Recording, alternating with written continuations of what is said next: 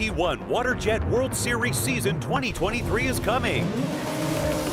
Round 1, May at Mechelinký, Poland. Round 2, July at Vichy, France. Round 3, October at Lake Havasu City, USA. And final round, December at Pattaya City, Thailand. Supported by Sports Authority of Thailand, National Sports Development Fund, Amazing Thailand.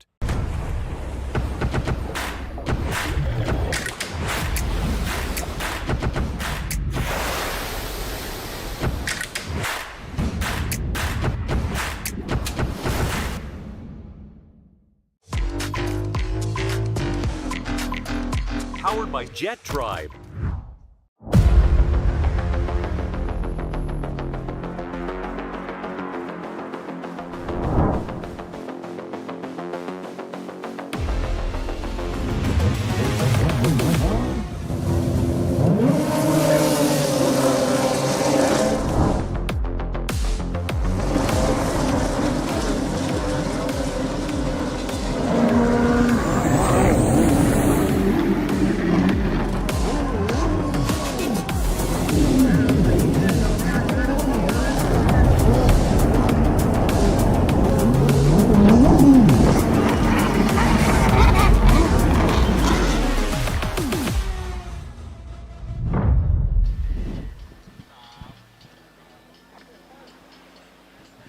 Hello and welcome back to our second day of competition right here with the WGP #1 right here with the World Series Season 2023 round #1 right here at where are we at, Don? Mechelinký, Poland, right That's here in right. the Bay of Puck, actually, specifically, racing on the Baltic Sea. And as you can hear behind us, John Bruno Pastorello just taking the win, Nick, in the first round of a Pro Endurance Open.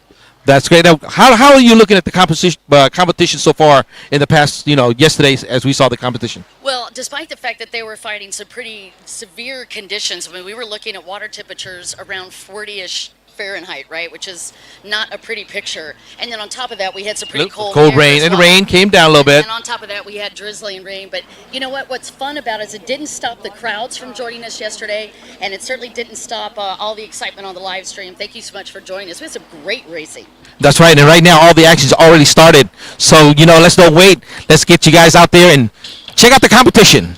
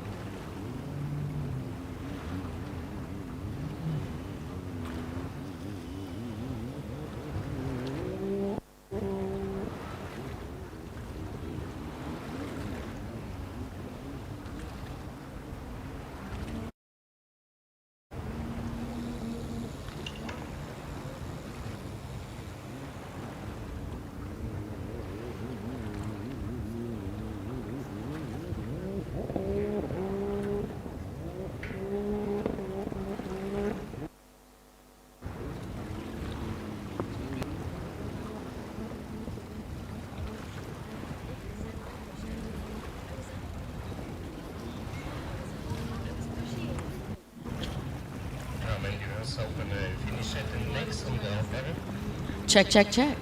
Oh, there I am. All right, you guys, we were just talking about, we were just talking about Pro-Am Endurance Open.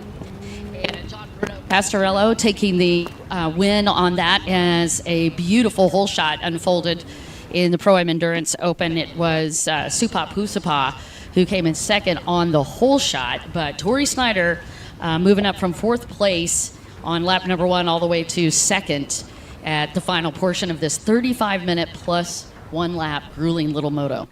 Well, a lot of people out there was wondering why did we get a chance to see the endurance? We had some little technical difficulty, Don. Yes, sorry about that.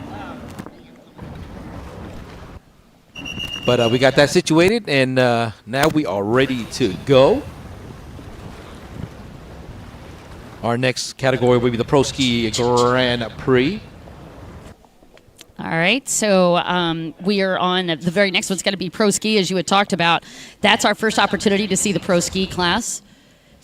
And, yeah, I had to tell you, it was pretty fun watching Endurance Open this morning. Tori Snyder, after a big charge, up in 2nd place, looked like Nico Schmann able to hold on to 3rd. Supa Pusapa still in the mix, and you can see they're over there refueling. There is Tori Snyder and his dad, the slugger, Troy Snyder, down on the beach as they get ready to go through tech. All right, once again, a lot of different competitors here for the next one, the Pro Ski Grand Prix. We got Finland, France, U.S., Belgium, Sweden, Denmark, Switzerland, and Spain in there.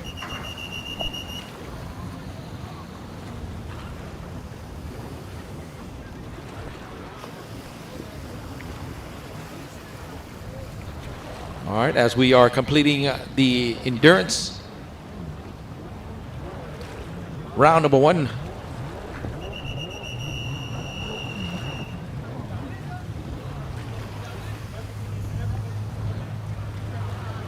We're going to get an opportunity to introduce you all the riders here for our next category in just a few.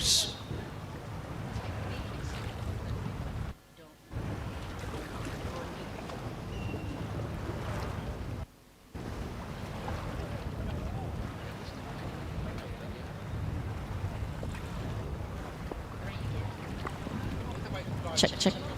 All right, you guys, again, we have the top 2 for the Pro Endurance. The finish on that was John Bruno Pastorello. Man, he walked away. He had a 25-second lead on the rest of the pack before we got to the end of that.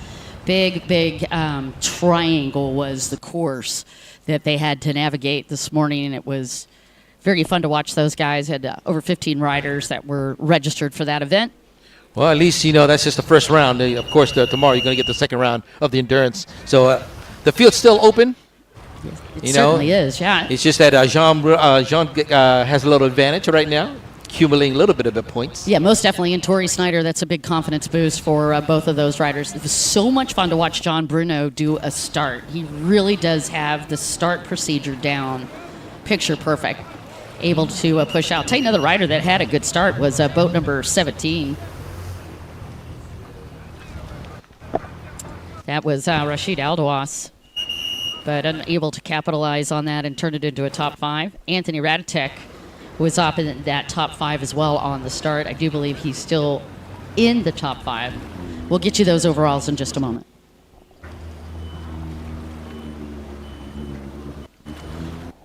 And as we're waiting for that, we are looking for Pro Ski Grand Prix to come up. It's our first opportunity today to start watching the pro riders for their very first moto.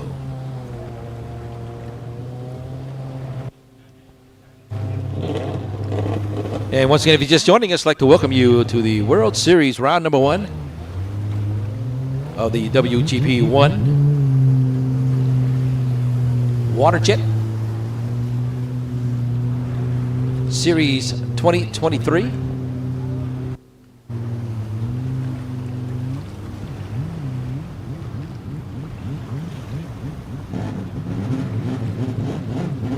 And I'm sure, Don, this particular category is going to be a good one, even though it's a first moto. But these guys will go head-to-head no matter what. They're going straight for it. Especially today, seems like the weather's a lot better than yesterday, so gives them the opportunity to show what they got today. All right, again, your top 5, John Bruno Pastorello, Tori Snyder, Nicholas Shimon, despite having a lot of challenges dealing with a cold and a ACL problem, got 3rd. Supap Husapa was 4th, and Rashid Aldawas, your top 5, and Anthony Radatic was in 6th place. And I'll get you the update on the finals, but we do know John Bruno and Tori Snyder were top 2.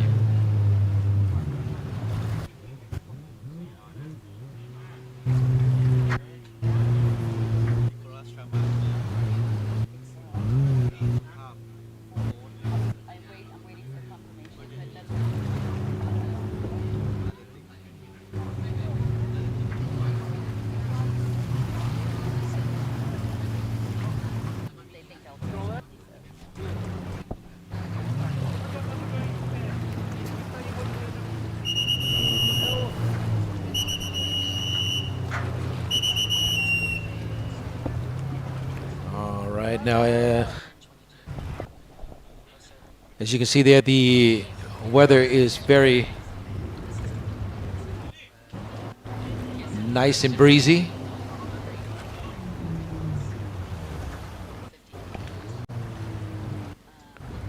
Hello, folks. Got fans right now getting prepared, ready for the pro category.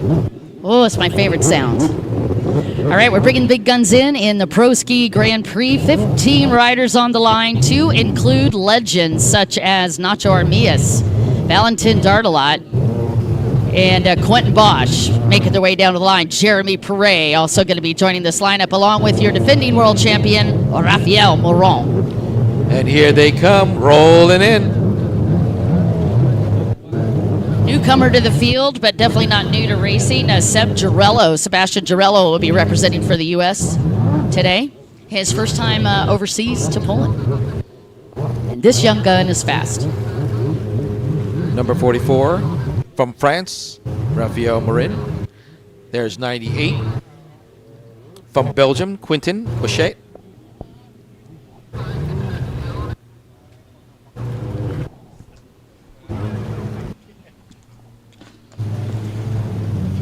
And on the far bottom right, that's number 72 from France, Jeremy Perret. Keep an eye on him. Yeah, we'll give you that lineup in a second.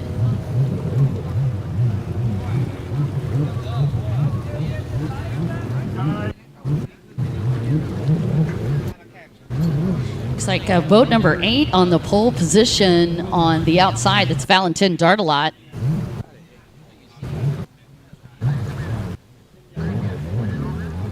And that is Michael Perret, a.k.a. Mika, on the inside, on the outside of the inside, along with Quentin Bosch. Now, they had to draw for these positions for this first moto. And then, of course, IJSBA rules dictate after that they'll be able to pick where they are on the line based on where they finish. And you can see Devin Farthing down there in the mix on the outside. The marshal will come to you to show you the trick of the green runabout course. And then we come back, you finish your lap and you come back to the start. World Series round number 1, Everybody okay? right here in Poland. Let's go. Thank you. And they are going to do a quick look lap. And then they'll bring him back and we'll get ready to go. Basically going to show them the start procedure and then they'll bring him right back. All right, as the marshals send him out to get a look at the race course.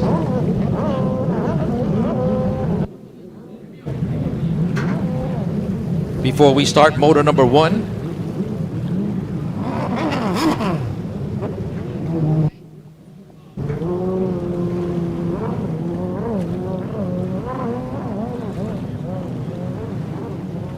Now, once again, this is a pretty big field, big course.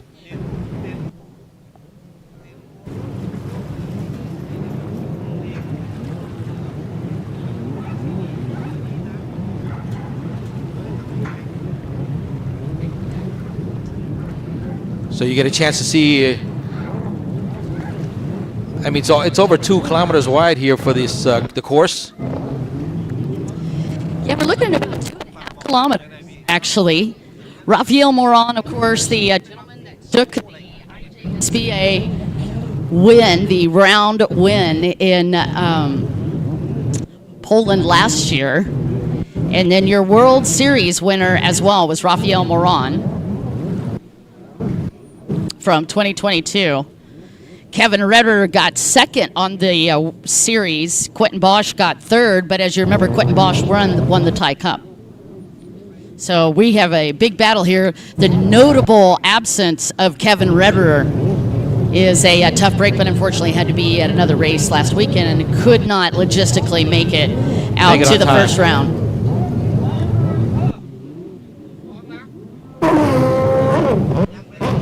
Again, you're watching us get ready for Pro Ski.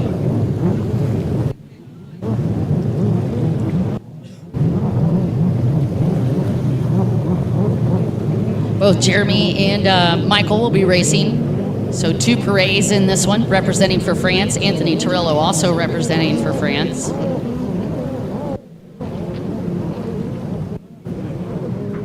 Felix Helgeson just moving up into the Pro Division this year.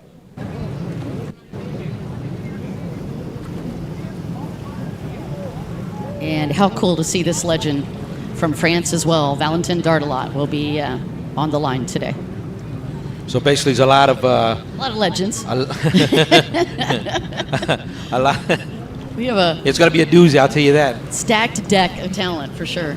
Nice gloves. I just realized you had gloves today. I want to make sure I'm Smart prepared. man. All right, right now the course marshal is giving the guys the opportunity to see the start procedure. So while they're able to come out and do practice, they don't necessarily practice just the start procedure, they practice the course. So what they do prior to the race is they'll run them through the start procedure both on the inside and outside. That's what you're watching right now. And there's Nacho Armias coming through, got the tour jacket on.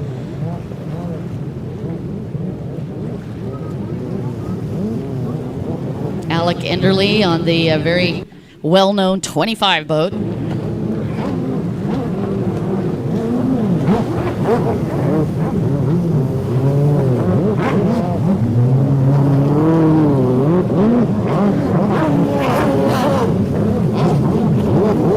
Talked about this track a little bit yesterday, Nick, but this section that they're coming into right now, I found to be one of the more technical sections that was catching people off guard. Look how close off of this left-hand turn, this sharp 90-degree left-hand turn, and then you've got just a bare amount of time to dodge past that yellow buoy, and then you got to go back into the left for a double, and then you got to pick up another big sweeper. That's a triple right-hand turn that you're watching the course marshals take them through, and that's going to bring them to the second of the split sections. There's 2 split sections on this track. Well, you know, like we saw yesterday, Don, I think the scary part of the course is on the backstretch. I mean, it really cuts pretty quickly. Yeah, there's 2 areas that bring them right back into the middle of the track. One of them you just got through watching, literally cuts right through the middle. Then they're going to move out to the far right side. That's where the split section is. And then the drama doesn't end. Yeah, because if you come too fast, what will happen?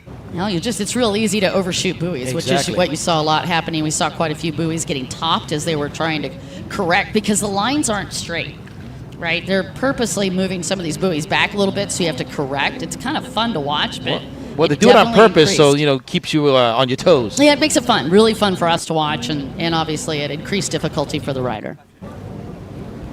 Nacho right behind the course marshal.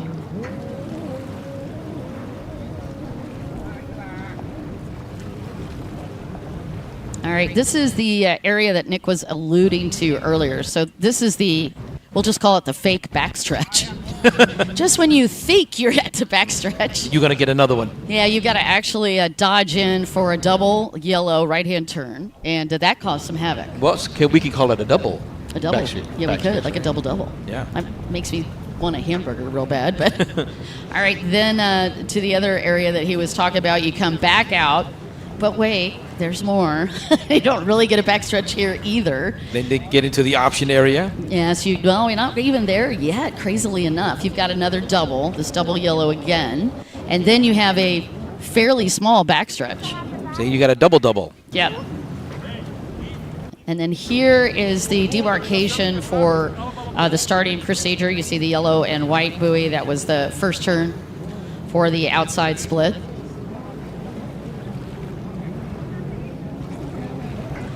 And then now they come up to the double yellow-red, and there is your opportunity to take the option. And this is the start. This is what you're going to see on this left-hand course on the start.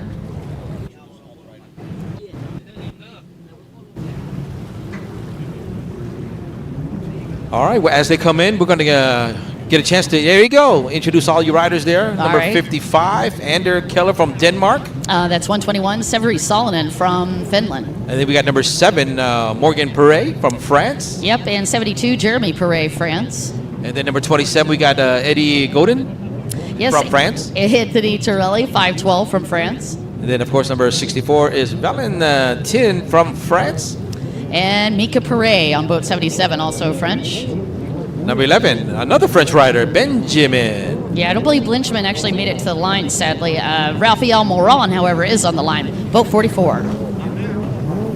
You know what it seems like? You have all the Perrets out there. It's a family, is it a family competition? Ton of French riders. Kurt O'Case from France on the 60 boat. And number 73, you got Luke Hermsen from Netherlands. Nacho Armias representing Spain. And then from Sweden, Felix Helgensen. Alge Inderli from Switzerland on 25. And of course, number 27 from the United States, Sebastian. And Devin Farthing from the USA on the 116 boat. That should wrap up your riders here for the Pro Ski Grand Prix.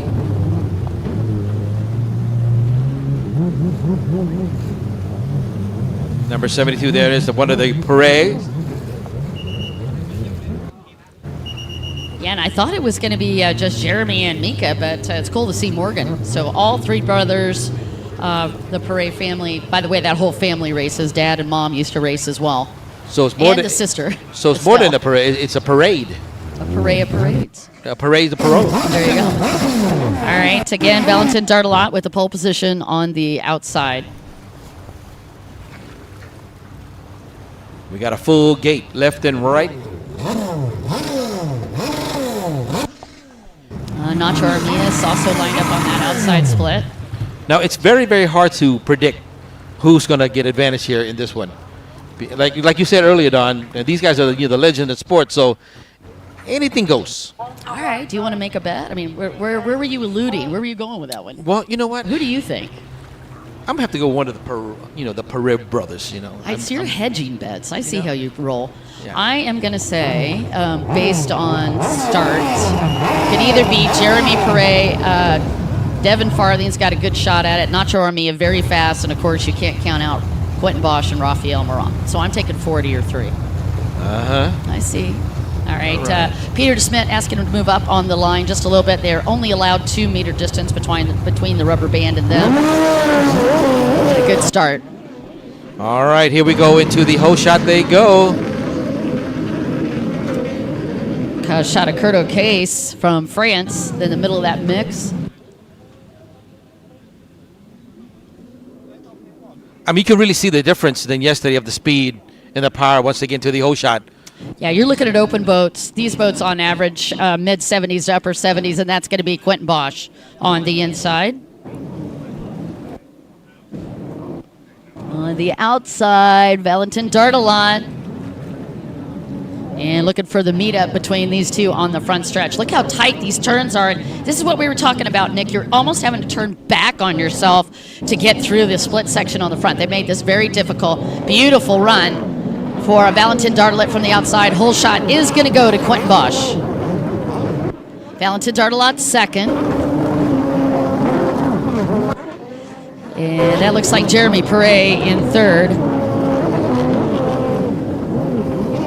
The easiest way to see who's who, just remember what their craft looked like. Like right there, number 98, he's driving in a white with a little purplish. Got a very gorgeous boat. That boat is full of glitter. Brand new boat for Quentin Bosch this year. Orange and purple glitter. I mean, it really, really pops. I wish the sun was out. You could see how much that thing is blinged out. It looks wicked. And that is Jeremy Perret up in third. Looks like Alec Enderley in fourth. Mika right back there in fifth.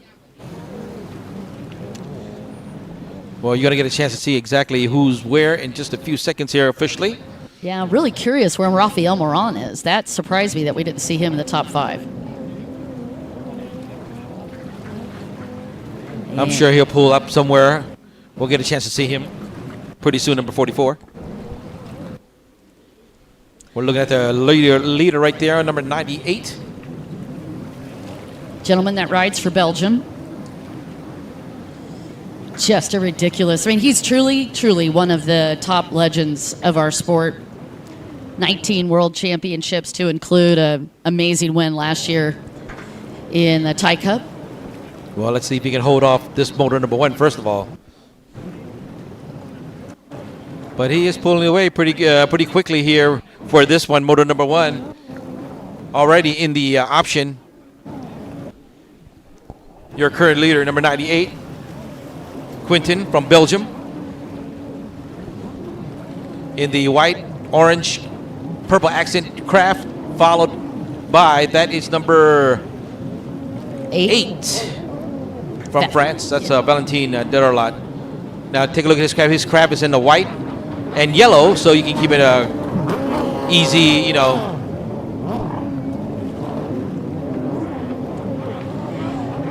The top 3 all taking, in fact, the top 5 riders went through that outside split.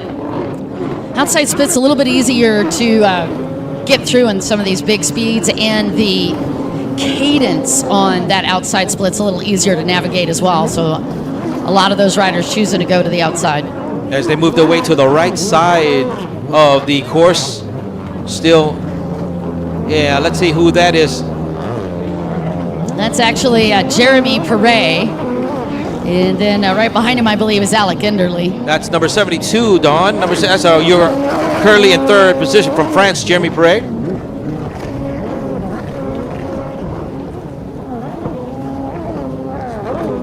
In the red and light blue craft, followed by number 25. It's Alec Enderley in 4th. From Switzerland.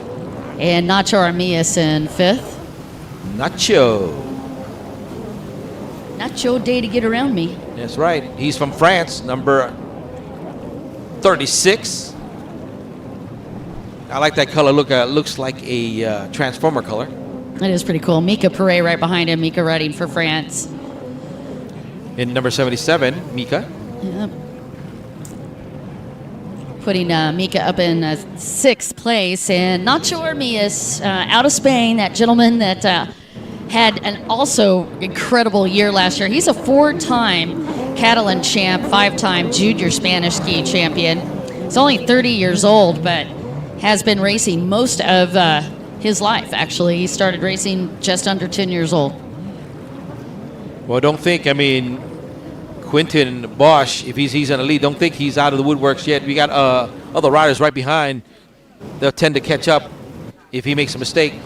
There is your leader, once again, number 98, coming into the option on the left side of the course.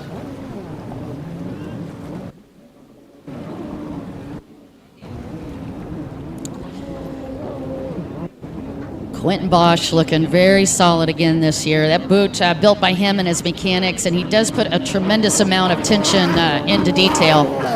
Passing the tower as we speak, your leader. As the rest of the pack on the left side, all taking on the outside line of the course. Coming in for their final turn. 12.54 seconds separating So Quinten Bosch from Valentin Dardelot, that 2nd place rider. Calculate that about 6 buoys separates the 1st and 2nd position. And number 8 is in 2nd, the man from France, Valentin. And Jeremy Perret pushing a little pressure into Valentin Dardelot's real estate. And there's your overall 3rd, holding strong, number 72. I'm sure he'll catch up sooner or later. He's still got plenty of time. It's going to be a 16-minute moto, plus 1 lap. Thank you so much, Billy Briggs, from the live stream. Number 25 on your screen from Switzerland, Alec Elderly. And Nacho Armias up in 5th. gentleman from Spain, and he has been riding so solid the last couple of years. Man, he was truly plagued with injuries. He'd had multiple breaks in that one leg. He had a horrific exit in a race in Portugal and did a spiral fracture on that leg. He's had, I think, 6 surgeries on it. But to see him come back so strong in the last 24 months has been truly inspirational, and he's definitely one of the more off-the-track fun people to hang out with, and just a tremendous attitude about life. Nacho Armias, top 5.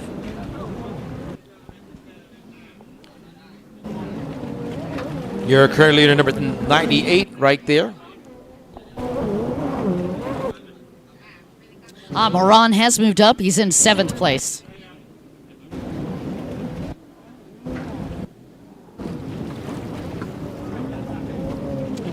And just saying hi to everybody out on the live stream. Lauren Smith, thanks for joining us. I know I love Nacho's boat too. Billy Briggs live on the stream with us. Good shout out. And Michael DeWolf. Go GB1. Sandrino Vassenroot. Can we get a top 10, please? Yeah, happy to. Here's your top 7. That's what I got so far. Quentin Bosch leading, followed by Valentin Dardelot, Jeremy Perret, Alec Enderle in 4th, Nacho Armias in 5th, Mika Perret in 6th, and Rafael Moran at 7th. That's how it looks right now, but of course, expect changes. As the rest of the crowd following behind, just getting out of the option area. And Jeremy Perret went down briefly in an unusual spot right off of the front stretch, did a little nosedive, and Nacho Armias and Alec Enderle both saw that. See if they can go put some pressure on the gentleman in 3rd. Still no lead changes just yet. Number 72, Jeremy Perret still holding on to 3rd.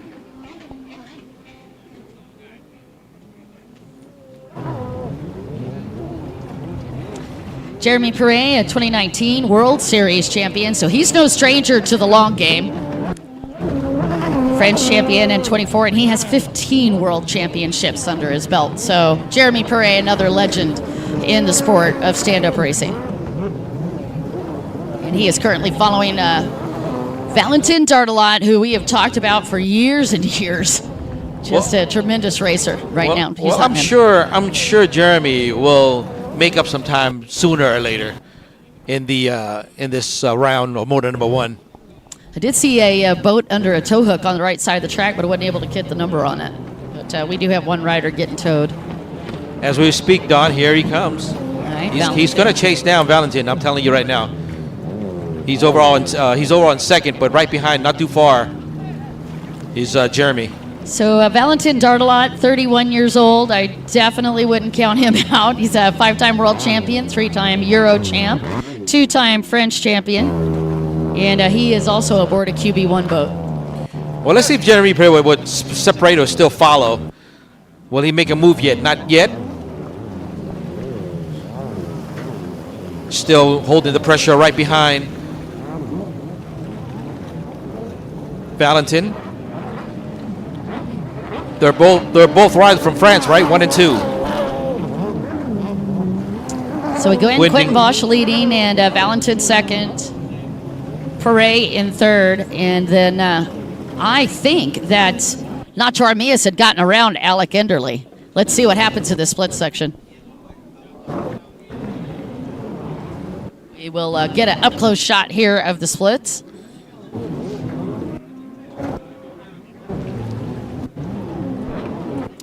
And you can hear the crowds getting lit up as Jeremy Perret moves around Valentin Dardelot for 2nd.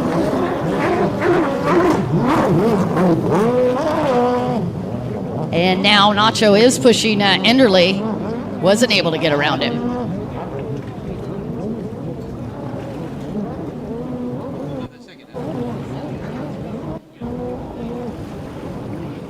All right, so again, that pass happening in the split section. Valentin Dardelot, your new 3rd place, and Jeremy Perret in 2nd. So Quentin Bosch, Jeremy Perret, Valentin Dardelot, Alec Enderle, and Nacho Armias top 4.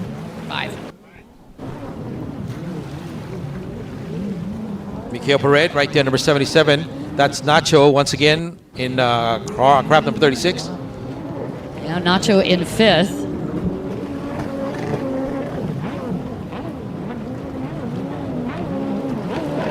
He's working it. He's working it hard in that purple craft.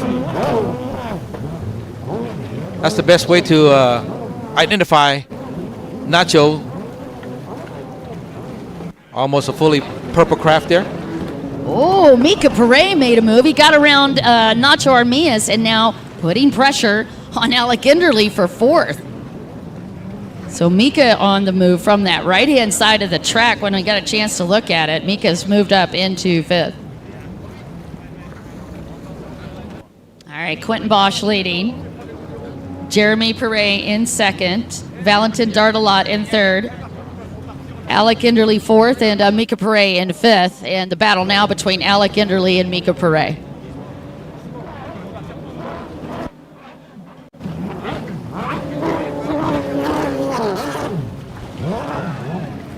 And Nacho Armia is trying to hold off the French juggernaut Raphael Moran, who has moved up as well.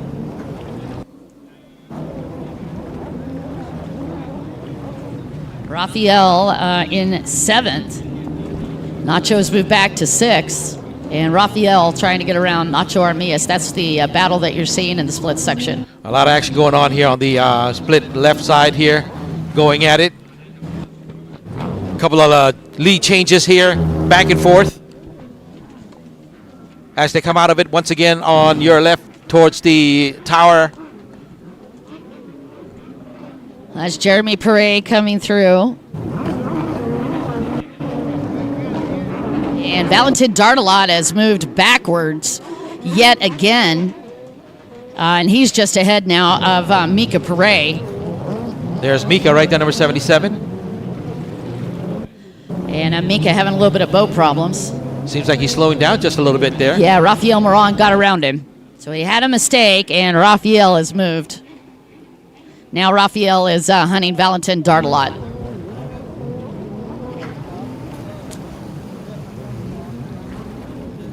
I told you earlier he's going to make his move sometime, right? Number 44 there. Yeah, he's creeping up one position at a time. Sure bet, yeah. Yeah, he's trying to get around Valentin.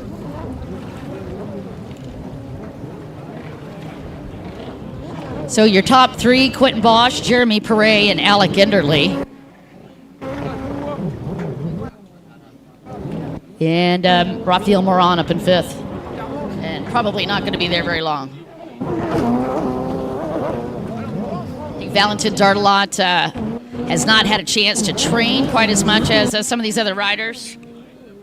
And Raphael Moran's going to take advantage of it on this little double backstretch, which is really not a backstretch. It's like a faux backstretch. Well, it seems like every time he gets a chance to go straight, he's really pulling it to the throttle. As you can see there, he's pretty quick.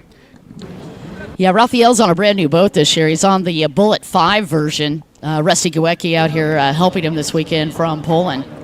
And Raphael, I'm sure, still getting used to it, but man, he looks solid on that new machine. I mean, it's really easy to identify him too, a black and white craft.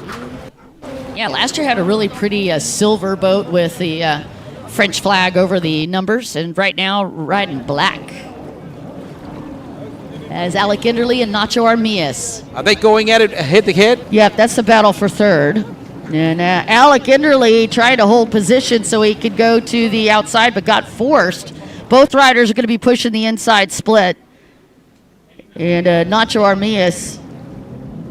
Actually, I think that was just straight up strategy from Enderle. He just pushed Nacho Armias right into the next field. And they're on the inside line of the course. That's your battle for 3rd, guys. That was pretty solid. Again, Quentin Bosch and Jeremy Pere, 1st and 2nd. Enderle 3rd. And Nacho Armias 4th. Nacho working hard from Spain. You got number 98. That is Quentin. Oh my gosh, Quentin Bosch in an unusual position is actually broken. That turns over. That's not Quentin though. No. That's number 98, yes. Is it? Oh my gosh, it is.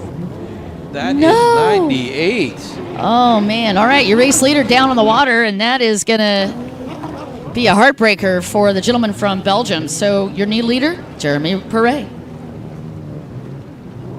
What an adjustment, right? So that puts Alec Enderle in second and Nacho Armias in third. Wow. What an upset midway through this race as they have to put that boat in a tow hook.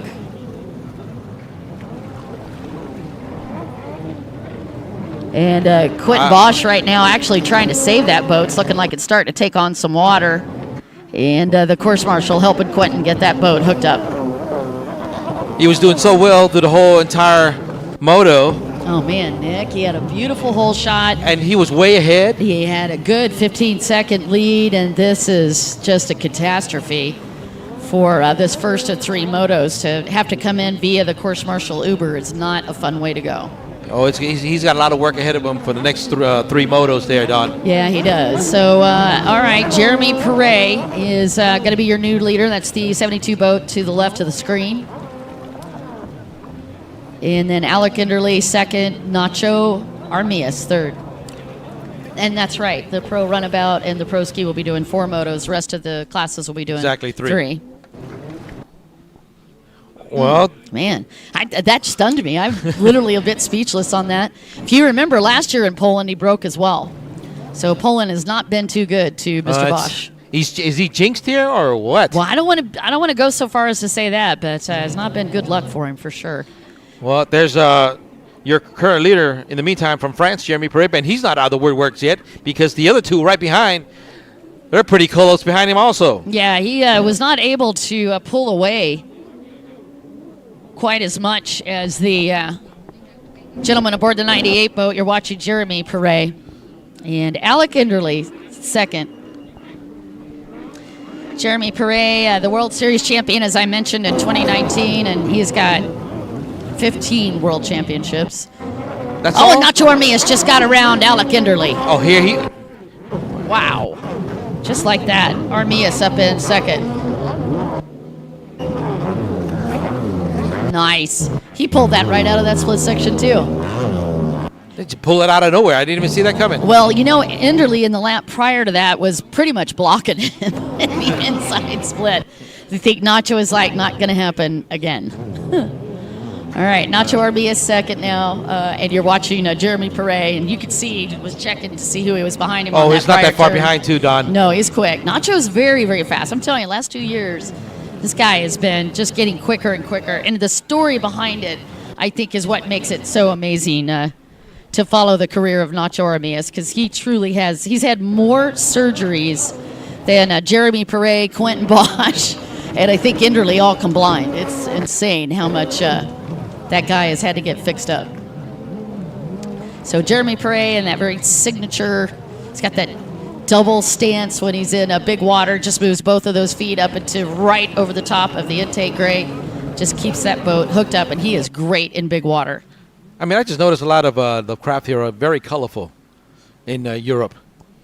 Yeah, they're I mean, it's a point of pride, but it's also a thing for the sponsors as well. We talked a little bit about that yesterday, but as you move up in the ranks into the pro divisions, I mean, there's something about having a race machine just like NASCAR. I mean, they want these guys, they're very professional, they look very slick, they're color coordinated, and they come here ready to go. I mean, they're ready to lay the hammer down. So again, your top 4, Jeremy Perret, followed by Nacho Armias, Alec Enderle, your top 3. And I have got to think that is Mr. Moran. Well, they're heading into the option again, Don. Let's see if Mr. Nacho will make a move. Nacho goes to the outside. Nick making hand gestures for me. Inside, outside, inside. All right, Jeremy Perret, just see how smoothly he handles that.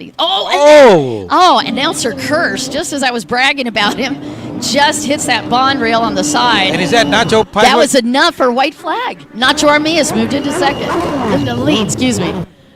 Nacho in the lead. All right, going to the final lap, too. Here, this is his final. This is checkered flag. Oh, my gosh, that was a checkered on him. Wow. Even better. Nacho Armias takes the win on the final lap. That was crazy. Congratulations to the gentleman from Spain. And Jeremy Prey's got to be kicking himself because he had that lead up till the final couple of turns and went down. Went a little bit too aggressive on that buoy. Man, so again, Nacho Armias, Jeremy Perez, and Enderley, your top three, and I do believe Rafael Moran fourth. We'll get a confirmation on that.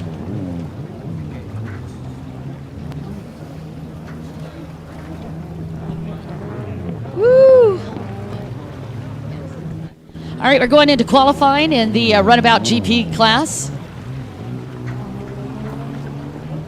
I know, Lauren, I couldn't keep up with the action either, and I'm right here.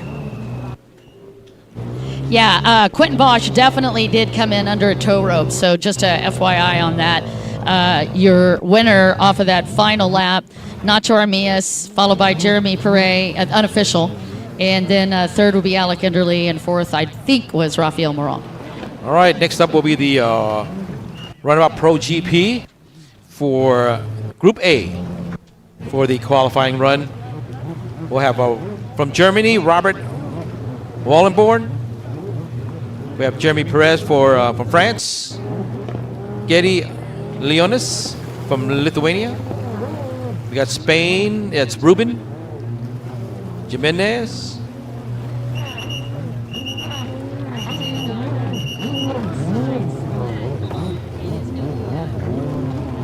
On the inside, check. On the inside split, Jeremy Perez from France is going to be on that pole position. It looks like Mohamed El Baz will be on the inside as well. Well, this is the first time we've seen Jun Ikoma is in this one, number 86 from Japan. Yep, Georgi Kasha also lined up on that inside split. Riding craft number 5 here, he is. And in France is Patrice Pellier. And of course, Kuwaiti Mohamed Albaz. And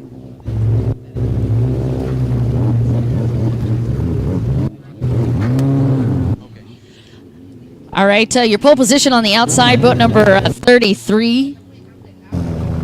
And that is Jetty Leonis is going to have the pole on the outside, Nick. And then 116 will be next to him, Dustin Farthing on the outside, boat number 86. That is a Jun Ikoma on the outside. And the 666 is also lined up on that outside split, Frederick Browndow. all right, we're going to take a quick break real quick. And then we'll be right back with more action with the Group A qualifier. WGP1 WaterJet World Series Season 2023 is coming.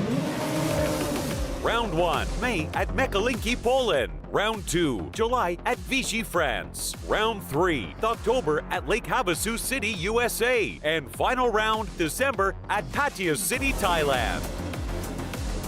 Supported by Sports Authority of Thailand, National Sports Development Fund, Amazing Thailand.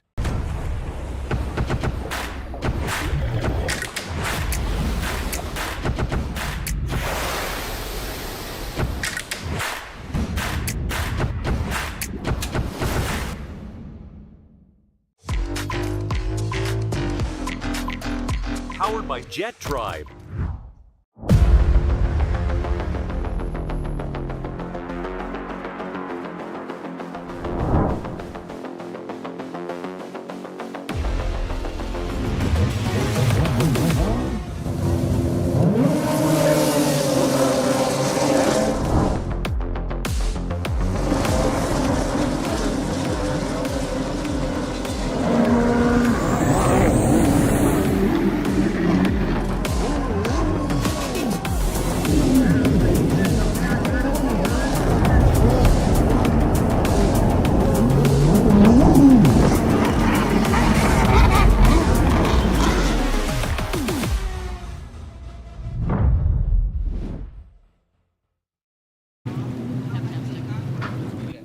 Welcome back, you guys. You're watching the WGP1 WaterJet World Series 2023, and right now we are getting ready for some qualifying in Runabout Pro GP. 22 riders registered this weekend. We're going to break it down into qualifying one, and a lot of celebrities in this one. As we had talked about, Perez, of course, your defending world champion, is going to be lining up. And next in this one's going to be the gentleman that is so fast from Spain, Japan, June Ikema. Then, of course, Georgi Kasha from Hungary also in this one. And the USA, Dustin Farthing representing. Mohamed El Baz, also a defending world champion on a boat number 38, is in this first qualifier.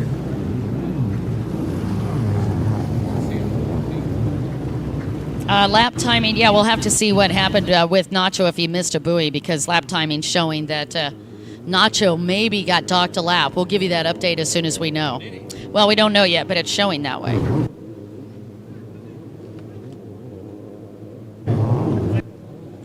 Again, we're working our way through the look lap.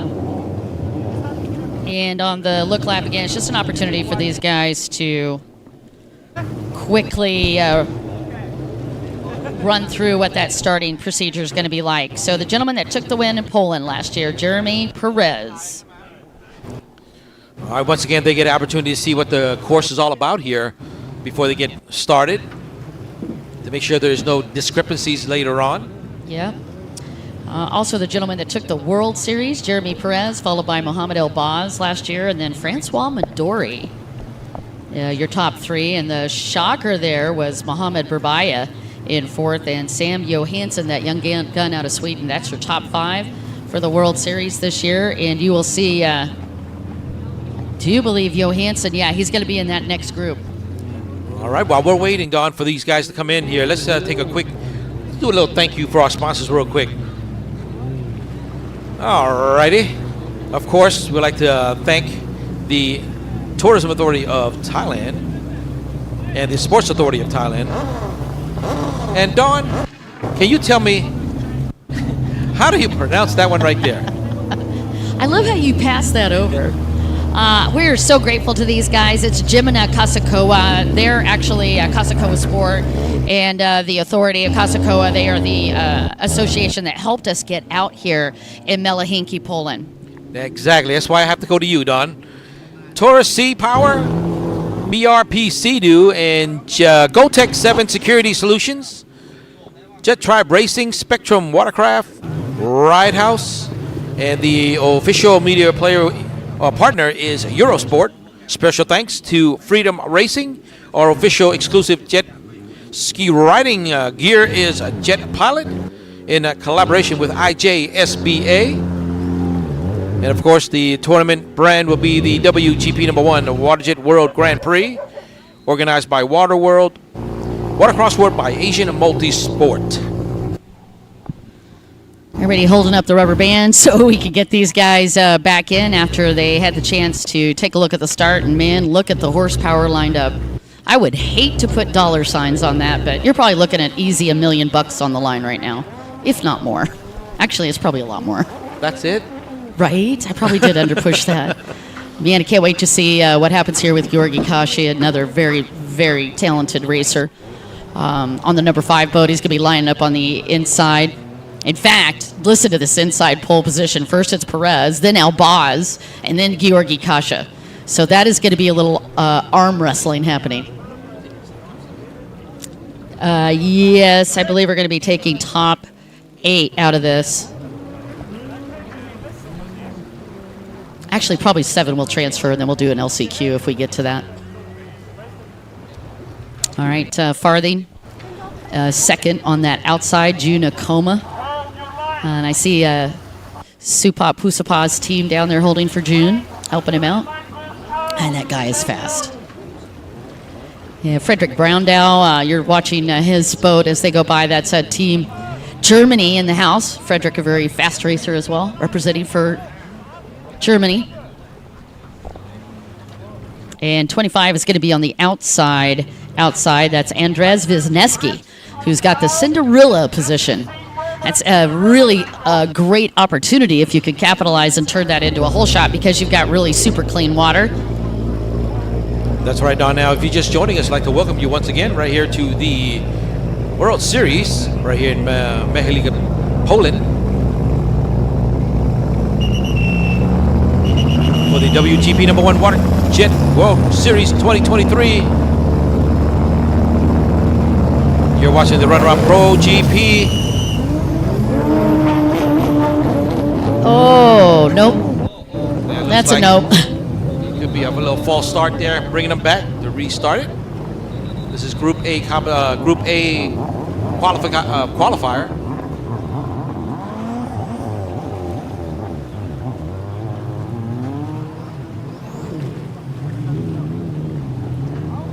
There's your quick replay on the screen. See who jumped. Seems like There were quite a far few left actually on side. that instant replay. Oh, 33. Is that the one you're thinking? Oh, I see. All right, so I'm afraid to call that one. There were too many.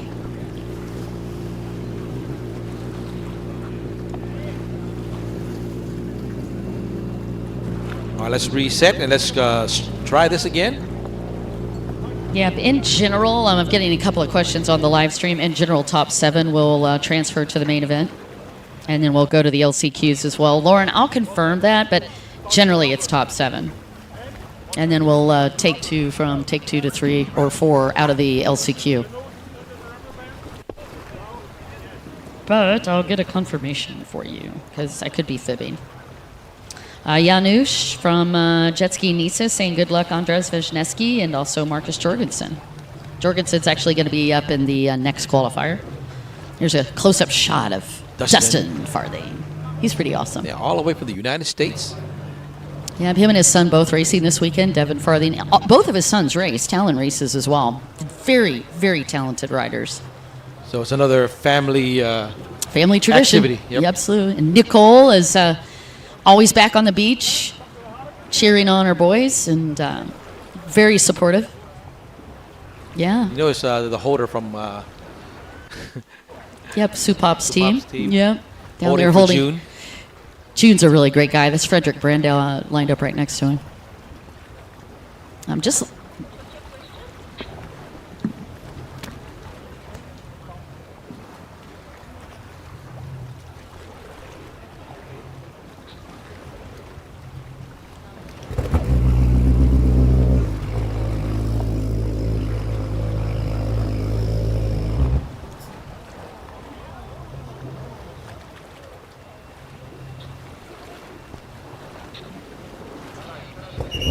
All right, here we go. Just about ready to let him go once again. All right, we got him fired back up, and everybody watching the start, and let's see if that one's clean. Man, that snap, crackle, pop is so distinctive in this class. You're watching the start for Pro Runabout GP, Qualifier 1. Sounds just like popcorn at home. And let's see on that inside split in that huge dogfight who's going to come out on top of it. And it is boat number 1. That's Jeremy Perez.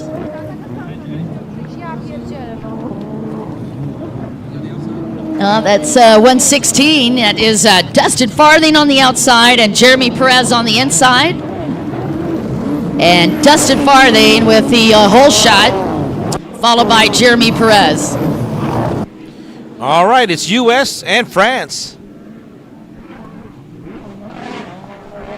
As they head into the right side section of the course, that is number 116 once again. Just taking a quick look back to see where everybody else is. That's King D in the house, riding for Team USA, and Jeremy Perez right behind him.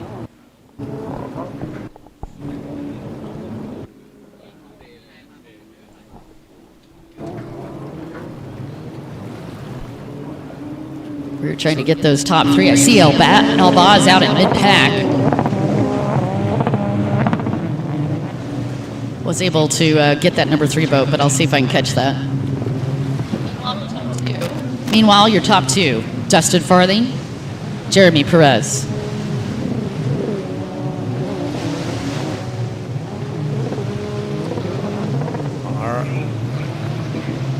All right, we just... Right, got it. So we just got the word from the tower, Nick. Okay. Top 8 are going to Top transfer 8. to the main, and top 2 out of the LCQ. So it's going to be a really packed gate when it starts. All right, into the option. They go here for your current leader, 116. Dustin Farthing from the United States. Not far behind, Jeremy Perez from France in RAF number 1. Dustin Farthing out of Ackworth, Georgia. 44 years fast. Actually grew up in Florida.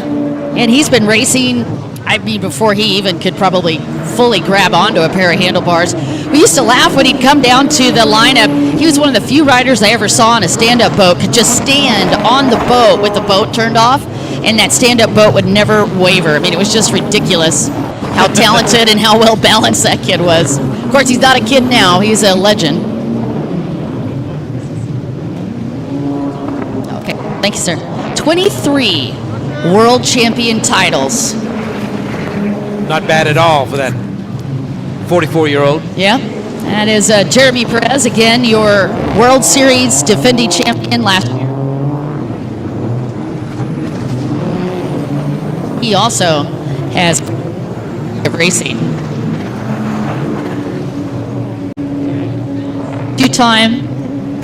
Jeremy Perez, 2-time French champion, 6-time world champion, and a 1-time European champion. That's Jun Ikomi right there, number 86 from Japan.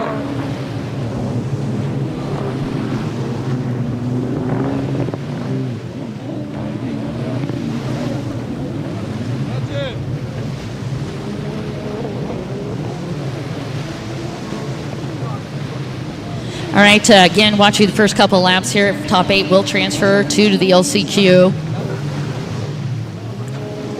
All right, once again, Don, they're heading into the option on the left side of the course.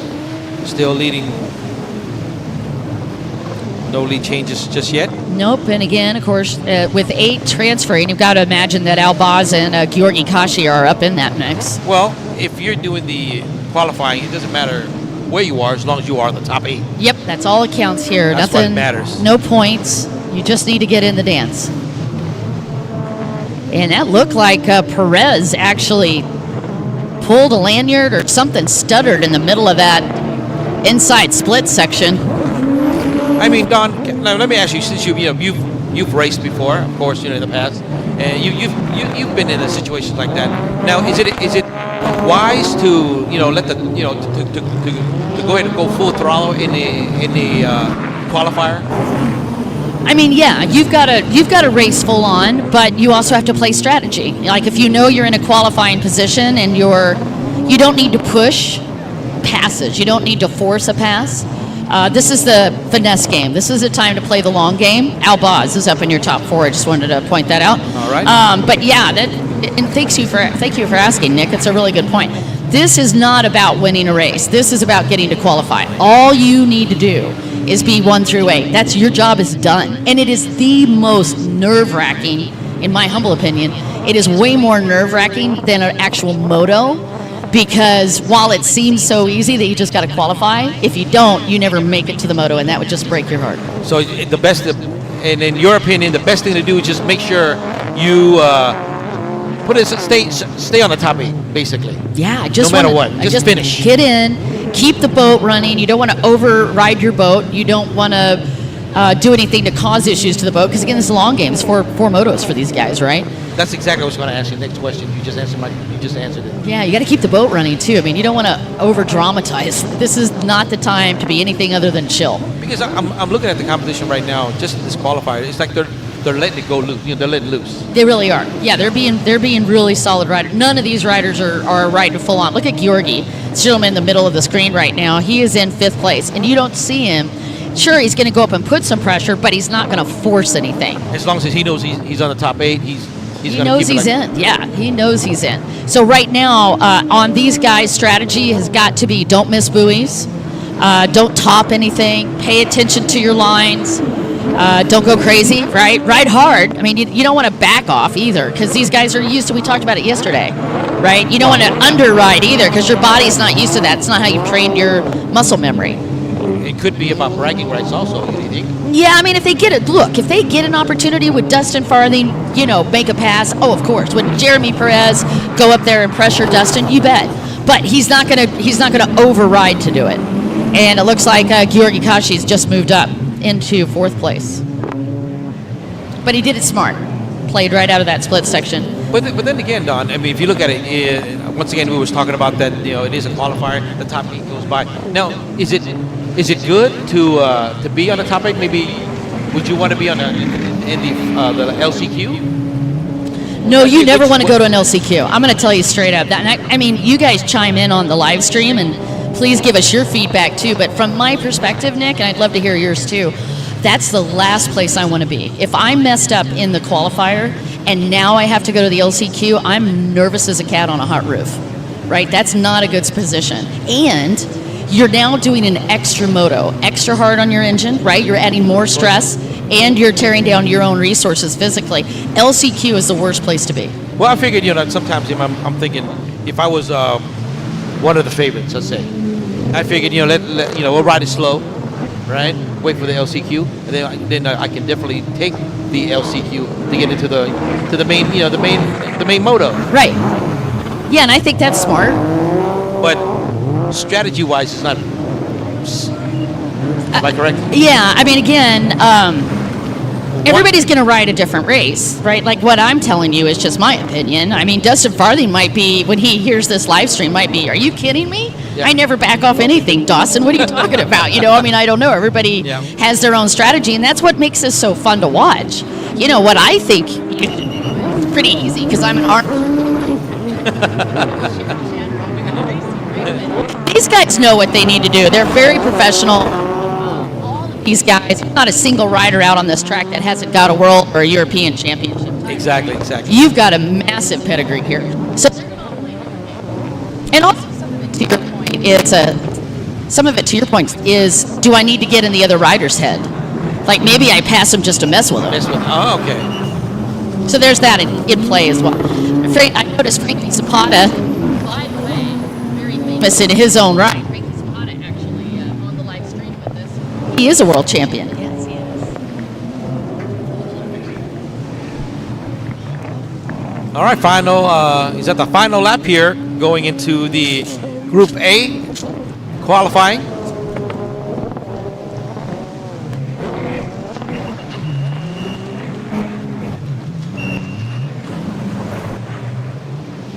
We're going to count them out once this is final lap is completed. Who's the top 8 that comes in? All right, you guys. Well, I tell you what, that's funny. The live stream lit up as well for feedback. So Lauren, of course, LCQ is a heart attack place. Agreed. So she and I are on that same dance for sure. And then Billy Briggs, 100%, just got to make it to the main, right? And then hang it out. Then go all the way, because that's when it counts. Exactly, that's right. In the motos, that's where it counts. Yeah, so we're on, again, white flag, guys, last lap. I don't know if the live timing is back up yet, but bear with us. We had quite a bit of weather we had to deal with yesterday. You know how electronics loves that. Yes. All right. Dustin Farthing just finishing up the last. Whoa, number 38, the hoot is there. That's Albaz, and that Albaz. is exactly what we were talking about. You did not want to have happen, especially with one of your top riders. Gentleman that got second yesterday. All right, checkered flag drops for Dustin, taking a beautiful win. 116. Yep. Going to the big show. Going to be Perez, I believe, in second. No change there. And then we'll just count them back from here if we can. Trying to get in a little closer to the numbers.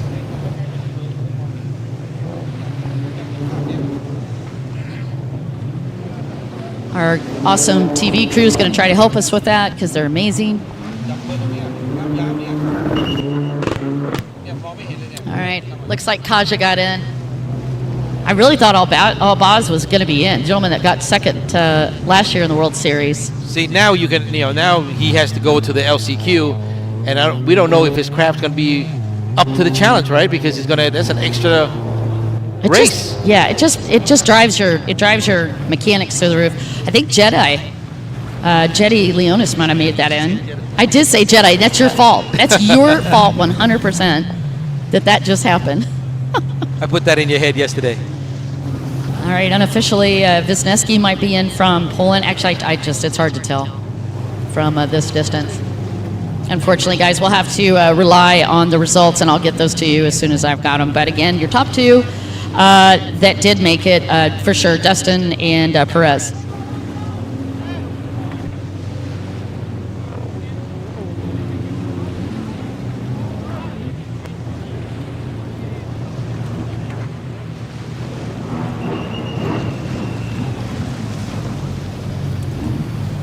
All right, so the big question is, out of the 11 riders, and I do know one of the riders did come in, so that gives us 10. Was Albaz able to get that boat back going and make it, or no?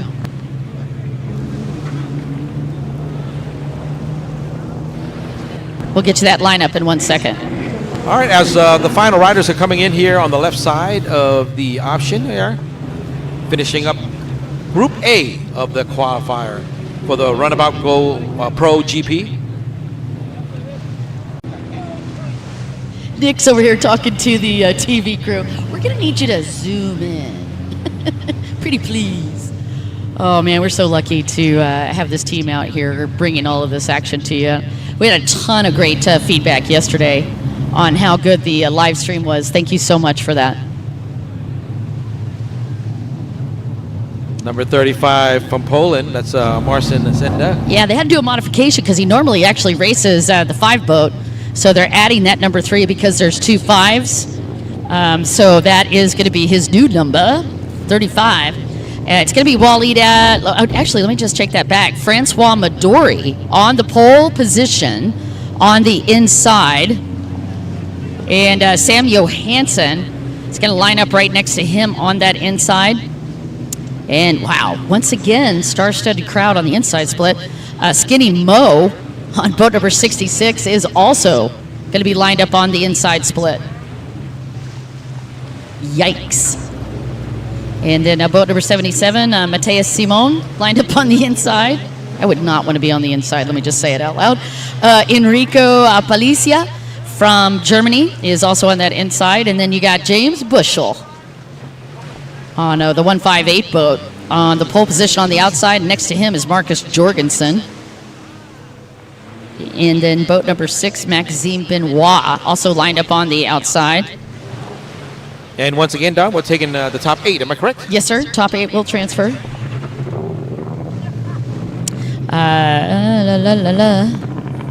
Juan Lascano lined up on the outside. Sorry, go ahead, sir. That's all right. And once again, we're going to have the marshals take them out to check the lines of the course for all the riders here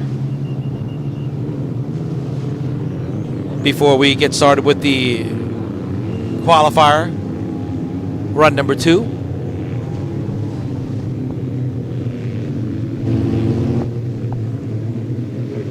All right, 11 in this one as well. And holy hole shot. I wouldn't want to call this one either. Skinny Mo is infamous for hole shots. And Marcus Jorgensen also. And of course, you've got James Bushel, also infamous for really great hole shots. Sam Johansson, a young gun to the scene, but man, has he made a big splash in the runabout circuit around the globe. And while he's young, he's very, very fast. And he definitely has an opportunity here to get in this top 3. Well, I recognize a lot of these names, you know, because I know they've been around.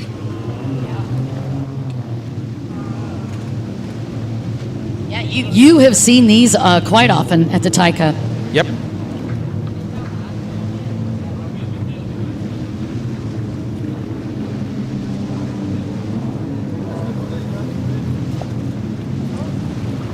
Here's a that up close shot. Yep. Go ahead. Skinny Mo. Oh. You call him Skinny Mo, I call him Bubaye.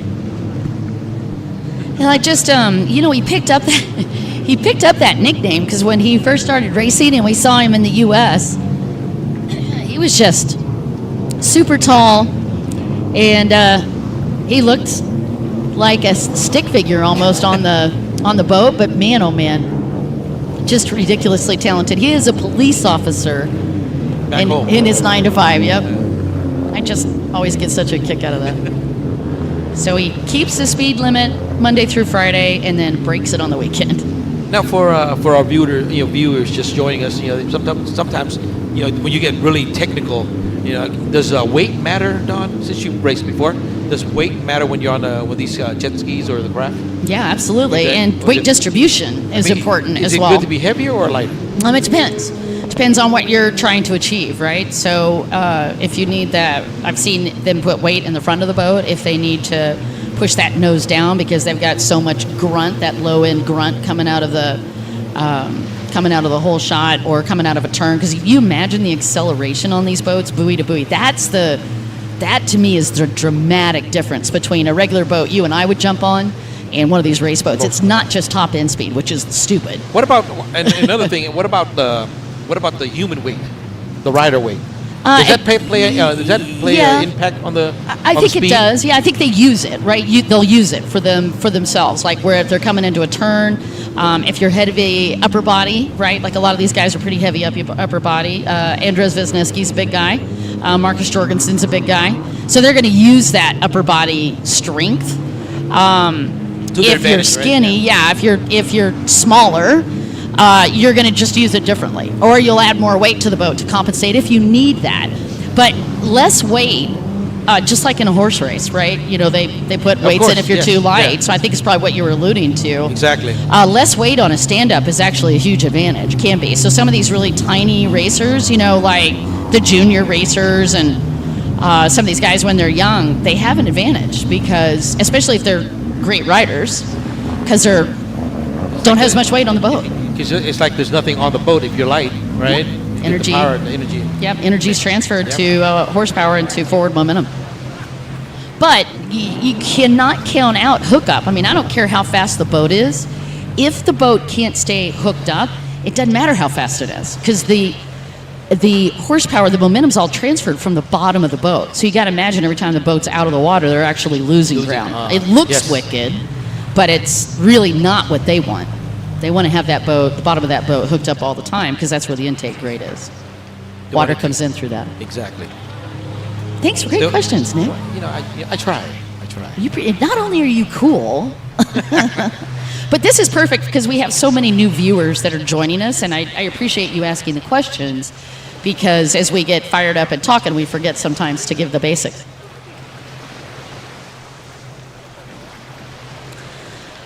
All right, so we've finished this opportunity for the look lap, and now we're going to do the leaderboard, so you guys take a look. This is going to be our schedule today. Exactly. You're going to see this early morning. We're going to see the Pro-Am Endurance, which we've already watched that, and then the Pro Ski Grand Prix, Pro Runabout GP qualifying group, which you are watching right now, A and B. Don? Pro Sport is going to be up next. Pro Ski Women Grand Prix following that. Pro Runabout 1100 Open. And then we're going to go back to the first motos that we saw yesterday. We're going to start posting second motos. Novice Ski Stock, one of those. Ski Junior 13 to 15 four-stroke, another one of those classes. Then we're going to go to Novice Runabout Stock, Pro-Am Ski Light, Pro-Am Runabout Super Stocks. This is second round of motos, and Pro-Am Ski four-stroke lights. That will wrap up our second day of competition. Yep, we got a big day, 9 to 6. And it's only just begun. It's just begun. Are you going to sing? No, I was almost. So close. Almost. I felt it. I had to stop myself. I can even give you the bar. Only. No? Okay. No. See, look at you being all good. All right, guys, you're watching the Group B, or the second qualifier. Top 8 are going to qualify. You're taking a look down there. That's Julian Osborne holding for James Bushell. Pole position on the outside. Peter DeSmit, your race director, going down the line. And as long as we have those four circles up on the electronic timer, that indicates to the rider that they can use the 2-minute hold. But once they go to solid red, that means we're going to go 1 to 5 seconds. So watch that board as Peter DeSmit goes down the line, and we are ready.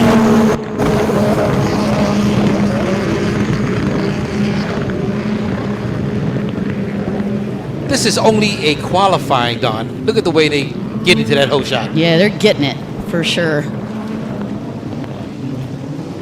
Inside split. And I sure thought I saw Skinny Mo in that group. Boat number 4 is going to get the whole shot. Francois Midori on the inside. We'll get to see who that is number 7. Yep, that's Marcus Jorgensen on the outside split. That's from Denmark. Jorgensen going to meet up with Midori on the front stretch, and a grudge match in the making. And Midori, despite the momentum of Jorgensen, is going to have that whole shot. And once again, we're going to have top eight go through this qualifier. And this guy used to be just at endurance and sort of local close course. But man, Francois Midori, he's got a great pedigree. But this last couple of years watching him race, he has pretty much been guaranteed.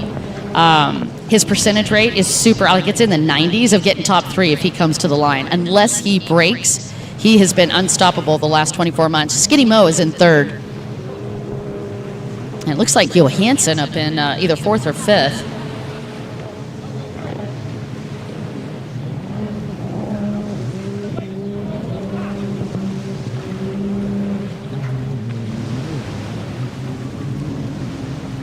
So again, your whole shot to Francois Midori, followed by Marcus Jorgensen, Skinny Mo, and wow.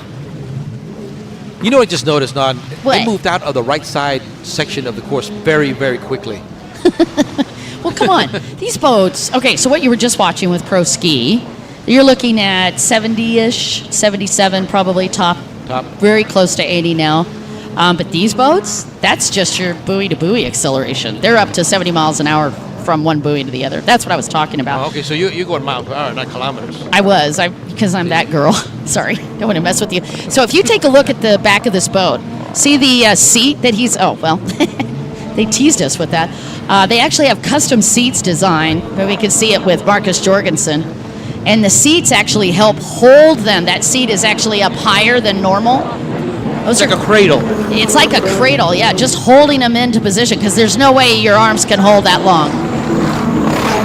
Skinny Mo putting pressure on Marcus Jorgensen, and he's got the line.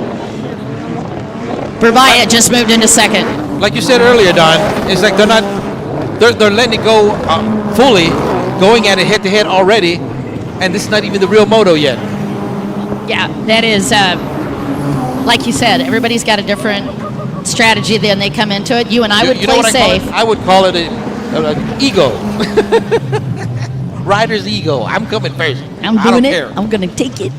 Well, it gives them a big boost of confidence, but to your point, it's also psychology. There's the replay. Yeah, wow. Beautiful pass for Skinny Mo on that front stretch, taking the inside line and just walking away. Shuts the door. Because I saw it. They're in the top 8, right? Yeah, they're qualifying. To what you're saying, like you didn't have to do that. Yeah. You didn't have to do that. You didn't have to do that. But you did. Well, Skinny Mo is going to be one of those guys. Like, he just doesn't understand back off throttle. I'm sure his mechanics, he drives them crazy, but it makes it so much fun to watch. Maybe it's an opportunity to see, if you go full throttle, a chance to see. Oh, no. Who is broken? Juan Lescano. That's 777. That is from the U.S. Yeah, that's Juan. Juan Lescano. Rides for Miami Jet Ski Shop. Just one of the nicest guys. And unfortunately, you could see the hand gesture there. He's like, yeah, she's dead. So he's going to have to Uber in. Like I said earlier, maybe that's the reason why they go to the full throttle, so they can have a chance to see how far the craft can go. Maybe is that a good? Right. I think your first one was more on point. I think it was Ego. Boat number 11 is also down. That's another one. That's Walid Al-Shasharni, yeah. Oh, man. So he is out. That's 2 out in the first couple of laps. And the 777's also out of this for... Now, this is going to give him an opportunity, though. This is what the LCQ is actually for. It's for people that break. So, unfortunately, Juan Lescano and Walid Al-Shasharni are going to be joining these other riders that broke in the LCQ. To include Albaz. That's going to be ugly. Albaz. And only 2 are going to be moving on. So one of your top riders is not going to make it to the dance. Unless they both make it to the top 2. Well, but there's 3 really fast ones. Walid Al-Shasharni, stupid fast, right? Yep. Albaz was in 2nd last year at the World Series, and Juan Lescano also wicked fast. So one of those guys is not moving on. All right, there is Marcus Jorgensen. Up in easy qualifying position. He's in 3rd. do believe that is James Bushell in James fourth. Bushell.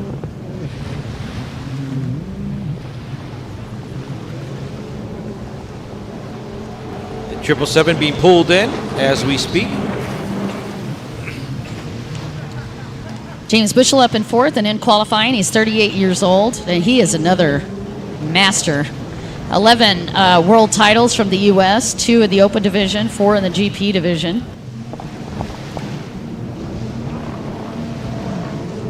Four European Grand Prix titles and 2-time King's Cup champion as well. I know you're familiar with James Bushell. Oh, yes, I am. Many years I've seen him. Bushy is a nickname in the U.S.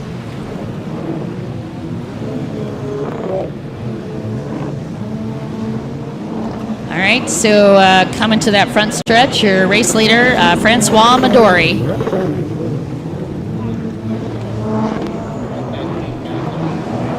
Followed by Skinny Mo.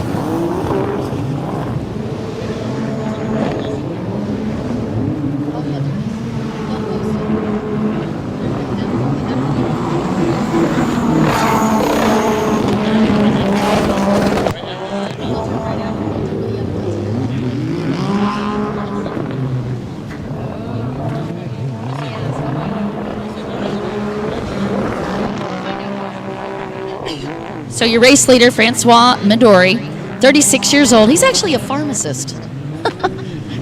There you go.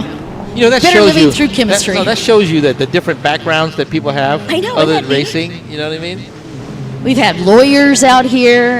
In fact, Abdullah Al-Fadel, I know you know Abdullah, him. yep. He just got his master's degree in law. And look at this, boat number 6. Number 6 is out. Oh, So that is no. from France. That's Maxime? Maxime Benoit. Oh, man. So another top rider out of this one. Yowza. All right, 5-time vice world champion for Francois Midori, and there is Bushy, top 4. Well, Don, since since 3 craft already stalled out here for Group B, that means the rest of the crowd, once they just come in there, they made it to the That's what I qualifier. mean. That's what I mean about strategy. You know, I've Right. talked about this just now. This is why, right? So you could have just gone out there and been under the wake zone as long as you kept going. You were Well, day cruising. I could have got into the main dance. I'm going to go borrow a boat. I'm totally kidding. I would, oh, yeah, no, never. Now, although Nick and I would have fun for about 5 seconds. you know, I'll tell you the truth. I tried, riding jet skis, and you know what? When I did that, it was fun. It was great. Well, let's get back real quick. I'll come back to that in a minute. Got the final lap here for number 4, but the first time I tried it, I ached so bad for the whole day or two. Yeah.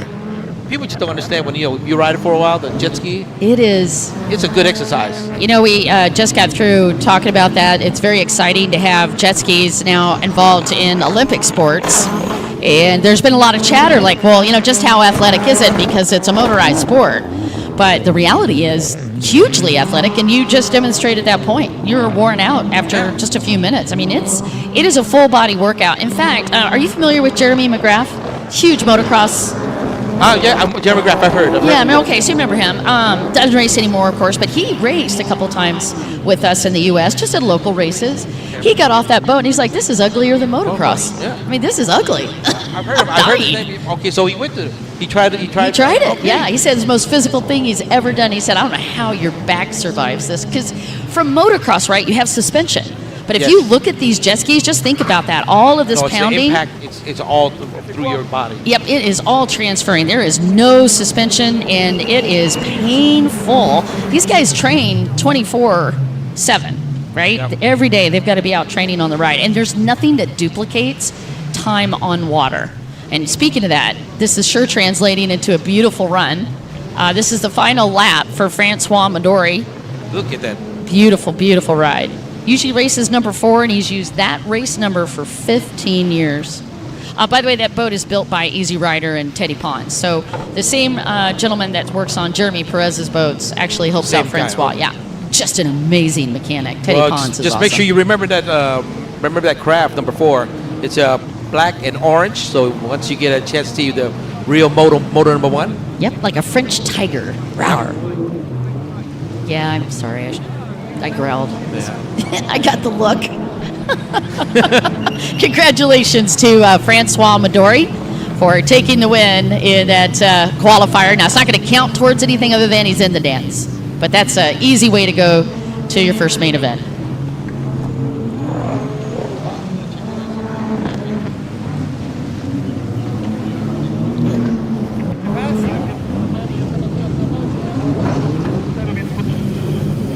All right, once again, that is Group B for the qualifying.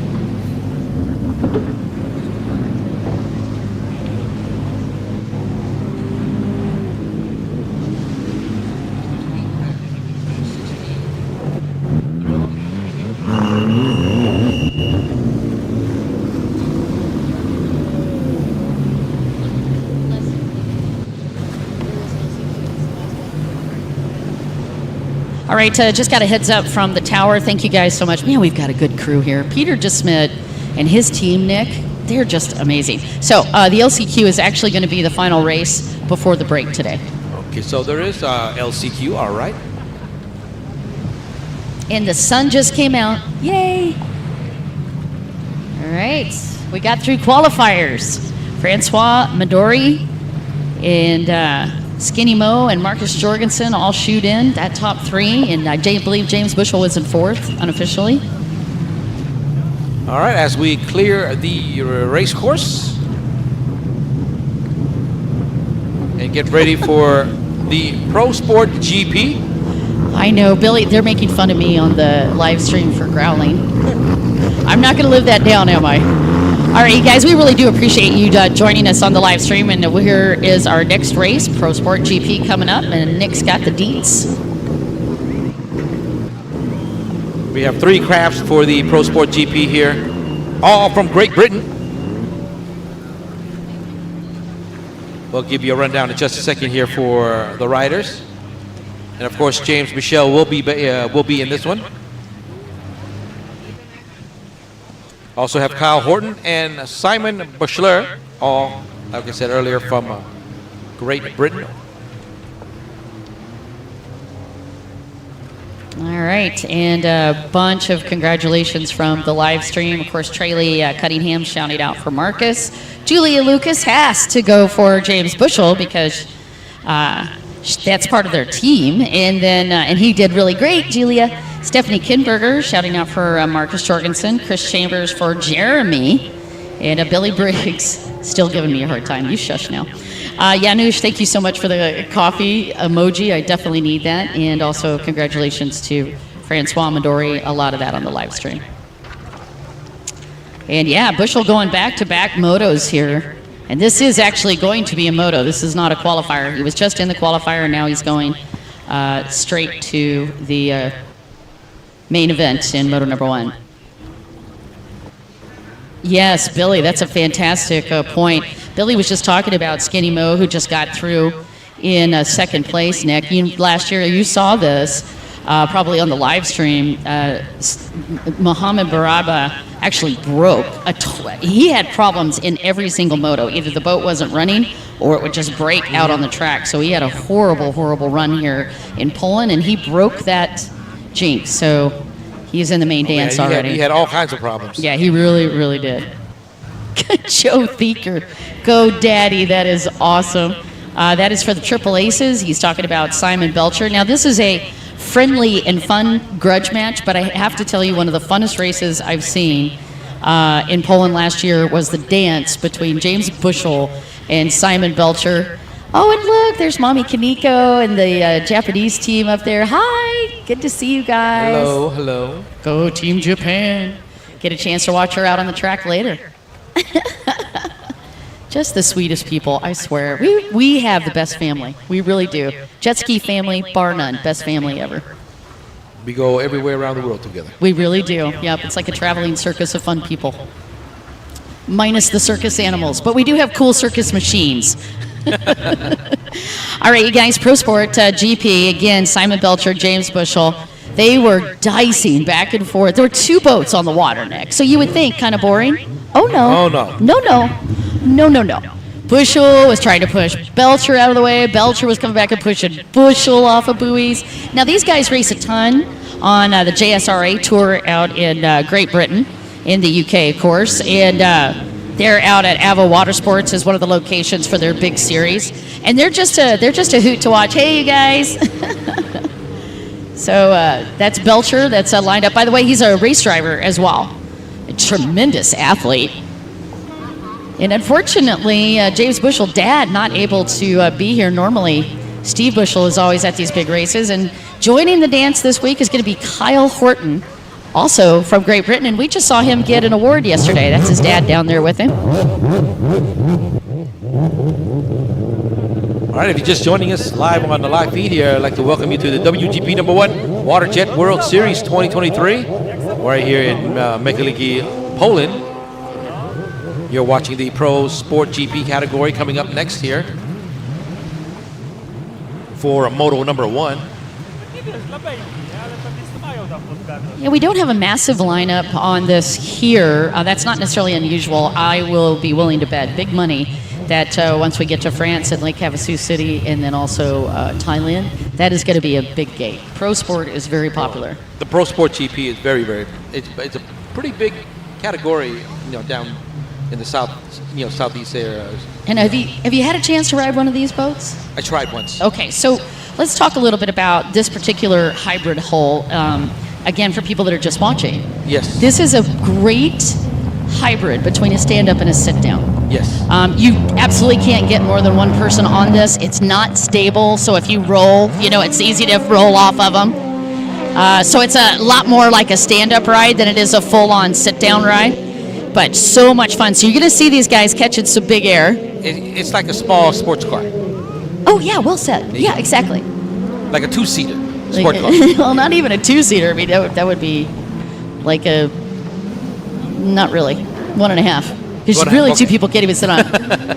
All right, inside, I am thinking Kyle Horton went to the inside, but I'm just going to zoom in real quick. Nope, Belcher on the inside, and it is Kyle Horton behind him on the inside split, and James Bushel. James on the outside. Yeah. Easy call here. Yeah. Well, I better not say that, because... Well, you don't say it just yet. It's not, we have to see if James just slowed down. Oh, yeah, James already got problems. Right there on the left side of the screen. Belcher for the whole shot, Kyle Horton second. So Kyle's going to get some bragging rights if that stays in that position that he just beat James Bushel in a moto. Oh, he's back out. All right. Okay. Now for James, you would have to play catch up again. Got to go to work. That's not a problem for Mr. Bushel. Now that is one of the funnest riders, I will say, to watch. I've seen him a couple of times. Him and Georgi Kashi actually are two of my favorite riders to watch not get a good start. Not that I would ever wish it on them, but man, they're fun to watch them work their way through a pack. James Bushel in particular is spectacular on the water, and he's very good at passing, and he's had a lot of time in big water. He's raced a lot on open water and in lakes as well, right? So he's good in big waves, and he is so much fun to watch passing. And he's one of those guys you and I talked about earlier. He'll hang it out. Doesn't matter if it's a qualifier. Doesn't matter if it's a big moto. He races all the same. Well, and he's very like fun. one of those guys that like to just let it all hang out. He really does, yeah. Very, very explosive rider in a good way. All right, Simon Belcher. Oh, go ahead, sir. Just finishing off the right side of the course as they head into the left, into the backstretch area. Quick replay of that off the hole shot, Don. Yeah, it was like had to kind of make a decision there. I think James was Maybe got momentarily lost on the track. Trying to make a decision if he was going to inside or outside. Now they're advising me that 111 missed the buoy. Oh, really? Well, I'll call that unofficial until we... Until we get an official one. Yeah, I generally don't call them even if I see them, because if they top the buoy, depends on how they land, right? Or I guess these days, probably just saying even if you top it, you're out. But well, we'll see when they're let's see end if of he the picks race. up and does he pick up the penalty buoy? It won't matter anyway. But right now, 111 is in first. All right, let's see if he goes to the penalty buoy. It's off to the far left. You'll see it just kind of close to, not close to the pier, but right above that pier. And he does go, no, he did not pick up the penalty buoy. Maybe he knows he didn't do anything wrong. What a wild turn of events that would be. Look how much Kyle Horton is pushing Simon Belcher. I am super impressed with Kyle. And then, of course, no, James moved. Oh, it's James that's pushing him. Okay. Oh, he really has to push it. James got around. Here he comes. See? Here he comes, just like that. That's so much. This is going to be fun to watch. And Bushell jumps in the lead. First. There it is. Well, don't count this out yet. All right, so James Bushell from last to first. I thought that was Horton for a minute. He was first to the last. Now he's last to first. I'm telling you, this guy's fun to watch. Let's watch the replay real quick, Don. Okie dokie. So again, that's Simon Belcher leading, and he's looking like he's cruising. I don't know if he notices that James is there until about right here. And then he looked over and said, Dude, how'd you get here? Thought you were broke. All right. And there is Mr. Horton up in third place. So again, Simon Belcher, who had the hole shot, the gentleman's a 14-time British champion, now up in second. And Bushy in the lead. Well, let's see if Bushell, how far he's pulled up ahead here. Still being contested. All right. Those paint jobs are so close together, aren't they? Yeah, that's James. Now, if you don't know, if you can't see James in the yellow helmet. Well, do they both have yellow helmets just to make it even more tough? Yes. It's tough on me too. 2.90 is what separates these two guys. 2.90, equivalent to about a buoy. Ooh, James, you're getting a little company back there, Simon. Here Simon comes the option. And now Simon's back in the lead. Simon went on the outside, did he? Yeah, he went to the outside and Simon back in the lead. I told you these guys keep swapping back and forth. They actually just come out here and play. All right, so Simon in the lead on the outside, and oh no, Bushell full in the lead. Okay, that was Horton. That is actually Horton pressuring Simon Belcher. Right now, the action's between second and third, and there. Yeah, that is Belcher, and then there's Kyle Horton, and it is Horton that is putting all that pressure on. I am so impressed, and unfortunately, Bushell having to come back in. So he is having boat problems. He's going to end up with third here.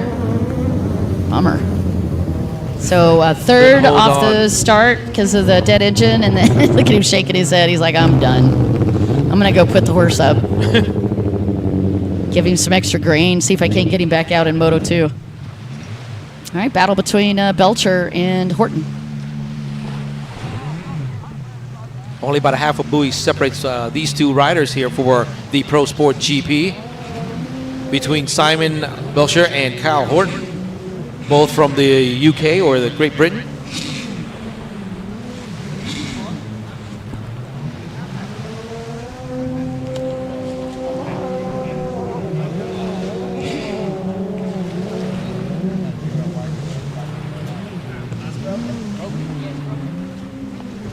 Well, we're going to see, Don, if in moto number 2 that James Bushell can fix his craft and get back in the race for the next moto. All right, so the gentleman putting the hammer on Simon Belcher's Kyle Horton, nicknamed Superman. Now, Simon is a little bit older, 45. Just a tad. Just a tidge. And then Kyle Horton's 16. 16 years old, so young gun against Wiley Fox.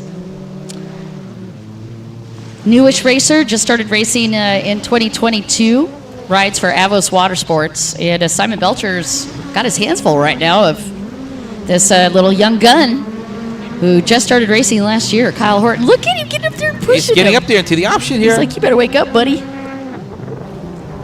Simon's like, oh, he's making a move. Trying to save my boat. On the split, one's on the outside, one's on the inside line of the course here. It's Simon on the outside. And Superman on the inside.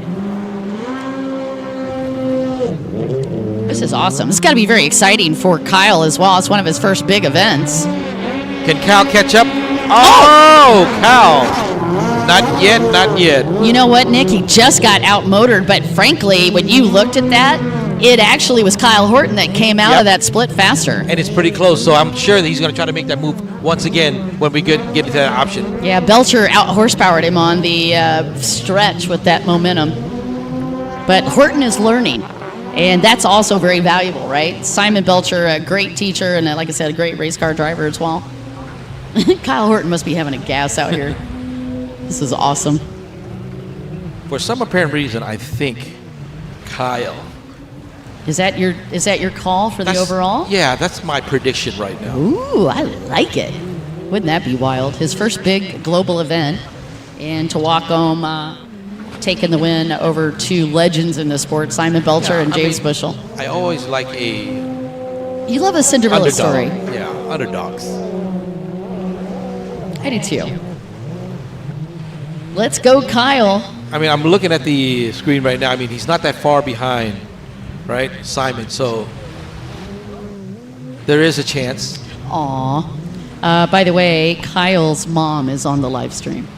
Hey, Michelle. Good luck, Kyle. Love, Mom. I just had to say that for you. That's awesome. And Lauren Shelton Smith also giving a shout out for Kyle Horton. Everybody else is rooting for him, too. Right now, he's probably in the water. Mama. Mama, could you just throw a tow rope on Simon for me? Look at this. He's right in his rearview mirror. And here's what's great about it. It's psychology at play as well. Now, it seems like he might be, well, in the option. Here we go. Let's see here. All right. Well, Simon goes to the outside again, just more comfortable. Okay, here we go. He's going to try to use the horsepower against him. Again. This is going to be fun right here, folks. Right. Nice. Simon's on the outside, am I correct? Yes. Kyle on the inside. Kyle went a little deep on that turn. That turn was beautiful. With the black and green accent craft there. Going into the final lap. Wow. Simon's craft is just too much on the power there. Always pulling off. Right. Well, it's a GP boat, right? So you can put whatever horsepower you want on there, pretty much. And he is definitely. So I think it's one of the good reasons to go to the outside for from his perspective, is he can use the horsepower against Kyle. But Kyle's riding a very clean line, mind you. That inside split's more technical, tighter lines. You cannot make mistakes, or it'll really push you back. I mean, if it was other category, I mean, I figured he would already, pass. Who, Kyle? You know what I mean? Yeah. Possible. Yeah, very possible. He did very good yesterday in the novice divisions. Well, I guess it would be the amateur divisions. But Simon Belcher looking solid, as always. Final lap, once again, for the Pro Sport GP. All right, now here's a big question. Will Simon play psychology and steal the inside from him on the final lap, which is generally you kind of like to take that inside split on the final lap if you can, unless you just hate it. Kyle might be playing. He might say, "Okay, you got a little power. I'll wait for the last lap, like you said, and then really put it to the throttle in the last minute." Oh, you think he's holding back? Oh yeah. Oh, I don't think so. You don't think so? No, Oh. I think he's giving it all he's got, and I'm loving watching it. Ooh. It's pretty close. Kyle actually came out of that a little better on that hit the turn a little bit too hard. backstretcher. Yeah, he did. Mine just came out of it hard, but he didn't back off, which was impressive. Look at Simon checking him out. It's like, where are you? I'm watching you. Somebody's lurking behind me. Oh, yeah, he's a predator back there. Oh. Kyle Horton, tiny little. He just cavitated slightly. A little too far off there, a little wide. Well, he's trying to work outside of Belcher's lines, which is smart. Here he goes All right, once let's see what again. happens. Here He does it again. He does take the outside. Now here's a final opportunity because that inside split's actually closer to the finish line. Now let's see if my theory is too. All right. Let's see. Let's see if your theory plays out, Nick. That was a pretty turn from Belcher. It's pretty close. That was way tough. wide. He could not afford any mistakes. that was buoy way number wide. 2, he went a little wide. Yeah, that might have cost them right there.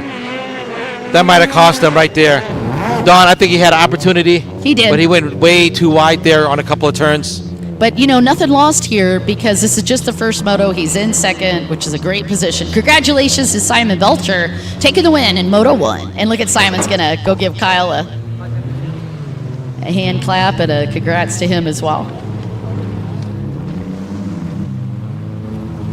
All right, you're watching Pro Sport GP. That's a wrap for that one.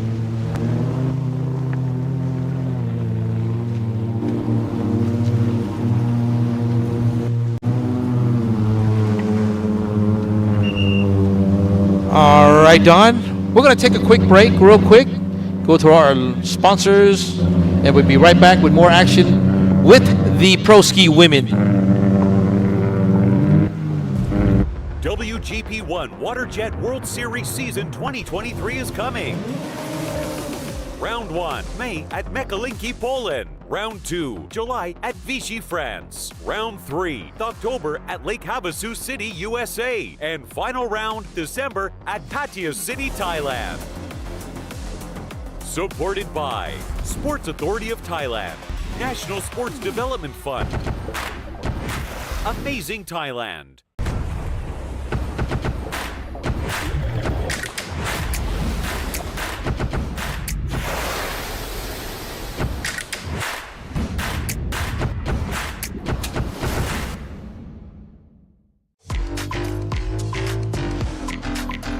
Powered by Jet Tribe.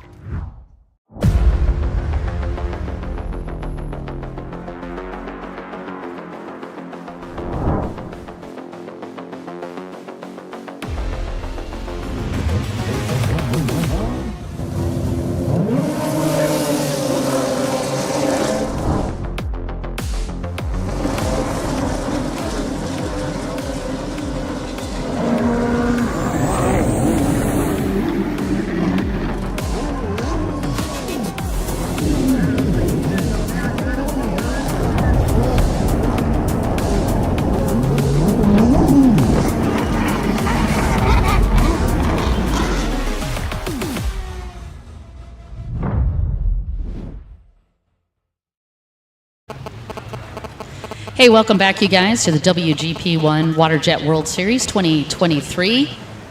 And much more relaxed weather today, and definitely bigger crowds this morning joining us in Mekalinki, Poland. And we're on to Pro Ski Women GP. First year that we've had the GP class. Very excited, and we've got some incredibly fast ladies going to the line. Boat number 23 is going to have the pole position on the inside. That's River Varner, all the way from the U.S. Also lined up on that inside split, the one and only Lou Dardelat from France. Boat number 64, Yasmin Epraus, also on that inside. And Benedicte Drange on the inside. Pole position on the outside is going to be Eminelli Ortendahl, Jonina Johansson, and Estelle Perret.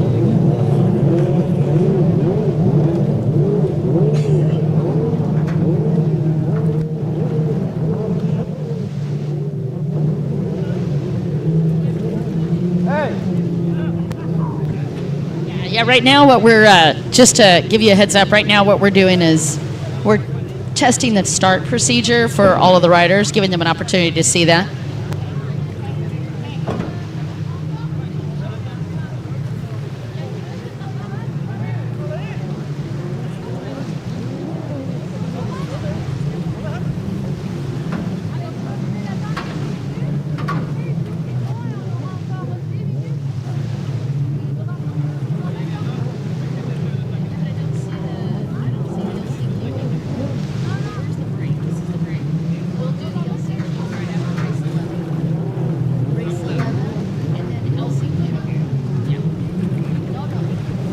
All right, we're back. We just had to double check something on the schedule real quick, so thank you for bearing with me. So if you're checking us out on that schedule and you want to follow along, the LCQ for Runabout GP, that LCQ will be right after race number 11. That's going to be Pro-Am Ski 4-stroke.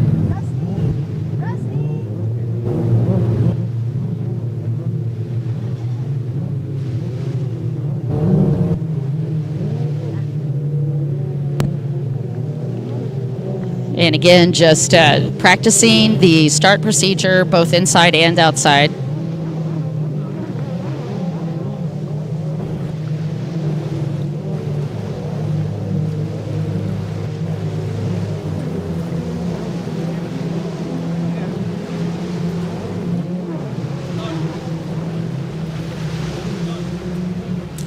Hey, Jenny Rogers saying, come on, Kyle. He did really good.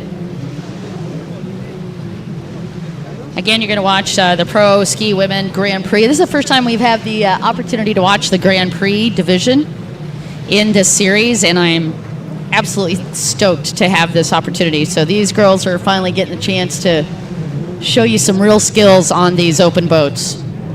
So the same type of boat that the Pro Ski GP races. Me too, Lauren. I live for this one. It's a great one. And the women's runabout as well. Actually, I can't say that. I love them all. I think, honestly, one of my favorites is the runabout GP, just because they're just mind-boggling fast now.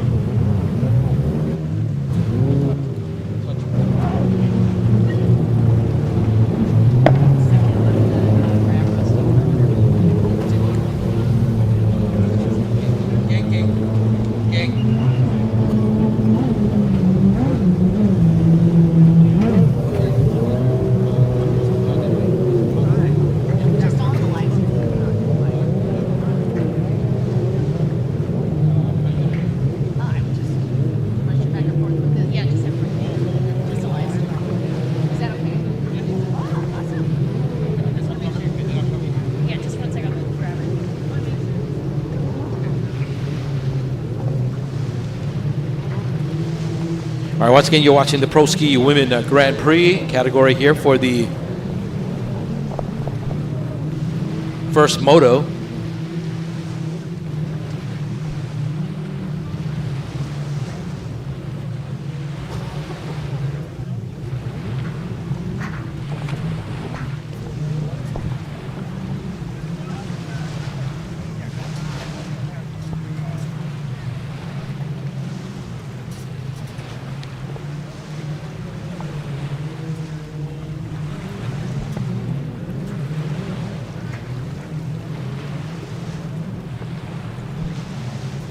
All right, as they check out the race course,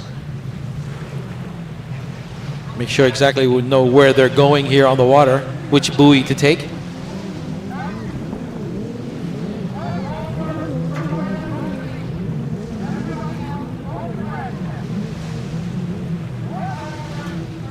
For the category. We got a couple of riders from France. We got Sweden, Estonia, US, and Norway involved in this race here, the Pro Ski Women Grand Prix. Total of 7 riders.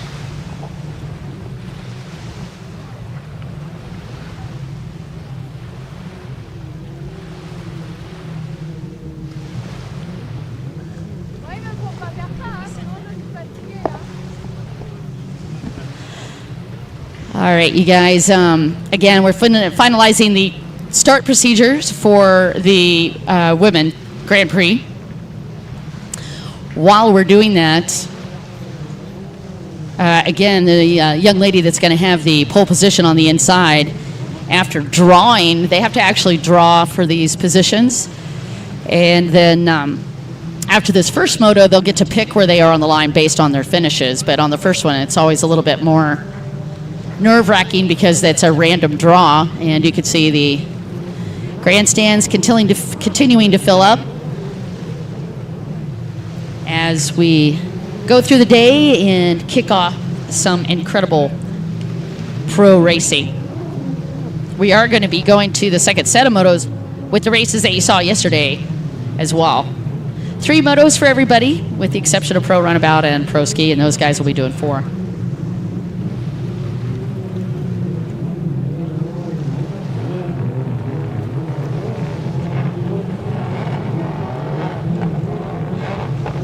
So River of Honor on the pole on the inside, and Eminelli Ortendahl will be on the pole position on the outside. That ought to be a battle. Eminelli, my gosh, 8 world championship titles, 2 Swedish championship titles. slalom champion, Europe champion. She's hails from Alvingen, Sweden, only 23 years old. And that's the young lady that's going to be lining up on the pole on the outside. Now you see that big 64 boat coming in. That's Yasmin Epraus, and she has been a tour de force in the racing scene the past 3 years. She got a world title already. Works at a marketing firm. Lives in Pärnu, Estonia, and she's 22. And while she just debuted a few years ago, she is an outstanding competitor. That's Yasmin. Young lady that is on that pole position on the inside, River Varner out of Riverside, California, 21 years old. Pretty new to the race scene. She's already got a 3-time national champ. Here's your lineup. Yasmin Epraus out of Estonia. You got number 94. That's Liu Duriat from France. Estelle Perret on boat 96 from France. And number 10, that's Benedette Dreng. Yep, and on boat 88, Janina Johansson from Sweden. Then you got number 98, Emma Ordedal from Sweden. And River Varner rounding this out from the USA. And they are off. Into the whole shot they go for moto number 1 here for the Pro Ski Women Grand Prix. And that is River Varner on the whole shot on the inside. Nice. From the United States, number 23. Yep. Got her first opportunity to travel the globe last year. She went to Dubai and Thailand. Prior to that, she'd never been out of the country. And this year, she fires it off with a great start in Poland on the outside. Eminelli Ortendahl. Oh, wait. That is not. Is it? No, that's Emma. She changed colors on us this year. 98. Eminelli Ortendahl is on the whole shot on the outside and got a lot of momentum. River takes it. Wow. That is an upset on the whole shot. Great job. River Varner, followed by Eminelli Ortendahl. Looks like Yasmin Epraus in third. Coming out of the whole shot pretty quickly, but it doesn't secure her the finish just yet. She's got a lot of work to do. Nothing's a given, man. Nothing's a given in racing. You never know. She's got 60 grueling minutes to get through here. That's right. In that white, almost an all-white craft there. Your leader from the United States, River Varner.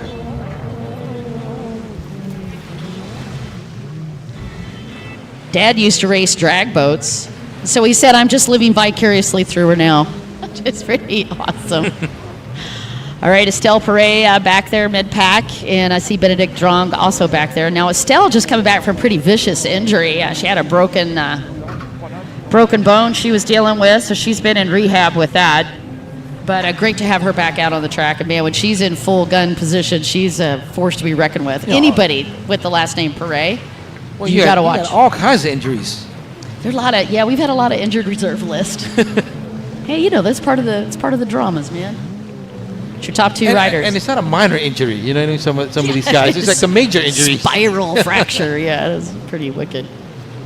But the fact that they come back from it, I think, is part of the beauty and the magic of these stories. 3.83 is the time separating River Varner from Eminelli Ortendahl. You can see right there the top three. Yep, that's Yasmin Epraus in third. Once they head into the option right now, your leader going on the inside River. And she looks solid. It is not easy to steal a hole shot from Eminelli Ortendahl. I've got a really predicting a bright future for this young lady out of Riverside, California. Her mom was so nervous when she went to Thailand last year. Her mom was actually texting me, and it was so adorable, right? Because they're a great family, and I just love watching that. All right. 98 sneaking through, but no passing yet. Oh, trying to be sneaky. Yeah, Yasmin Epraus was trying to sweep underneath her, but Eminelli Ortendahl is like, I am aware of your wily ways. So in third is number 64, Dawn from Estonia. Yep, Yasmin. She is. Now, remember me talking about riders that are very physical? I am so glad the cameraman jumped on her. Watch how physically she works this boat. She is very aggressive and fierce, and I love watching her. Unlike a lot of ladies that race, she does finesse the boat, but she rides more physically than most. And I just love this new breeder rider. Number 98 still in second from Sweden. That's Orthodal. So I do think that is Estelle in second, even though because that is Emma's boat. And yeah, it is Estelle Perret up in second. We were calling it because it was very hard to read it, but it is Estelle. That's Emanelli Ortendahl back and forth. So let me just correct that real quick. Check. Okay. Yeah, sorry about that. And you followed me, so my apologies. Well, I checked myself because Estelle usually runs a red and white boat, but then I second-guessed it, and it cost me. 107 from Norway. That's Benedicte. Yep, she's in fifth. All right, again, River Varner leading, Estelle Perret in second, Yasmini Prouse in third, Emanelli Ortendahl in fourth, and 107, Benedicte Drange in fifth. All right, so we do have the top 5 for motor number 1.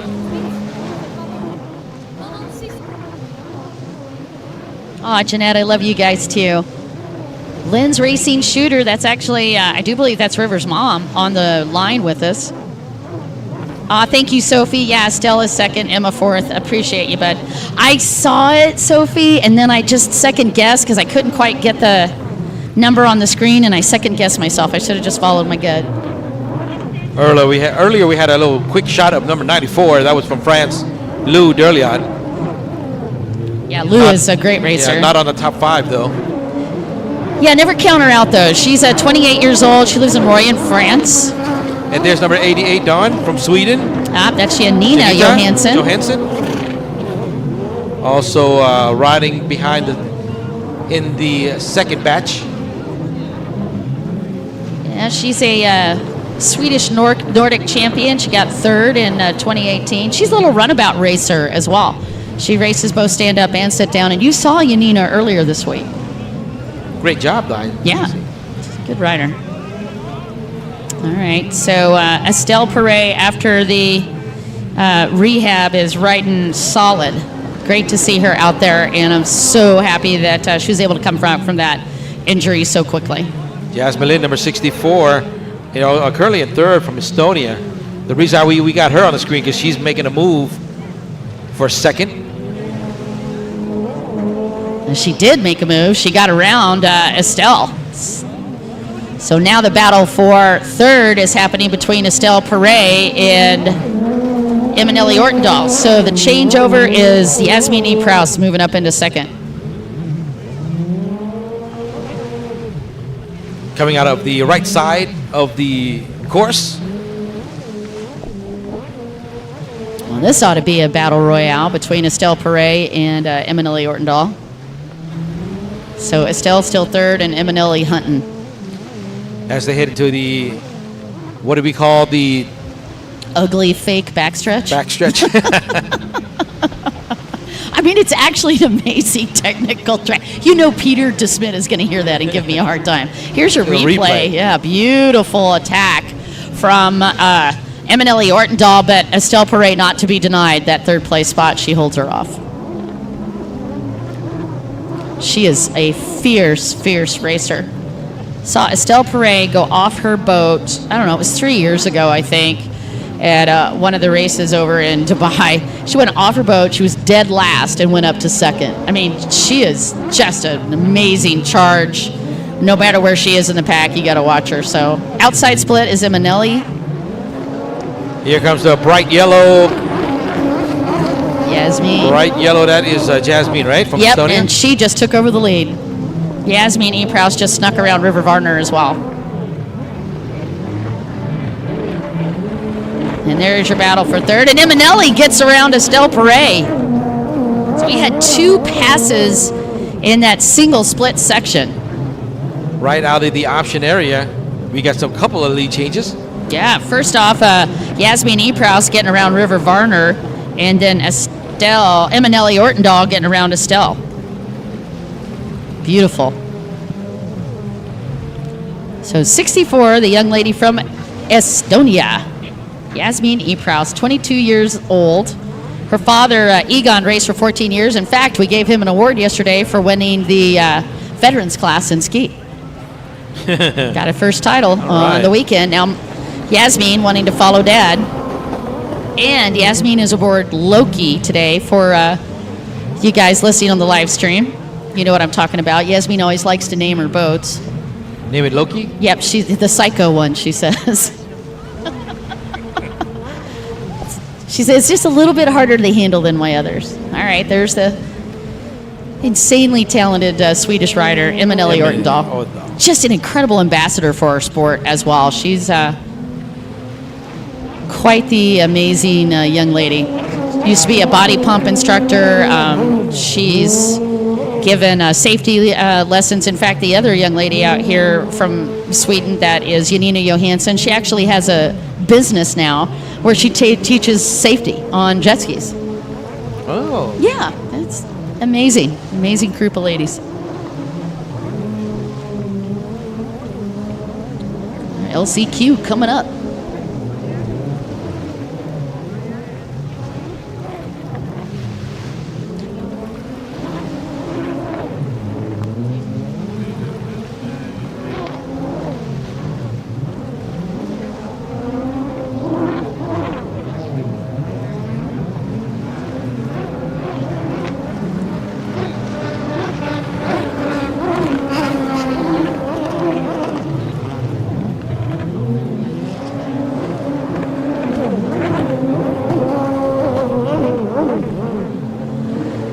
Just watching these guys.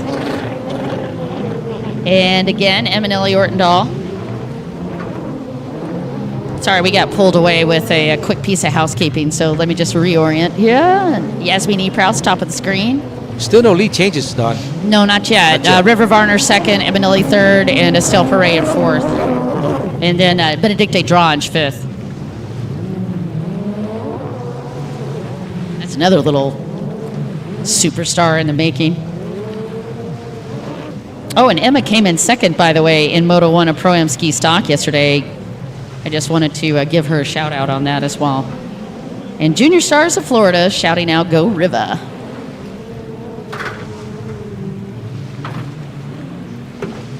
River's going to have to watch her rear view mirror here, because one of the things that Eminelli Ortendahl is extremely good at is working mid-pack. She trains very intensively, so she does not run out of gas. I mean, she will hunt you from first lap to last lap. So if you start getting tired, you really got to start watching that rearview mirror, because Emma will hunt you down. Oh, so she's like a boxer, a lot of endurance. She does. She has a lot of endurance. Yeah, great long-term racer, right? So you really got to watch her mid-pack and the mid-race, because she'll just move right through a pack. Because as people start, it's hard, right? Very intense. Yep. And so people start getting tired, lactic acid's building up, and that's generally when Emma starts making a move. Well, they're on the backstretch area as we speak, double backstretch area. Again, I called that just earlier, but yes, Yasmin Epraus is in the lead. River Varner second, Eminelli Ortendahl in third, and Estelle Ferre in fourth. Moving into the option once again, Don, on the left side. Your leader, 1 and 2, number 98. Oh, currently in third. Am I correct there? Yeah, well, 98's Emma. in third, yeah, but let's see, because look how quick she's coming through that split section. This is where... Estelle, I think, split off. Yeah, now that's your leader, Yasmin Epraus on 6'4" from Estonia. Now here they come on the left side here. Let's see if Eminelli gets around River Varner. Nope, River held her off. Still holding. Yeah, River Varner second, Eminelli Ortendahl third. But did you see how beautifully Eminelli went through that inside split? Tight. She is wicked.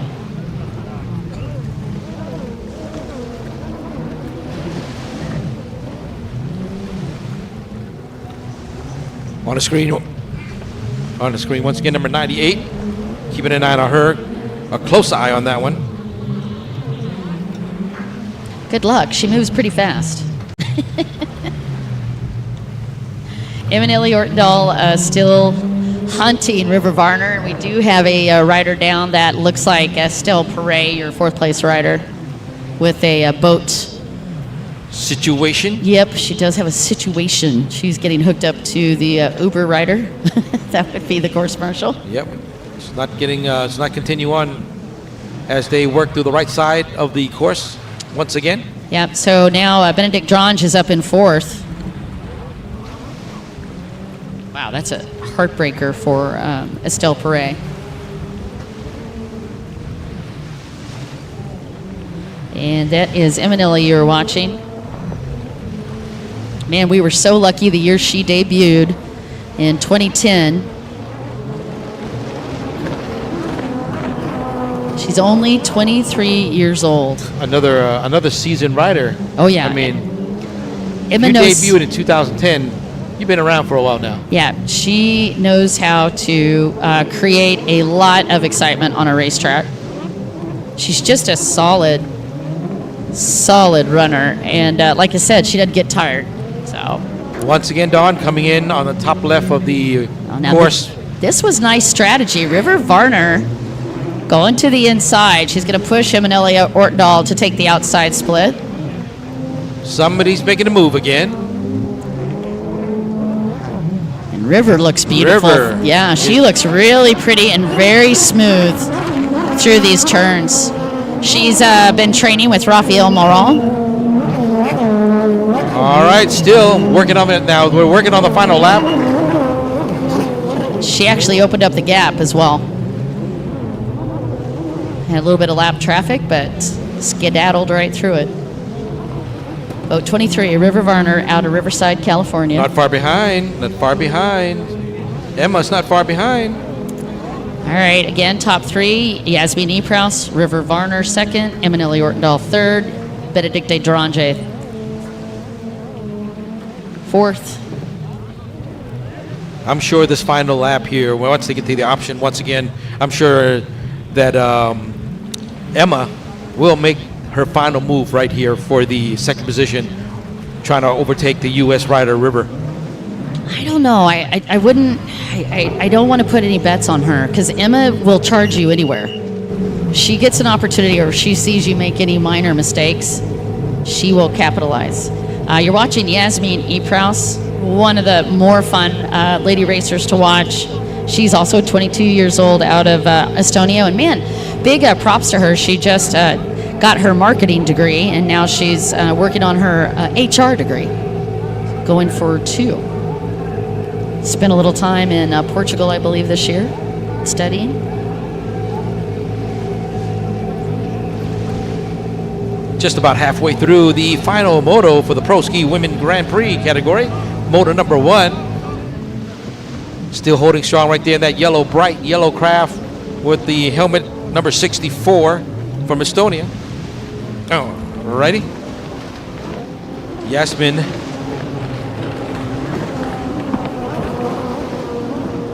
Working her way on the outside line of the course. Yeah. Man, that was slick. Beautiful as she works her way on this outside split. Now you can see what I'm talking about. Very physical, all the way from first to last. Drops into the pocket on the front stretch. And hear the whistle. That's going to do it for Yasmin Epraus. That's right.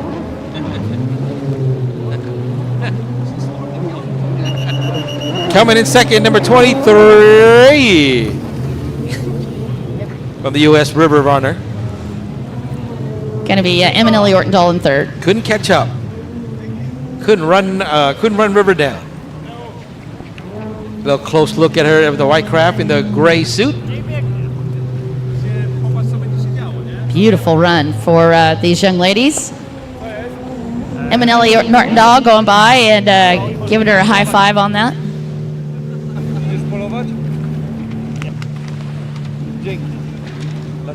All right, you guys, that is a quick replay of this defense move from Estelle Perret. Eminelli Ortendal gets around her. And that is the charge of Eminelli. And then Yasmin Eprouse as she comes out of that split section and does the pass on River Varner on the stretch. Your winner for motor number 1 Yep. in the Women Pro Ski Women Grand Prix division.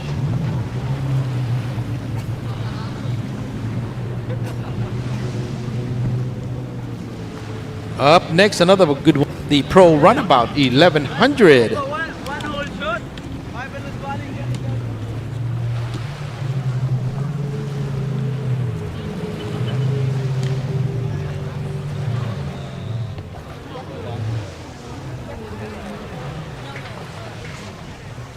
And if you're just joining us here, I'd like to welcome you once again to the WGP number 1 Water Jet World Series 2023. Season 2023 and round number 1. Starting off right here in Poland.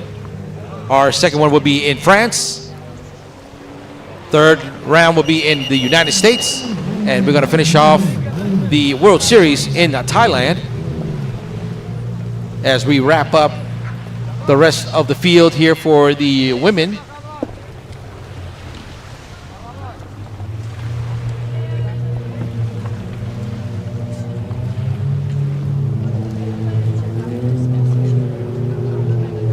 Next up will be the Pro Runabout 1100, ready to go here, right down here at the gates. A total of 5 riders for this one.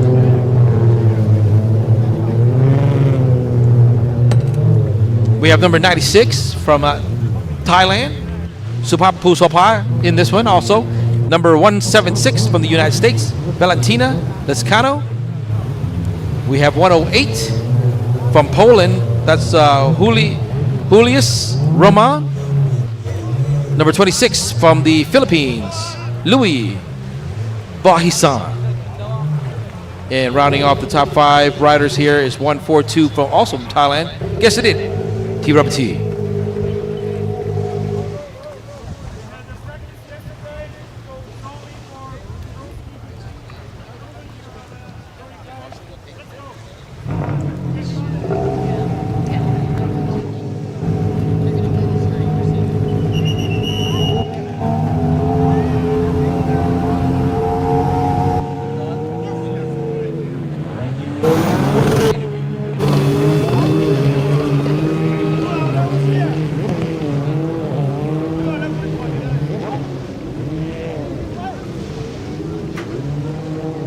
All right, here we go.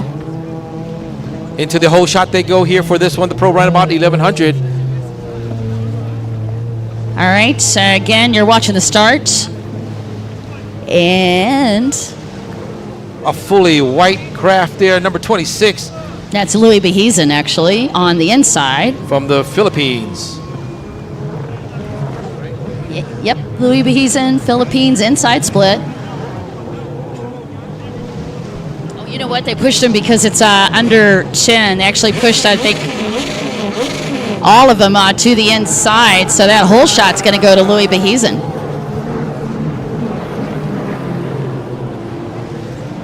Come on!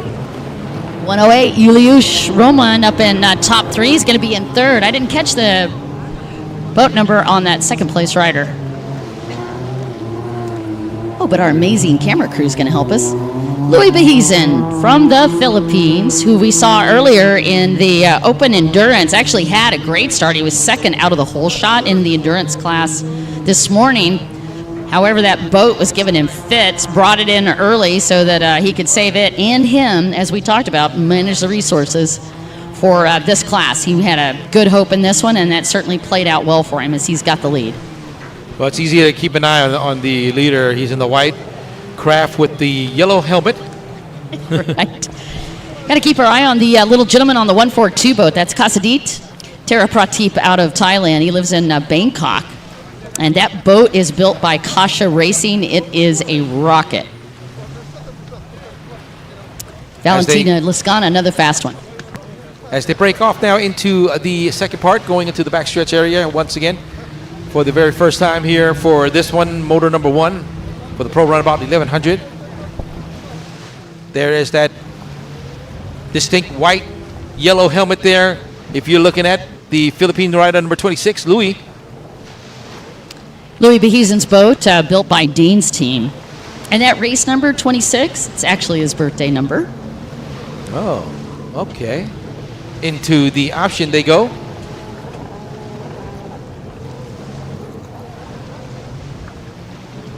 Louis Behezen on the leaderboard. I do think that was boat 142 in second. Is it? Yes, it did. From Thailand? I think. I'm trying to get a confirmation here. All right, let's see. Once they pass the tower area, we'll get a chance to get a closer look. Well, we know that white craft is from the Philippines. That's 142. You're right, Don. Boom, baby. All right, I knew that was going to be one of the riders to watch. Casadit's first win in 2017. And anybody who likes Money Tree as of their favorite music has every right to be up in top 3. Well, your eyes are still good. I'm saying, yeah, well, at least those are working. All right, Louis Behezen leading and Casadit second.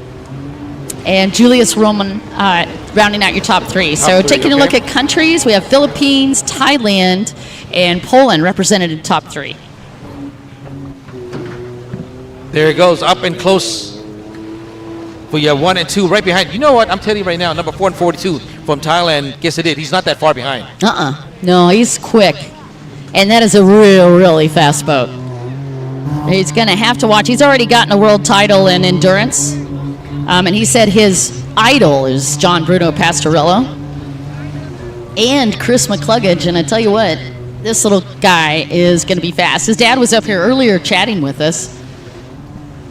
Casadit, very excited to be in this. And I believe he's in the endurance this morning as well. So him and Louis both are in endurance. Now, I'm sure there could be a little disadvantage for the Thai riders, I think, because you know why? Yeah. Because of the weather condition.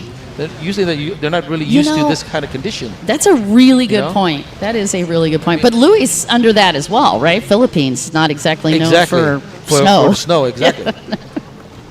All right, Louis Behezen, your 2 tropical fair weather riders are rocking, though. Well, we're going to call it the tropical riders. That's right. We'll call this the tropic zone, this first 1 and 2. All right, Louis Behezen again leading on a 26 boat.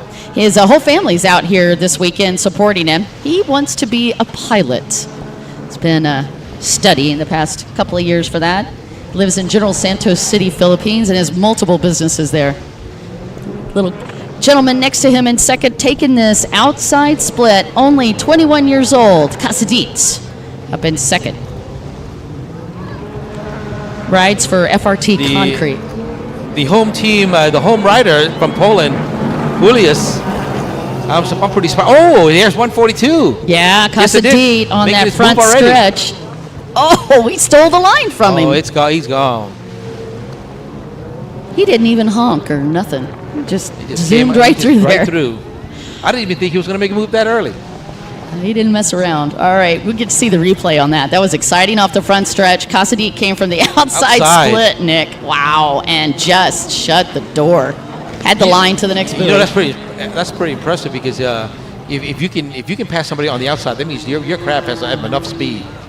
Yeah, no, not just that, but look at the, that was where we had the 2 super tight buoys. You had that real quick right turn, and there's no more than 1 boat going through there.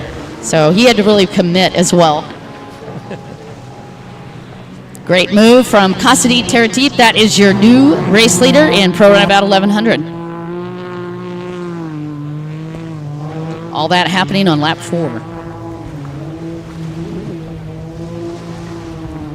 Meanwhile, Poland solid in that 3rd place spot.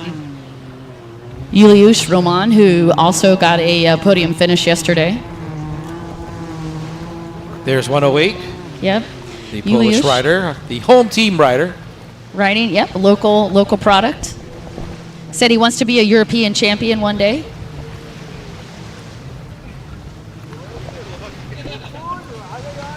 Look at that. Okay, the way now he's just off the. He's when he turns, he's right off the seat. And one of the things that he actually said about his riding is not afraid to do many strange positions on his ski to go faster, and that was pretty much illustrated right there. I don't even know what that was. Into the backstretch area of the course. Oh, that was fantastic. Number Hard to look at right now, but it's I think it's a 4th position rider right there. Yeah, I'm not sure what the heck that is. 96? Oh, that's 96. Oh, Supap. That's Supap Pusapa from Thailand. He's holding on to 4th, I think. What a amazing athlete this guy is. Right. I've watched him several times. I know you have too, but you know when I really got impressed with him was that offshore endurance race in Phuket. He was just off the chain. And so humble about it all. Supap Pusapa, as Nick pointed out, up in 4th. And 1.76, Don. Valentina Liscana in 5th place. Rounding off the top 5. Valentina Liscana riding for a Miami Jet Ski Shop. She's over here with her brother and her mom and dad. And she is running in top 5. On the left side of the course into the option, they both go. That is Valentine and Supap. It's interesting. It looks like he's on borrowed boat. It is. Yeah, that's not his normal 96. You know, I was just trying to think. I'll tell you who it is. One moment. We're gonna Just passing the tower area, number 176. Michael Currently Legault. over on 5th. Valentina from the U.S. No. Number what? 58? You said the craft. Yeah, that was Michael From Legault's boat. Supap. Okay. Yep, I didn't mean to step over you there. Yeah, he was borrowing that boat, I believe, for this. There's Julius Roman. And now Julius is trying to run down Louis Behizan. He slowed down drastically right there. Yeah, Louis got maybe something happening underneath the hood here. So he's trying to play defense, but Julius is like, you're not blocking me. I'll just go this way. All right, Julius has just moved into 2nd from the far right-hand side of the track, and a great move. Clean pass for the gentleman from Poland. Your new top 3, boat number 142, after that beautiful pass in lap 3. That was Kasadit Teraprati. Let's take a look, a quick replay on that pass right there. Okay. The Philippine rider Louis Buisan. And that puts Julius Roman in 2nd, Louis Behizan in 3rd, and Supap Pusapa in 4th. I think Louis is in trouble right now because his craft is everybody's going to catch up with him. Doesn't look all that good.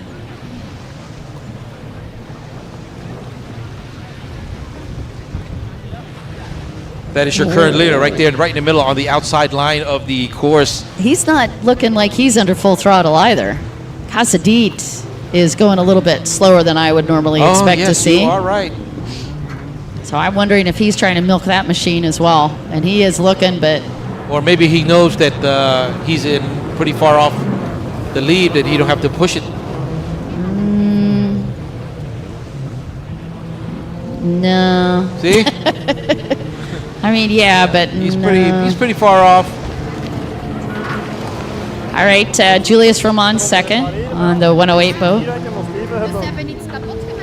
First win in 2021 at the Polish Cup. All right, we're going to have to keep an eye on number 26, Don, from the Philippines. See if he's still up in 3rd. Juliusz has a Sparkbox 2021 championship under his name as well. Your 2nd place, Yep. right there in front of your screen, 108 And from Poland. he has as a student from ATV Jet Built Boat is what he's riding.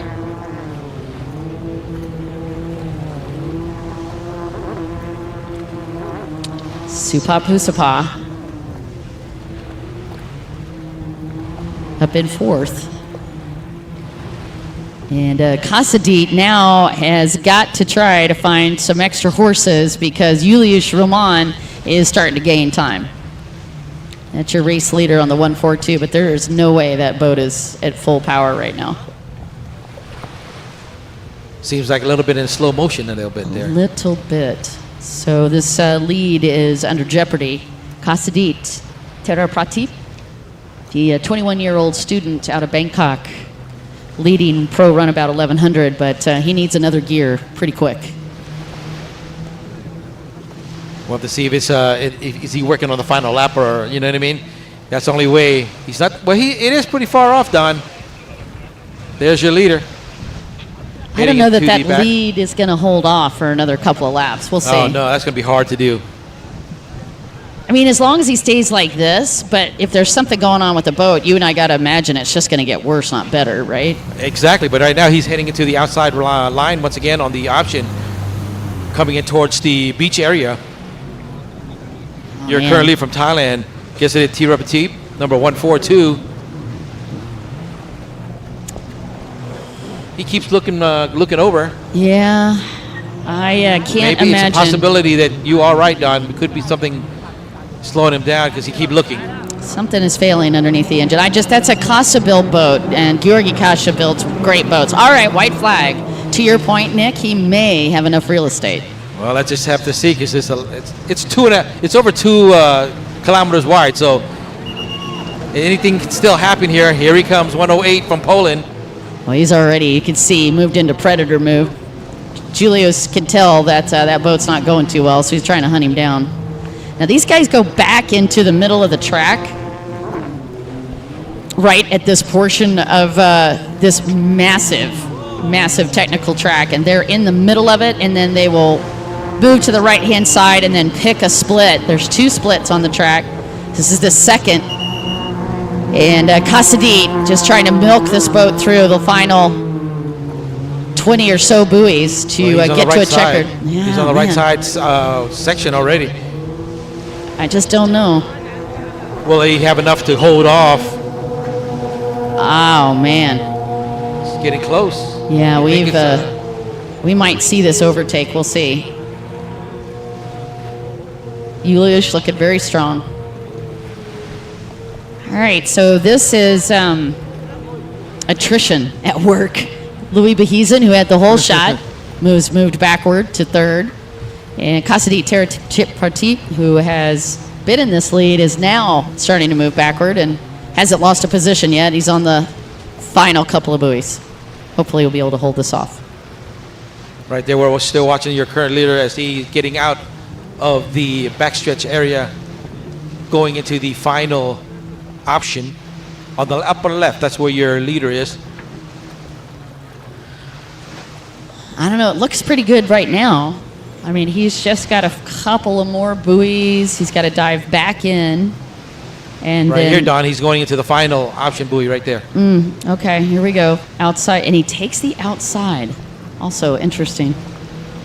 All right. I think he's got enough. I mean, think unless so. he Only just a quarter of a lap left. I mean, completely fails yeah. at this point, I think he's got it. Well, don't jinx the man. I did not mean to. Casadit Tirapatip on the outside split. Don't be putting that on me. I mean, if something happens, it's going to be all your fault now. No. Oh, he did pick up the penalty buoy. Just in case. Smart just move. in case. Smart. All right, ladies and gentlemen, taking the win. Pro right about 1100. Casadit Tirapatip. Followed by 108 from Poland. That is Julius Roman. And Louis Behezen actually had a complete failure. That looks like Supap Husapa, who's going to take third. So it's going to be Thailand, Poland, and Thailand. And then Louis Behezen, hopefully hold on to fourth. So that means Louis' craft had a real bad problem. Yeah. It's a big situation out there. Yeah, we don't even see it coming across. Can he finish? All right, you've been watching Pro Runabout 1100.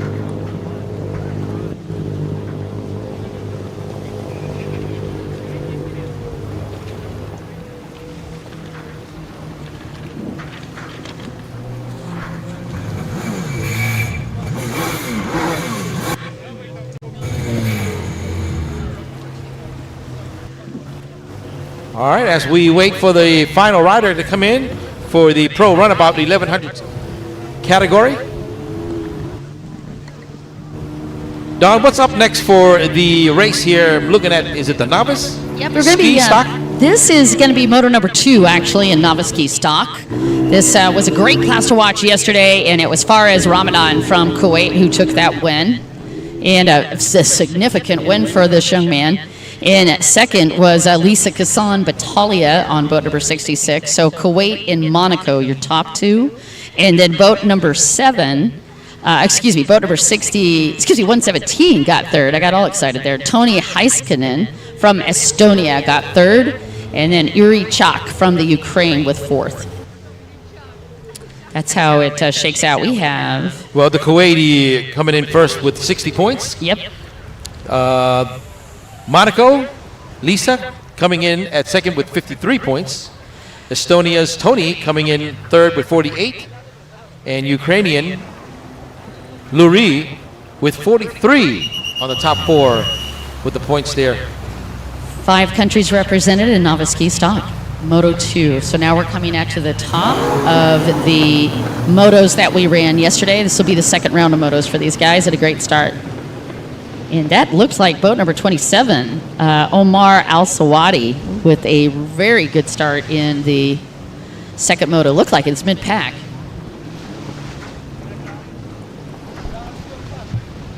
All right, into the whole shot they go here for the Nova Ski Stock. And if you have 5 riders or less, they are going to take them all into the inside split. So you have to have over 5 riders to run 2 splits. And it is going to be, roll that boat back Number over. 98, here they go. That's Faraz Ramadan. From Kuwait. I don't know if you remember Yosef Ramadan, the little 10 to 12-year-old who won. Yes. Ah, That's his brother. That's a okay. As they make their way through their very first in front of the tower area, number 98. Followed by the pink and black craft there, number 66 from Monaco, Lisa Cassian.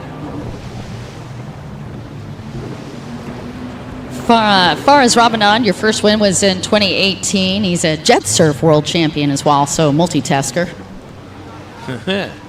There's the face of Kuwaiti rider number 98, your leader. Yeah, his dad, Abraham Ramadan, had just had a birthday a couple of days ago. Happy birthday to him. And man, he was a proud papa yesterday when Yosef stood at the top of that podium in the 10 to 12 class. Number 66 in second from Monaco. Yeah, she's got a brand new wrap around that ski this year on white and pink. Yeah, she went all pink. Going on there. Very easy to distinguish her craft with other people. Yep, it is. She's really come a long way in her athletic career. When I first saw her, she was not a great rider and a lot of potential, but she didn't have that fierceness, and now it is so much fun to watch her. She's so much more aggressive on the starts, and that is what is, if you will, evolving into these top 3 starts that you're seeing more and more consecutively with her. She needs to pick up the pace just a little bit, though. Almost 2 buoys behind the current leader from Kuwait as they head into the backstretch. So far as Ramadan, 15 years fast. He has 21 first places in his career already, and there's Lisa Kassan Batalha in second place. And Lisa is a one-time French slalom champion, vice champion, and a World Cup Doncaster vice champion. Your leader on the left side there on the screen going into the option. Standing on the outside line for number 98. Faraz Ramadan.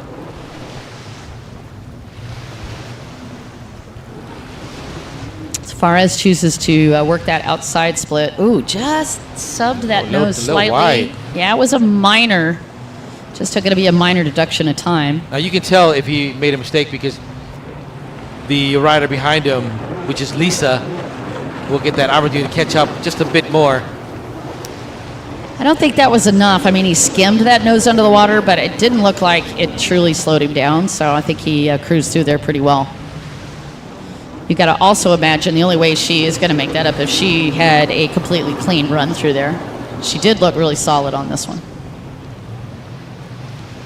Lisa's actually a student and got a master's degree in philosophy.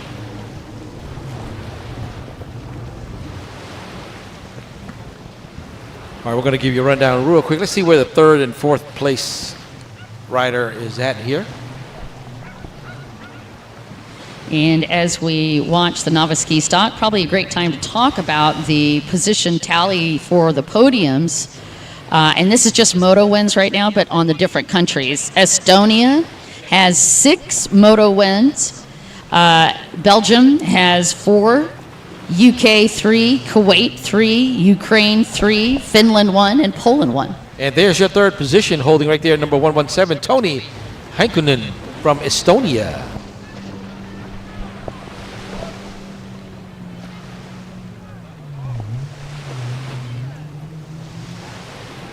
So again, those are moto finishes, but right now Estonia in the lead. 2 firsts, 2 seconds, and 2 thirds for 6 total overall. And once again, I'm not going to count out Lisa just yet. A rider from Monaco, that's number 7 on your screen right now. That is from the Ukrainian Lori Takch. Currently in 4th.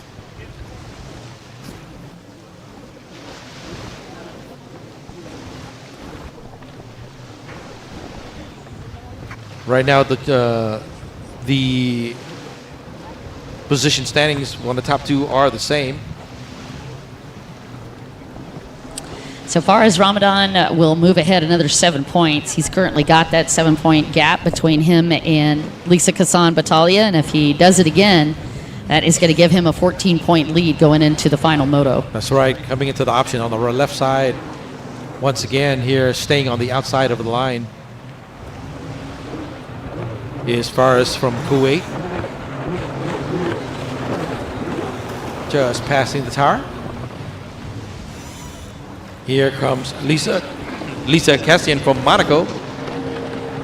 Number 6'6" in the black and pink.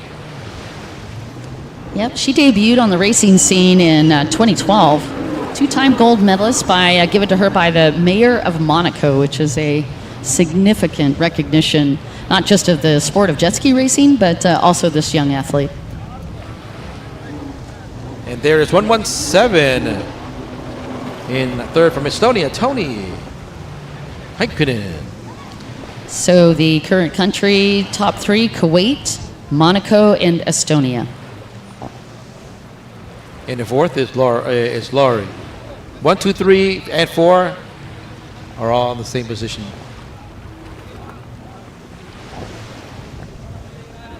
Okay, guys. 117 holding Only third. pilots and holders on the beach. You must clear the beach. The beach must So stay again, clear. just taking a look out here, the young lady from Monaco, she's got a nice gap between herself and third, which you need that, particularly if you're trying to run down somebody. You need to know that, I don't have anybody hunting me. 'Cause it is a dual-edged sword when you get so locked into the person ahead of you. Sometimes you're not paying attention to what's happening to the riders behind. And in the case of some of these riders, you really got to watch because they're very good at passing and moving their way through the pack. Right now, Lisa is in a good position for a podium finish. Well, she's right there on the middle of your screen as she hits the back stretch going into the option once again in the pink helmet. There is your leader, number 98. Yep. Not far behind. I'm telling you, Dawn, Lisa is getting close. He just took Ferris coming out of that option already, and I'm telling you, Lisa's right behind, not far at all. Yeah, my money's on Fares Ramadan on this one. He's got 40 podiums, and he's only 15. Oh, this is a little goat in the making. This is an amazing career of a gentleman that's only 15 to have that many podiums, first, second, and thirds. I am just super impressed with him. His first win ever was just 2018. He was a UAE champion. And look how solid he rides. He's a quiet rider. We've been talking about that a lot, the difference between a rider that's very physical and a rider that truly finesses the boat Yeah. through a course. This gentleman most definitely is in that latter category. He doesn't attack the water. Doesn't have to. He's Yeah. very much in tune and in sync with this boat, and he's just finessing his way through. He's a very quiet, very relaxed rider, and that allows him to be out on the track long distance. And he's just a great kid, too. Faraz Ramadan, your race leader. And if you're joining us once again, I'd like to welcome you right here to the WGP1 Water Jet World Series 2023. round number 1. And can you believe we're in Melahinki, Poland?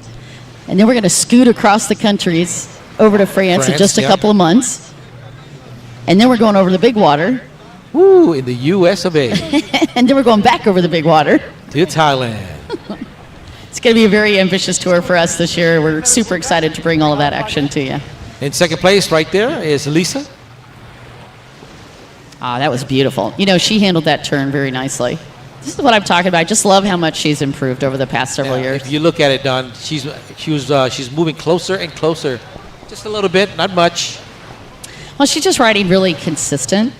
I don't know that Faraz is really slowing down. I think she's just had a few more opportunities, clean water, and she's played a very smart game here. And that's, like I said, one of the things I really like about her. Hopefully she's not playing it safe. No, I don't think so. I don't think so. You're not in a moto. In a qualifier, I could certainly see it. But she's a smart rider. She's 7 points behind, like you said earlier, Don. Yeah, but all it takes is one boat break, and then it's a whole new ball game. Exactly, you're right. You just can't count. I mean, yeah, you got to count the numbers, and you got to know where you need to be for sure, and they do. But at the other side of the stick, man, fate always plays a part. You're just not in control of your own destiny out on this track. All you got to do is your best ride. Exactly, you're right, Don. You are exactly right. As Ferris hits the outside once again on his coming into the option. And what do you think? Aren't we on the white flag? We got to be coming up on it, don't we? Just a little bit. It's a novice, so it's going to be 12 minutes plus one lap. I'll tell you right now. Okay, could you tell me? Yeah, final lap. Good call, buddy. All right, you guys, that'll be the final run here for Faraz Ramadan and Moto number 2. And Lisa Kazan Batalya also fired up that she saw that. It looked like that just gave her another gear. She's like, oh, shoot, I'm running out of time. Let's see if I go running down real quick. You got to do something. You got to do it quick. This is a stock class. So as we talked about, you can't really use horsepower against each other. You've got to play smart. Skill. And I think that's the other reason Faraz has done so well on this track. That's when finesse riding and riding very quietly can really be a power move. Ooh, I spoke a little too soon. He's so subbed that. That is going to cost him a little time. Well, you know, not much. Oh, ho, ho, ho. Mm-hmm. You see that? I did. As we speak, here she comes. Yeah, I did see that. He fumbled. Oh, and she she fumbled did too. same turn. Same place. Must be a big hole there. And I mean, for real, right? Because you, the way those waves are coming in, they're actually coming in exactly at an angle. And it's pretty easy to just dig yourself into a hole coming out of those turns. I think that's what happened for both of the riders. Exactly same place, too. Yeah. It's like they both found the water snake. Faraz Ramadan on the back, the fake backstretch. Just when you think you get to open it up, you got to trim and do it again. Do it again. Take a turn. Take another turn. Only a half a lap left here for the Nova Ski stock. Now, if Ferris comes in here, first position, he'll be sitting pretty good. Yeah, with that 14 points, will give you a nice, comfortable cushion to come to the final moto. But the thing that is a category killer is if the boat breaks. Oh, no, don't say that. Don't go there. Well, but you asked. You jinxed another man. No, I'm not jinxing. But there are 5 riders in this one. Here he comes for the final option. On your left side here of the screen, your current leader from Kuwait. Of course, he will stay on the outside. Very consistent riding throughout the moto here. For Ferris Ramadan.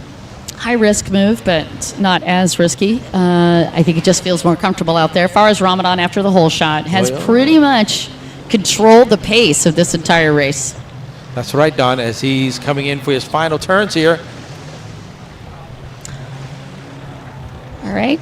Going around the black buoy just in case also. Another little softy, just doing a protection. Congratulations to Faraz Ramadan, the young student out of Kuwait, taking the win. And what an amazing run for boat 98. Followed by number 66 from Monaco, Lisa Cassian Battaglia.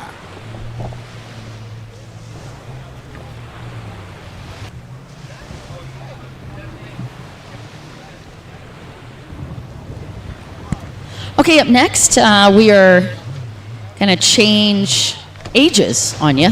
We're going to ski juniors, 13 to 15 four-stroke lights. All right, as we clear the race course for our next category.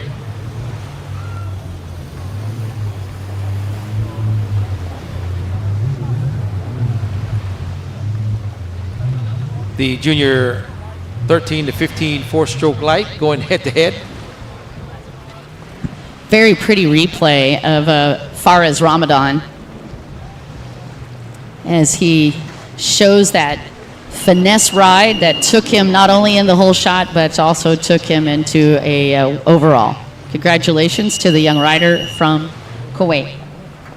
Only 15 years old. He has got an incredible, good resume. Yeah, race career and a great resume. 40 podiums is just unfathomable at that age. He's keeping busy, I'll tell you that. Yes, he is. Yeah, we got a rider actually getting towed in. That was boat number 27. Let's real quickly take a look down here. Oh, that's from the UAE, Don. Omar Al Sawadi having to get an Uber back to the tech inspection. Down on the line, ski juniors, and Sam Wilson on the pole position. On boat number 68, he rides for Great Britain. And right next to him is Saif Al-Shahawi from the UAE on boat number 9. Al-Shahawi actually got a penalty in the first lap in moto number 1, missed a buoy. It is going to be second place for him. 60 points for Sam Wilson and 53 points for Saif. And Saif just a little sleepy off that start.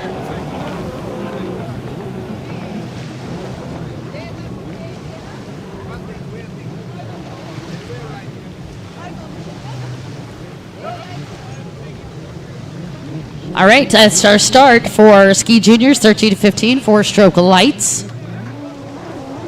And Sam Wilson, whole shot.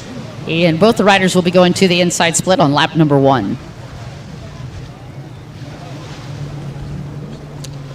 And Sam, one of the Great Britain riders, looking very solid out on this track and has already gotten a podium finish and got an award yesterday as we started our award ceremony and also our opening ceremonies for the WGP1 Waterjet World Series 2023. We had several officials here from Helsinki, Poland, as well as the Sports Authority. And Sam Wilson gets the call for the official hole shot. That's right. Overall, in moto number 1 with 60 points for Sam, 53 for Shaif Al-Shawadi in the craft number 9. Between these two here, pulling away that quickly is Sam Wilson from the Great Britain. Yep, he's a one-time European champ and a British champion as well. He's only 14 years old. He's also a student out of St. Anne's, England. And his dad actually built that boat for him. His first race in 2017, it was 9 years old, and that was at the JSRA. And I tell you what, they really do kick out a lot of very great racers, including Lucy Gadsby. Yeah, that's what he looks like right there. Yep. The young Sam Wilson. And he took the win yesterday and got a trophy for 13 to 15 ski junior stock. Wow. And he came in second in the ski junior light class and got an award for that yesterday as well. Yes. All right, well, let Sam ride out his course, while we take the opportunity to thank our sponsor here for the WGP #1 Water Jet World Series 2023, Don. We want to thank the Sports Authority of Thailand, the National Sports Development Fund, of course, the Tourism Authority of Thailand. All right, Jimena Kasakawa as well. Also, special thanks to Taurus Sea Power and BRP Sea-Doo, GoTech 7 and Security Solutions, Jet Tribe Racing. Gosh, we're so lucky to have all these amazing sponsors, including Spectrum Watercraft and Ride House. That's right. Our official media partner is Eurosport. Special thanks to Freedom Racing, and our official exclusive jet ski riding gear is Jet Pilot in collaboration with IJSBA. And the tournament brand is WGP #1 Waterjet World Grand Prix, organized by Watercross World by Asian Multisport. And again, special thanks to Minnie Kosakoa for helping us not only get to Poland, but to get to this particular race site as well. We're right here racing in the Bay of Puck. Average depth about 7 feet in this bay. It is crazy shallow. Well, we saw that yesterday when some of the riders were coming in, and you and I both were commenting on it. They're like up to about mid-thigh. Yep. And they were being dragged in. Yep. Yeah. Crazy. After this race, I'll give you the overall. Now, it's just the moto count for the different countries, so we'll know what countries are in the lead. Alrighty. But not yet. Not yet? Why? What you want? You want me to do it now? Don't keep me waiting. Oh, man. Okay, fine. All right. The total moto count at the moment. You want to make a guess on who you think the leader is? We've been talking about him a lot. I say France. Very close, but no. Estonia is got the Estonia. most right now. Yep, Okay. 17 golds wins. This is moto wins only. 17 moto wins, 8 silvers, and 3 bronzes. The UK's got 14 moto wins. They're in second. And Belgium with 13 is in third. Finland with 8 is in fourth. And Kuwait is in fifth with 7th. What about France? Well, now you're just making me count. I said France, and then you didn't. I wasn't So that even means going you know to, what because it's happened? way down there. No, it's, hold on, 6, 7. So that means that they're not even 6. Wait, 3, 4, 5, 6. 8. They're 8th Okay. with 5 total. So So I pick it guessed up. wrong. No, you were close, sort of. Anyway, Estonia, UK, and Belgium are your top 3 right now. All right, let's get back to the action for these two riders here for the Ski Junior 13 and 15 4-stroke light category. Of course, number 68 from Great Britain for the UK, Sam Wilson is in the lead in that yellow, lime, gray. Love the design on that boat. And I love the fact that he has a tennis ball helmet, so you can't lose him anywhere on the track. F1 racing enthusiast as well.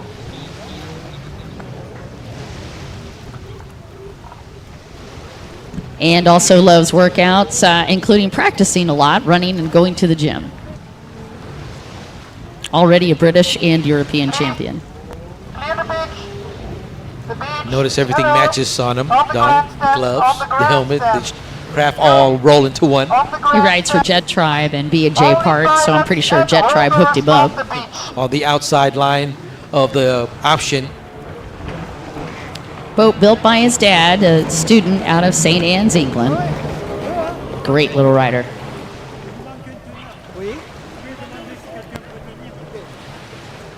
Is there anybody who wants to be a holder for the team here?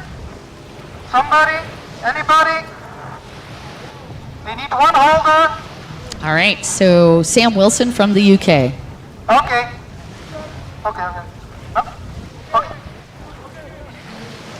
Sir? Sir? All right, so right-hand side of this track, and we talked about this track layout quite a bit, but the right-hand side also has a split section, The beach must stay clear. and he is working the outside split. So jet ski language relates this way. If you are watching the riders go through a series of blue buoys, it means they're in the splits, and they generally, that blue buoys are indicating the outside splits.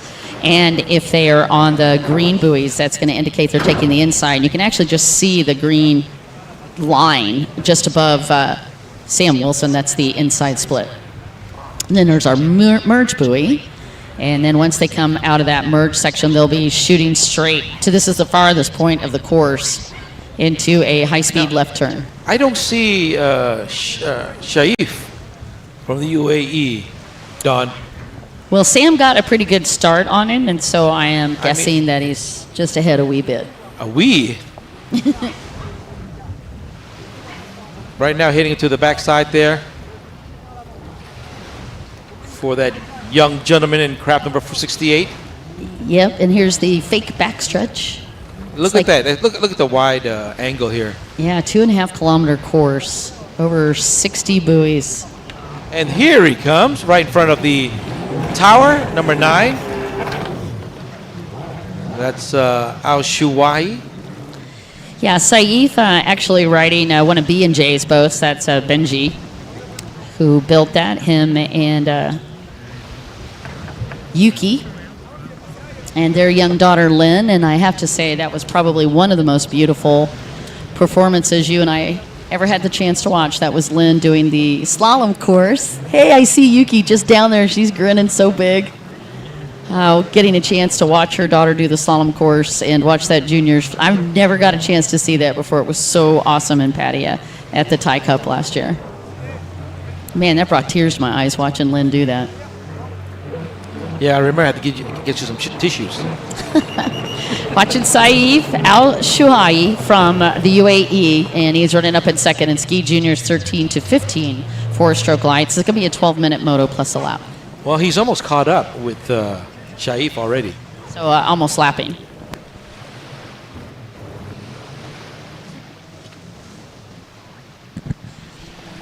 And just an awesome family of jet ski racers. All right, Sam Wilson.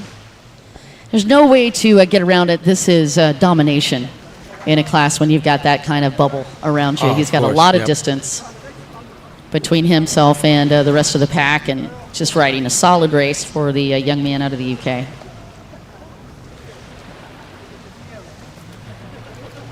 Coming out of the option here for Sam. And the live stream throwing a lot of chatter for him as well. Jan Leatham, thank you so much for giving Sam a ton of encouragement.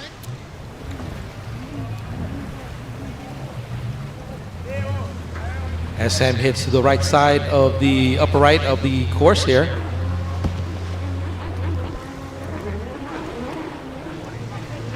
So far, the backstretch once again. Yeah. For the first half of it at least.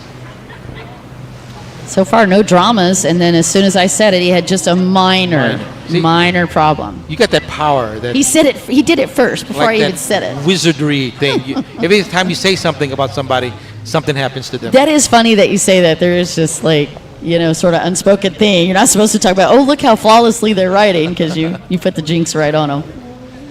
But not true, not the case for him. He just, no dramas, just a little bobble on that backstretch. This has been quieter waves compared to the monstrosity that we saw out on the track yesterday. Man, those waves were big. They were clicking in about... It was really hardcore yesterday. Yeah, 2 seconds apart. It was nuts. All right, here we go once again to the coming out of the upper left of the course, going into the option. Coming in, staying on the outside line. Yeah, he's been pretty comfortable out here, and particularly if you're not feeling pressure, there's really no need to defend a split. So if you're going to do that, just ride along. Yeah, just ride the one you're most comfortable with. He seems to really do well on this outside. Yeah. Oh, this is our final lap. You don't know that yet? Were you teasing me? You set me up. That sounds like the last lap. No, it's the last lap. I told you. Oh, okay. All right. All right, white flag is up. Actually, that was a checkered flag. It's a checkered one. You lied to me. They fooled both of us. You lied to me, Nick. All right, ladies and gentlemen, congratulations to Sam Wilson from the Great Britain in the UK, and he takes the win. Congratulations. Collecting another 60 points, Don.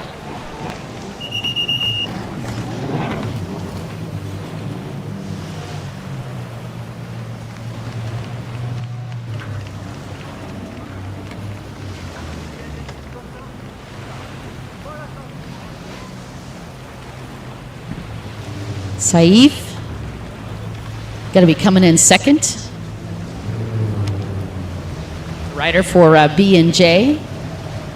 And that was moto number 2. Again, we're going to have 3 motos for all of the classes with the exception of ski and runabout. And speaking of runabout, novice runabout is on the line. This is the stock novice runabout class, and we got a big class, 13 riders down on the line, Nick. Pole position is going to be boat number 58, and that is Tom Bowdown. And also on the inside, boat number 74 lined up next to him, Steve Frankenberg. Boat number 37 also on the inside, that's Fahid Al Rayas. And boat number 88 lined up on the inside split, that is Janina Johansson. Boat number 46 on the inside is Camille Fadrowski, and boat number 33 also on that inside split, Edjadidis Ignavicius. On the outside split, boat number 14, Alias Milowski, followed by boat number 6, also on that outside split, Khalid Al-Zaruni. Boat number 21 was on the outside. Kasparitz, yes. Boat number 24 was Alexis Masea. Boat number 15 also on the outside, Yuri Stepchenko. And boat number 13 rounding out that field, and that is Tommy Mendelin on the outside split. Thank you for that, Don. As you see there, number 37 taking a little slight lead here as they come out of going into the hole shot. That's 30, Fahid Al Reyes. There's number 14 on the outside of the line. Paulius Miliaskis from Lithuania, and it is going to go to boat number 37, Fahid Al Reyes. Not enough, not enough.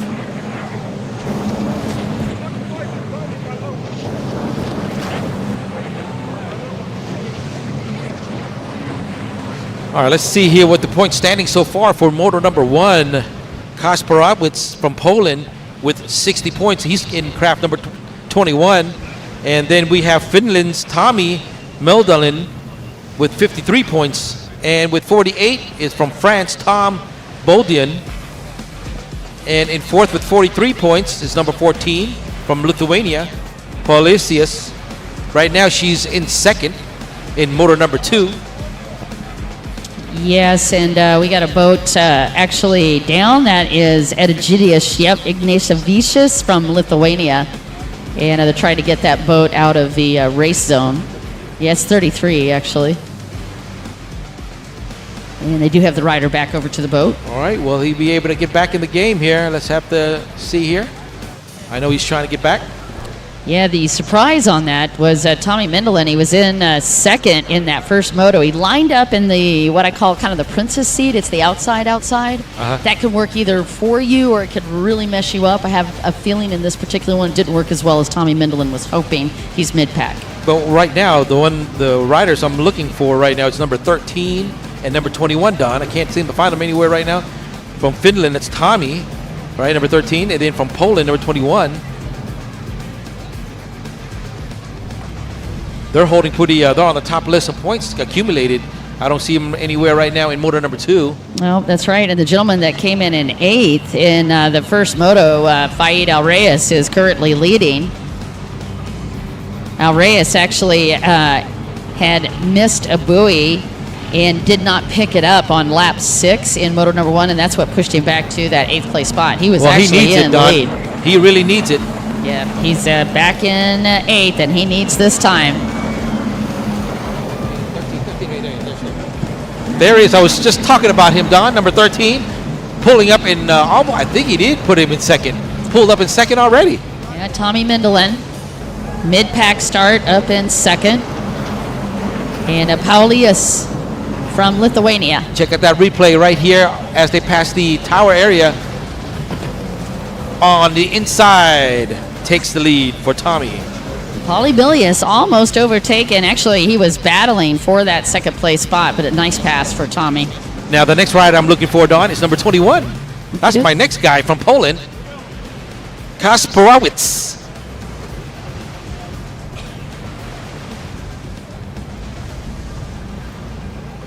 Now, how does it feel, Don? You know, I know you're used to be a rider yourself. Now, when you're in motor number 1 and you're leading, let's say you got 60 points in your hands, and then motor number 2, the situation like this happens. What do you feel like right now? What would you feel? Well, there's two states of mind, right? I think there's a natural tendency to panic a little bit. Yes. You'll see the seasoned riders. We're watching novices right now, so this is a learning field in my perspective for you. And from the novice's perspective, this may or may not have been his first time to get in that spot. So now he's just got to figure out how to manage the mind. You got to stay calm. You can't overreact. You can't override. Like, oh my gosh, I'm in 9th. I got to run back to the 1st. Can't go there. And particularly because he's in a stock boat. These guys aren't going to catch up via horsepower. They got to catch up the slow way, right? This is all about rider talent. So in his position, Nick, I would say stay calm. Stay calm. Ride it out. Do your race. Don't override. Work your way through the pack slowly, but definitely don't overreact. That's going to be a killer. A good insight to know, because usually I'm looking at it from the outside here. If I had 60 points and right now in motor number 2, I'm not anywhere in sight. What am I going to do now? Because there's only three motos, right? Not 4. You know what I mean? Right. But you don't know who's ahead of you. So you can't count moto math unless you know who's finishing, right? Exactly. So you just got to put your head down and focus on your race, because you can't control what's happening in front of you anyway. But of course, he has to know, that I do. In motor number 1, I came in first, and right now I'm way behind everybody else. What am I gonna do? It's all about consistencies in the numbers, and again, you just never know until the end of that where it's going to shake. So just ride your own race. But I guess what's fun about watching novice racing, because a lot of times they haven't had a chance to put themselves in this position where, maybe they're used to getting a bunch of hole shots. Who knows? Who knows? Yep. But right now, this is probably one of the best training grounds for somebody that's got a big future in the sport, because you've got to be able to work mid-pack as well. So you know what it feels like. Exactly. You're not always going to get the whole shot. That's just an improbability. Because everything you learn from experience. The more you race, the more experience you can accumulate. Yep, and you got to learn how to pass from the back, right? Yep. So it is a world of difference being 4 or 5 bows back. Speaking of being back, and somebody just fell off, number 24. Yeah, somebody's off the boat completely. That gentleman was Alexis Malacia. Romanian rider. He came into this one in 10th. Let's see if he can get back in the game here. Yeah, and he actually had a good one. He was in lap 3. He missed a buoy, though. That pushed him back. Malacia was in top 5 in Moto 1, I believe, but right now he's in 10th. And, actually right now he's swimming. So that would be the Michael Phelps, which is not good. Yeah. The bro buoy.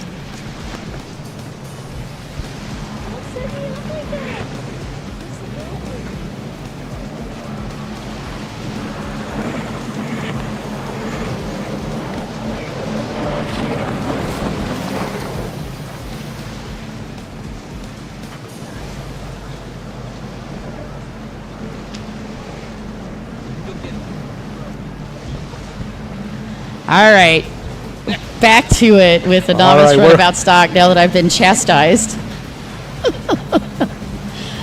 You guys, we've had a change of leadership from race number 1. Right now you're watching Fahid El Reyes with a little redemption after missing that buoy in Moto number 1 is leading the race.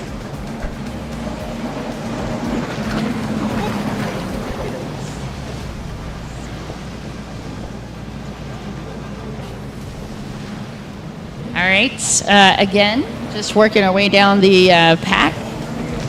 Quite a few. This is one of the races in Moto 1 where I have seen 5 different penalties.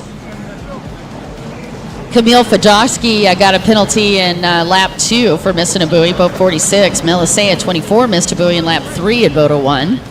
Ignatius Idigidius, who also was in the top 5, missed a buoy.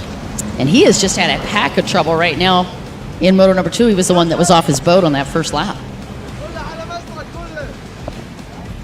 Boat number 15 in lap 5, that was Yuri, also missed a buoy. And boat number 37, I guess we talked about, Fahid El Reyes. In lap 6, missed it. But I love that Fahid came back. This is a good example, actually, of a rider that handles, it's catastrophic, really. When you miss a buoy like that after winning the first one, and then you have to come back, that is a good way, in my opinion, to build a top rider. Fahid just came right back and got the job done in Moto number 2 with this whole shot. and leading the race. We're about midway through. Well, right behind, not too far, right? It's right, not too far behind is in second position. Tommy Mendelin, number 13, still holding, but he's getting pretty close there, going into the option. All right, Mendelin with that overtake a couple of laps ago, still in second. Tommy Mendelin, who had a second in Moto number 1, and he is being very consistent. He's on the outside, and Fahid El Reyes, oh, he is just focused. Oh, he needs it. That's why he's focused. He really needs it. Yeah, he looks that way in Moto 1, too. This is a good rider. He really needs to take this Moto number 2 to give him a chance here. And number 13 still chasing down from Finland. Tommy Mendelin in second overall. Tommy Mendelin's a really fun rider to watch. He's strong both when he's up towards the front, and he's strong mid-pack as well. Really fun and a great rider for the Finland team. Oh, he's going for it. I'm telling you right now. Tommy, he's pushing it. Right there on the right in the back of the screen there. Your current leader right in the middle of the screen. Tommy with that overtake in lap 2. As they hit to the right up, side. Yeah, he's going to scoot up and put the pressure on Fahid El Reyes. And this is the first time, I think, that Fahid has truly felt it, as it took Tommy a while to close the real estate between him and your race leader. On the far right, here they go. About a buoy and a half separates the first and second, but it seems to me that Tommy is pretty fast here, a little bit quicker on the throttle here for number 13. Well, again, it's about pacing. And Fahid El Reyes, up until this point, really hasn't felt much pressure. Oh, he's going to feel it right now. He's right. He's not that far behind as they head into the double backstretch here. This is a showdown between Kuwait and Finland. And you and I have been talking about Finland the last couple of days. A lot of solid riders. Used to cold water and cold weather conditions. This is their home. Right. Yep. Kuwait, on the other hand, sort of like you and I, not so used to it. But still outstanding. They have a huge team over here this week. And look at it, Don. He's making his move already early. Number 13 from Finland, Tommy on the inside as the current leader. Number 37, Fahid on the outside. Lap number, well, I'm not sure what lap, but buoy number 3 in this inside split. Tommy Mendelin with a minor mistake. Speared it, ended up on the right way. Didn't go up over the buoy, so it's probably not going to count. But the question is, should he pick up the penalty as the white flag comes out? And Tommy Mendelin just took a risk there.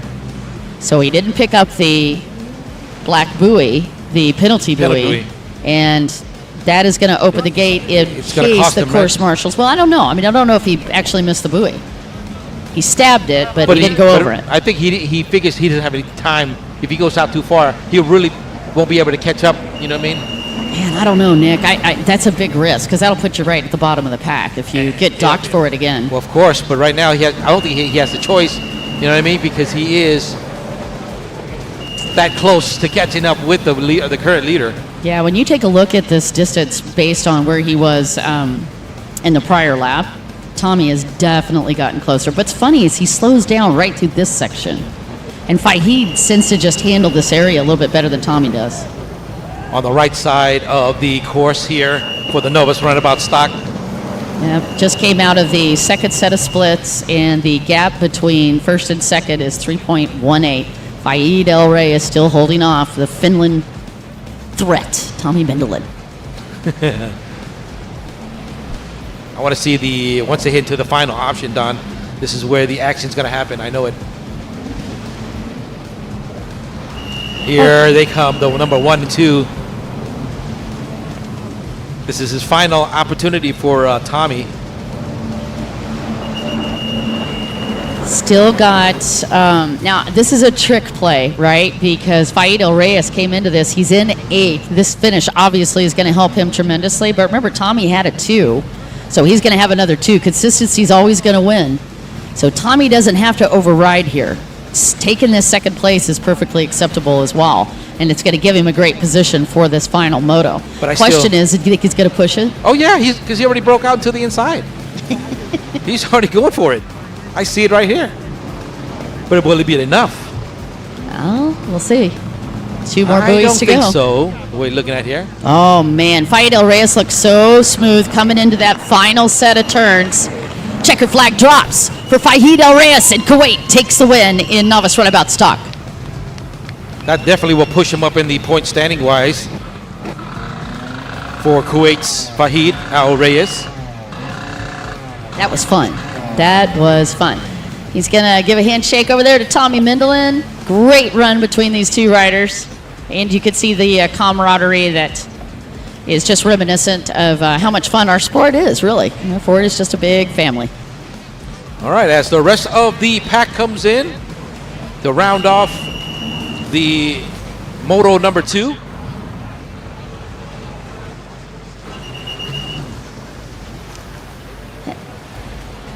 Had a couple of questions on when the LCQ is coming, and I'll just grab that schedule real quick and let you know. Pending Tech, by the way, this is the first time that we see Lithuania in the top 3 for motos. So they're jumping up on the board for moto podiums. All right, Don, as the rest of the guys are just finishing up, clearing the race course for our next category will be the what? The Pro-Am Ski Light category. With a total of 7 crafts in this one, Don. Who will we have to keep an eye on this one after moto number 1? You got a hot, fast group here, right? Mateo Reynes, Estonia, took the win in the first moto. This is the one that you and I had so much fun talking about yesterday, because it was the rookie rider, Andrew Hubert Laurie from Estonia, that actually had the whole shot. And then Mateo Reynes just ran him down. So Andrew Hubert Laurie is in second coming out of this one. Both of them are lined up on the inside. Mateo Reynes with the pole position, and Andrew Hubert Laurie was second. It looks like we have the replay on the start. Let's hope it doesn't happen again. Right. There's Tommy Mendelin getting the pass into second after that wretched little start he wasn't as happy with. And then, of course, Fayed Al Reyes with the win and the overall, and a beautiful run from your novice runabout rider from Kuwait. Okay, back to our current lineup. Pro-Am Skis Lights, fast boats, and fast riders. Couldn't ask for a better combination. So again, both the riders from Estonia that had first and second are in the inside split. Dag Martin Drange is going to be on the pole position on the outside. Boat number 99, that is Valerie Doha, he'll be on the inside. And Jonathan Rayner also is going to line up on that inside split. On the outside, Dag Martin Drange, pole. Boat number 2, Marlon Teague in a second. And then on the outside again, that Cinderella position, in my opinion, Bertie Gurno. All right, Don, thank you for that information there. CT Finland in the house, and Norway up there waving. Well, Estonia, top 2 are in first, right? Matthias with 60 points. Laurie with 53, accumulated after motor number 1. We have Norway's Martin Durang with 48 points. And with 43 from Belgium, Jonathan Rayner. And rounding off the top 5 here with 39 points is France Barney Goodnow. All right, so a couple people have been asking about that LCQ because they're excited to watch the runabout.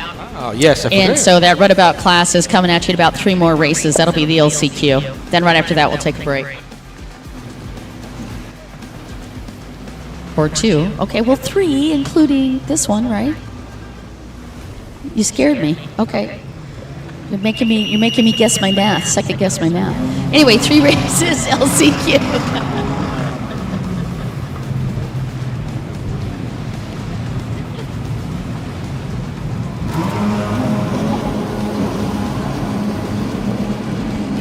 Great start from Mateo Reynes as Nick over there entertaining himself.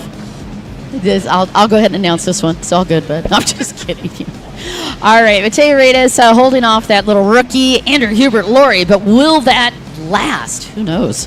Dag Martin Drange looking strong on the outside split. We'll see who's going to get the whole shot in this epic matchup on the front stretch.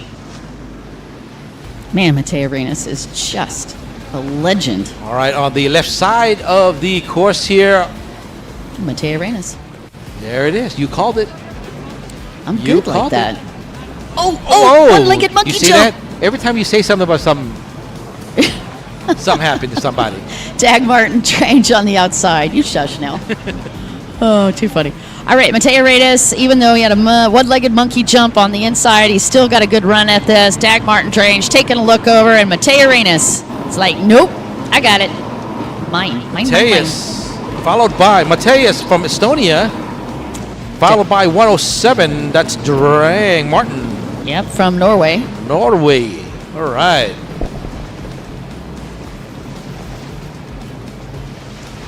Mateo Arenas out of... He's looking pretty good now, you know. Man, he is. After motor number 1, he was looking pretty good. Yep. He's quick in motor number 1. He's been in multiple different classes and has just truly been a big shining star for the Estonian team. He lives in Kolia, and he's only 18 years old. And listen to the pedigree. 10 World Championships, 11 Euro Championships. His first race was in 2011. So, got that race number from his dad and still uses that today. Is that Andrew Hubert Laurie in third? I was just trying to catch the number. And in third, you're right, Don, it's number 19, is from Estonia. Laurie is in third place.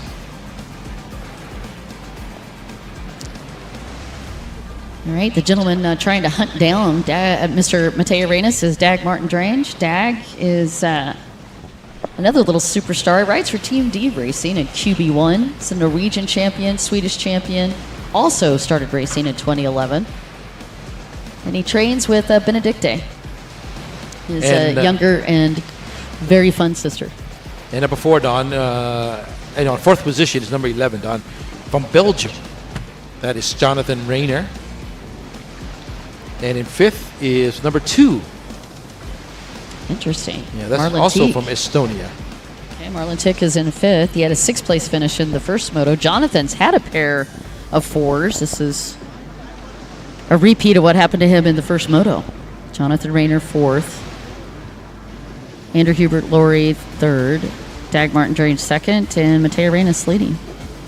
Well, right now it's up to Laurie right here from Estonia to see if he can try to catch up with the rider from Norway. That's Martin, because he's currently 2nd. There's your leader from Estonia, Matthias Reynes.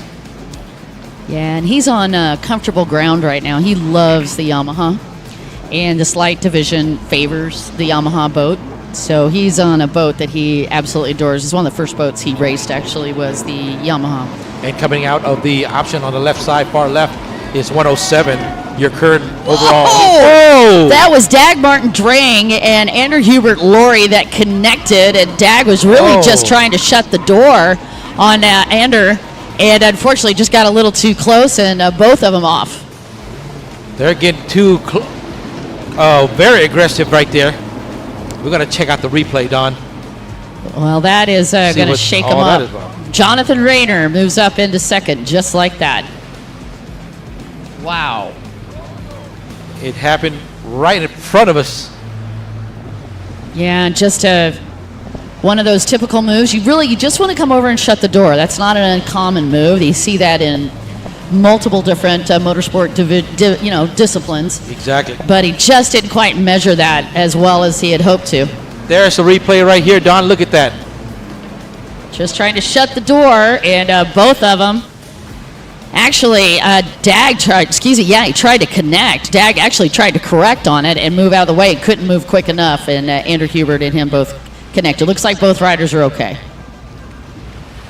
He looked to the left, and it was just not enough time to move out the way. He couldn't correct fast enough. Well, and again, those boats aren't super stable, as we talked about. You can't just do a sharp right turn, or you're going to eject yourself. Well, as long as they're okay, we're good to go. Yep. Well, again, a change in 2nd place. That's Jonathan Rayner now, who's moved up into 2nd. And it's going to be Marlon Teague in 3rd, yes. Yep. Wow, crazy. Now we have to see if these two can get back in the game here, right? Laurie and Martin. That was a pretty big exit. So they're going to have to get back to the boat, get the boat started, get the water out of the goggles, shake it off, and then get going. I mean, they're holding pretty good on the points-wise, but I mean, as long as they can come back and finish the race. Definitely puts those podiums in jeopardy. And there's number 2. That is Estonia's Martin Teek, currently in 3rd. Hello. Yes, thank you. In the white and green helmet. Boat number 80 at 181. Up in 4th, that is Bernie Gano.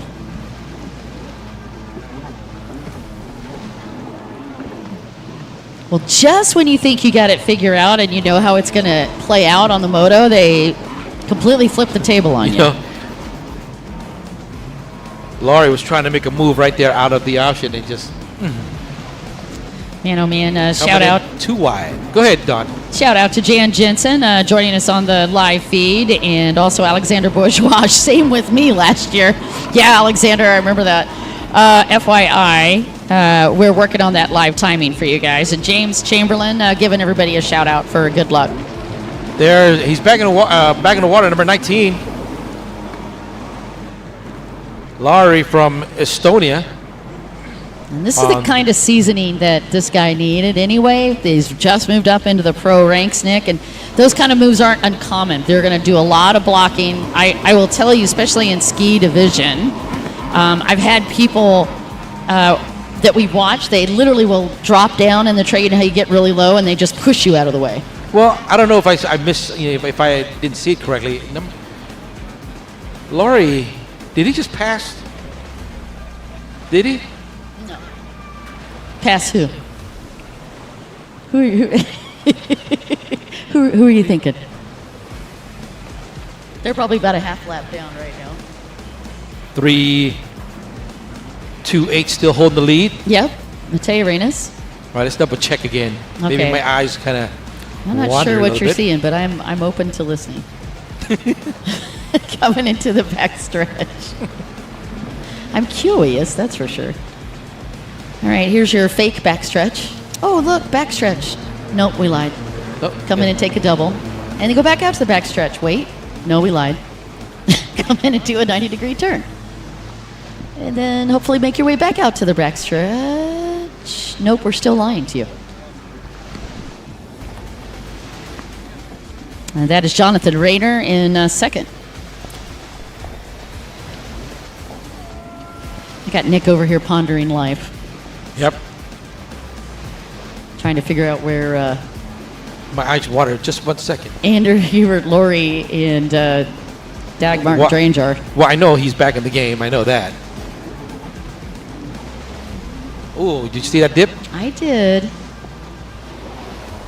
The nice thing about watching Matei Arenas is that while he may dip a nose down there and do a little tiny sub, he's so great at recovery. Beautiful final turn onto the front stretch. Out of that split section, Jonathan Rayner follows him into the inside. Jonathan having not as easy of a time going through that. It's pretty narrow waves, and they're pretty steep backed. So that's what these guys are digging those noses into. Here they come out of the option on the left side of the course. Of course, that is your current leader right there, right? Jonathan Rayner, that's your second place rider. Okay. We just missed Matei Arenas. He already snuck through. And that is your third place rider, Marlon Teek.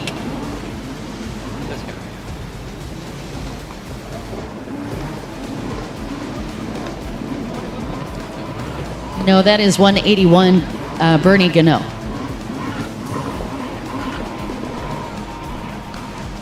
So again, your top four, Matei Arenas. Boat number 11, Jonathan Rayner second. Boat number 2, Marlon Teek in third. And boat number 181, Bernie Gano in fourth. And that is a bit of an upset after that brotherly love that happened earlier. The little clash of the Titan.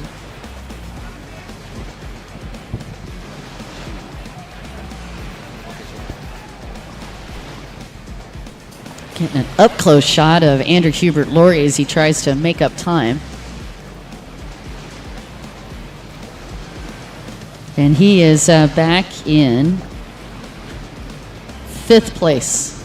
But Andrew Hubert Laurie has moved up into 5th.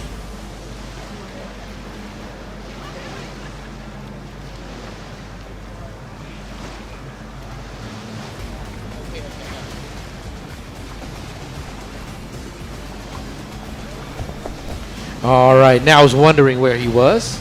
Number 19, Don, he's in 5th.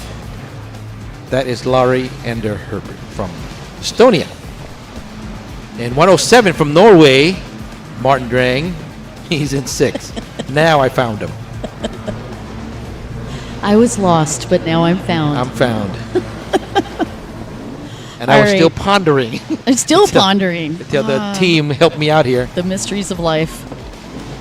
All right, again, your top 4 riders, Mateo Reynes, and that's Marlon Teek you're watching in 3rd.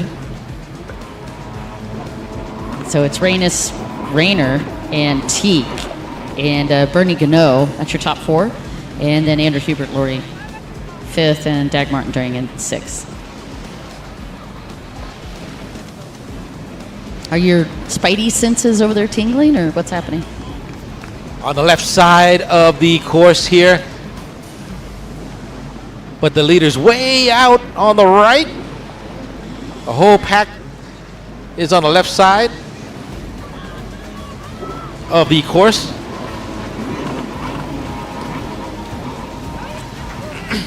Once again, you are watching the Pro-Am Ski Light category.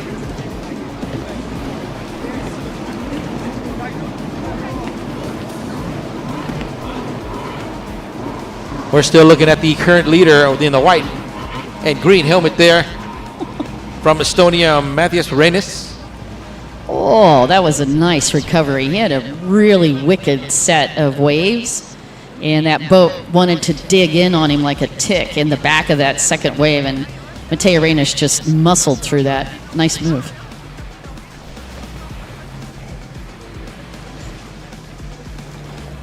Smooth. I'm sure, Don, if that situation didn't happen, I'm telling you that Matthias would have a harder time of trying to take this moto. Well, there's no question. It was really fun to watch the battle. We're going to see him again. They're in 2 classes, so we're not done with that, right? But we still got another it moto was quite the battle yesterday. And the fact that they were lead swapping made it even more exciting. Yeah, I really enjoyed that. You could see the big boats. It's a huge area for shipping. Out in the Bay of Puck, you could see the boats out there as they work their way over to Gdansk, which is about 30 minutes away from where we are. That is your overall in 2nd position holder, number 11. It's Jonathan Rayner. From Belgium. Jonathan, I don't have a whole lot on him other than he's 34. Bernie Gano, who is back in 4th, is 20 years old. And he actually builds his own boats. Impressive. Yeah, very. Especially in this class. Watching the Pro-Am Ski Lights as we wind down the last couple of laps. All the way up top there on the course. Hitting on the final lap here for the leader, 3:28 from Estonia. From start, holding first consistently.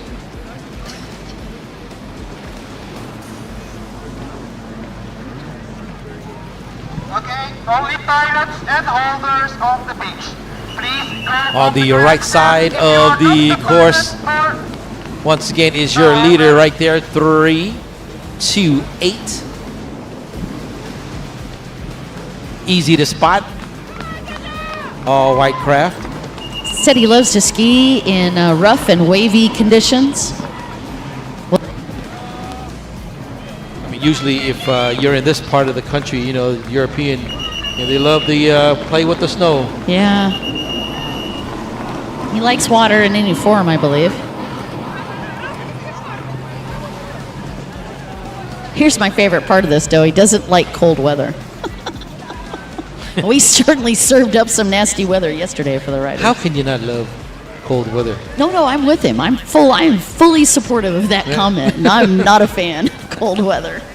You live in a country that's so cold. Whatever. Oh, too funny.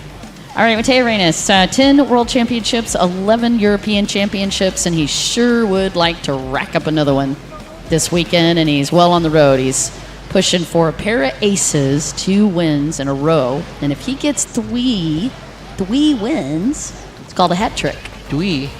I Okay. was just checking to make sure you're paying attention. Only a half a lap left. Don, you'll find that out. As he heads into the final option area of the course here for the Pro-Am Ski Light.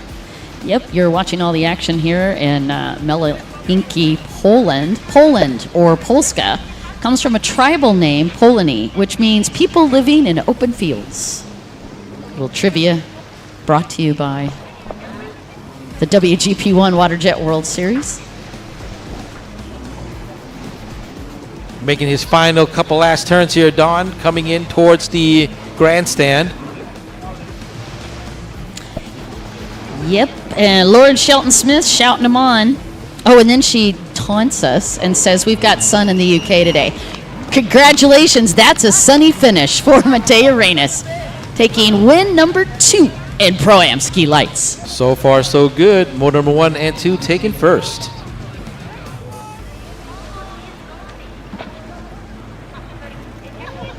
Steps off and he's in knee-deep water. That's awesome. I'll just walk my way back.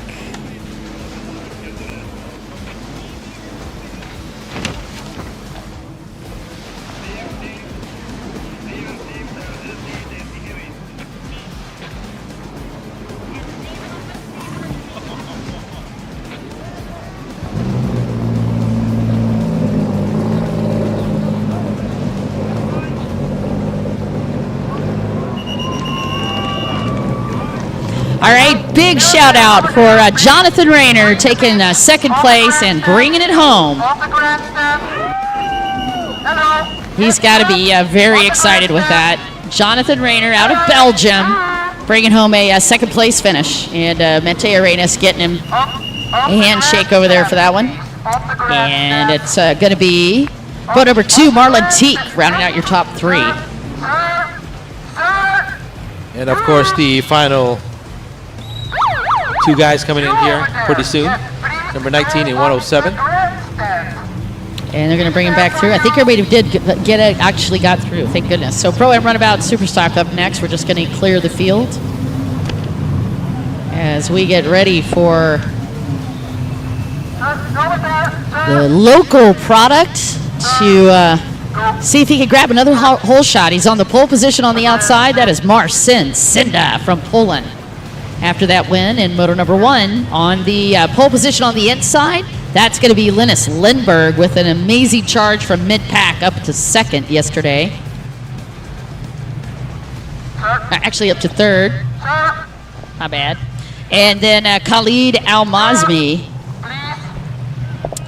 with a 2nd place finish. He is on boat number 6. Which is interesting here. I'm kind of not finding him. Well, Don, let's see a little highlights here. Oh, let's go back and do a replay. Go for it, sir. 107, as you can see there, and number 19 colliding right in front of us here. It's in a big case of bond rail bouncing. And Mateo Reyes, as he brings it home for the win. And Jonathan Rayner with a great finish for Belgium in 2nd.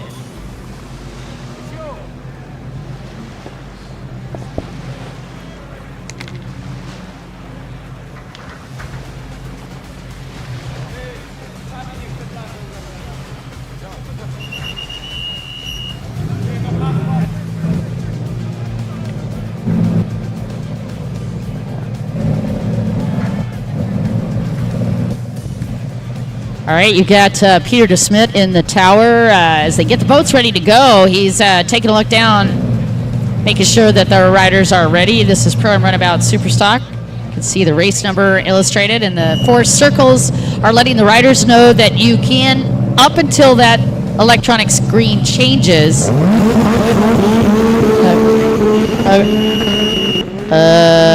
Yeah. It doesn't look too good on that one. We even saw that here. Let's see if they're going to call them back.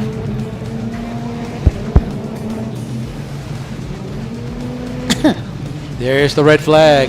And nobody's surprised by that. I was a bit stunned. I was like, wait, what? Why are you still going? Don't go. No, don't go.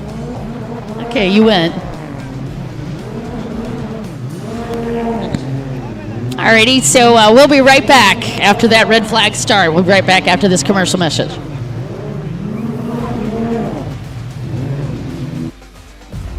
WGP1 WaterJet World Series Season 2023 is coming.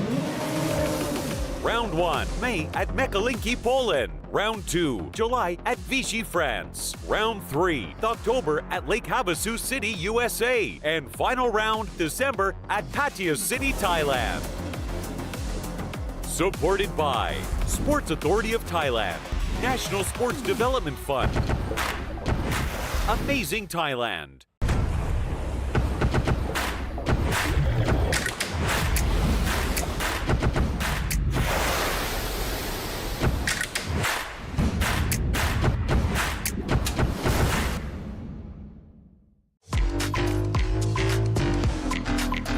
Powered by Jet Tribe.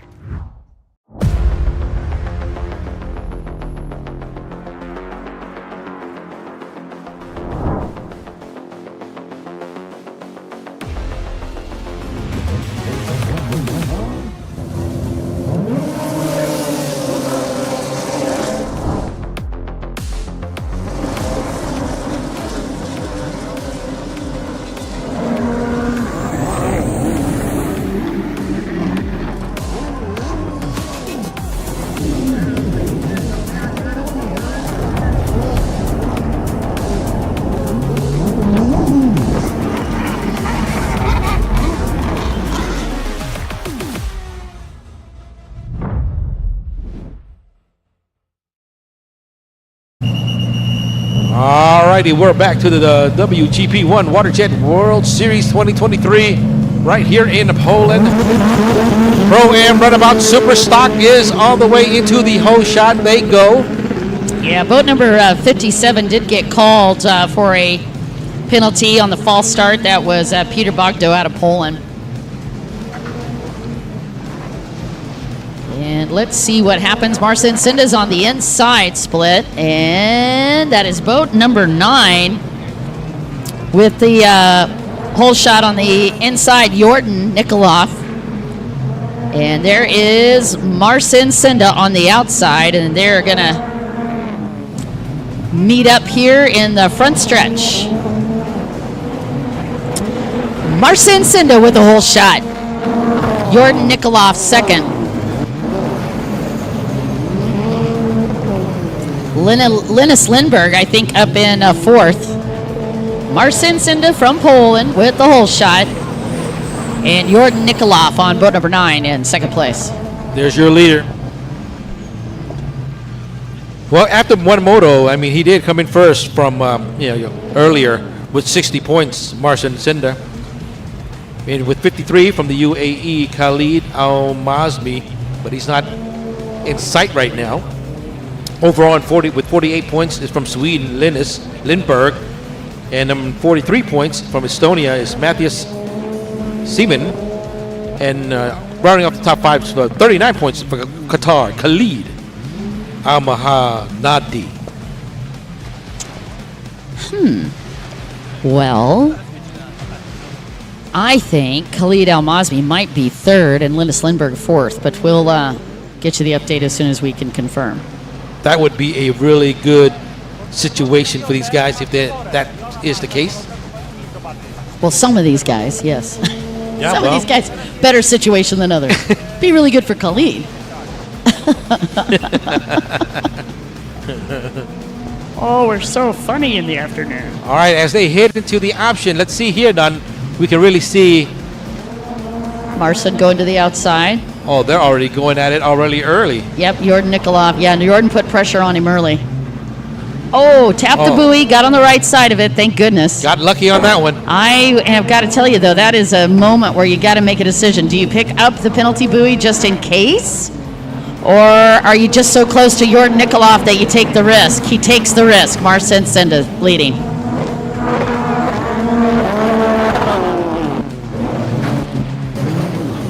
Yep, boat number 22 in third. That is Khalid Al-Mohadi.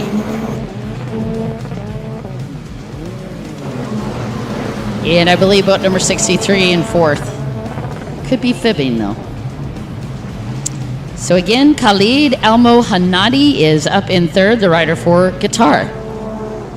And there were no penalties for any of the riders in the first moto. As they head to the right side section of the course. Marcin Senda out of Poland, leading.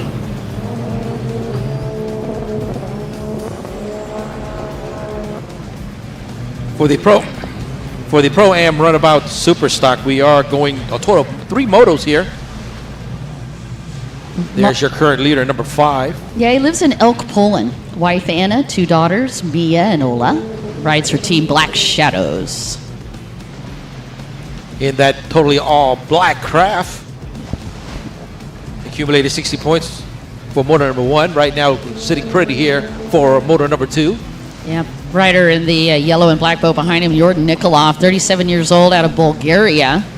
He's a manager, and that boat is built by him.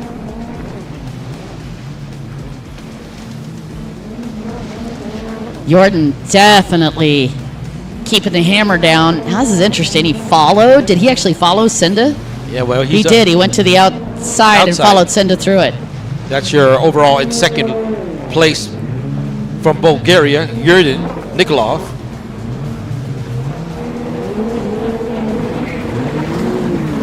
We're gonna see who's in fourth right now, because we know 1, 2, and 3. Top 3 boats went to the inside, or excuse me, but to the outside. Khalid Al-Ahmadi as well.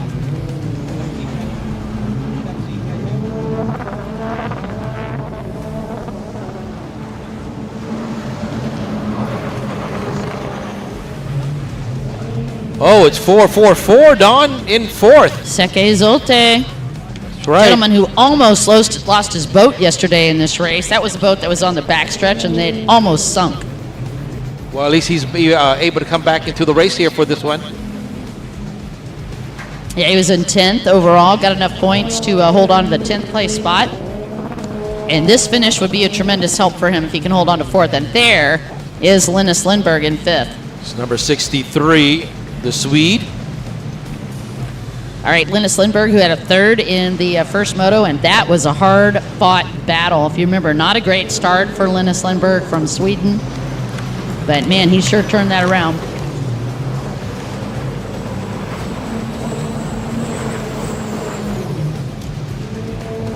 Again, Marcin Senda from Poland. A local hometown product out of Elk, Poland, leading the Pro-Am Runabout Superstock. And he takes this one home. He will have a pair of aces in his pocket as they get ready for tomorrow's motos. We're going to go through the second set of motos today for all the races we watched yesterday. And number 17. Yep. That is from that's Lithuania's Yotatis. Number 57. That's from Poland, Peter Bojdo.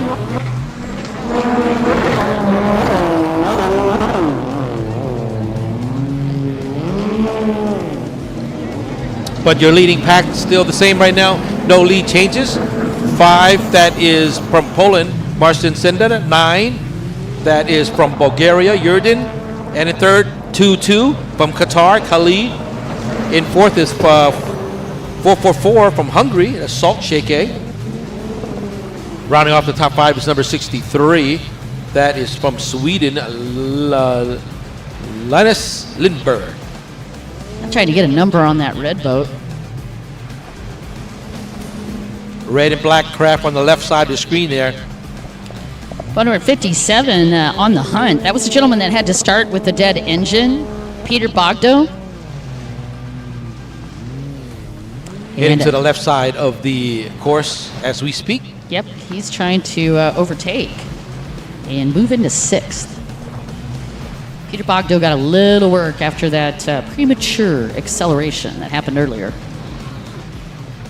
Here they come towards the beach area once again on the left side into the option.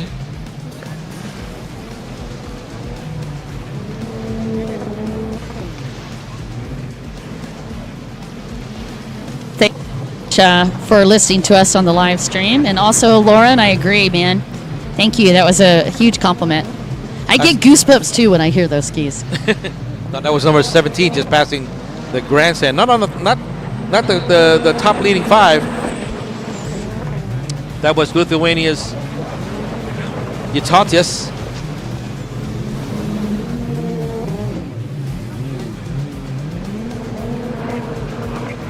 There's your race leader, Marcin Senda. What a nice hole shot.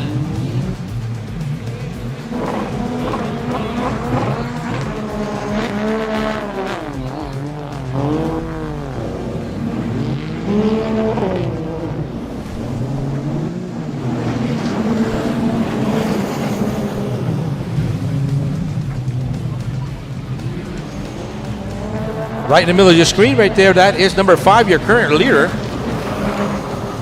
Marcin Senda. Now he accumulated 60 points, so if he can hold off here in motor number 2, coming in with another 60, it'll be real good for him. He's got a solid run going here for Marcin Senda. Love this gentleman's riding style. But in this sport, anything can happen at the last minute. Now who's jinxing who over there? I've seen it happen many times. Why you gotta be like that? You're watching the rider from Poland, Marcin Senda. It's a builder in the 9 to 5. And just a moving out of the super right cool side, yep. Super cool ambassador. Is he overtaking? He's lapping. He's lapping, that's his lapping. Not overtaking, he's gone. All right, moving past a couple lap riders as he makes his way through our fake backstretch. That's right. Going into our real option on the left. It's like a faux backstretch. All right, outside split for Marcin. Man, he's been very comfortable on the outside. I mean, if do what works, right? It's working for him. He'll stay out there. Well, yes and no. I mean, he's got lap traffic ahead of him. But he has nobody behind him. Well, I don't imagine Jordan Nikoloff is that far off. He looked pretty solid on the first couple of laps. Oh, he's not that far. He's I wouldn't pretty be close. napping in front. That's all I'm saying.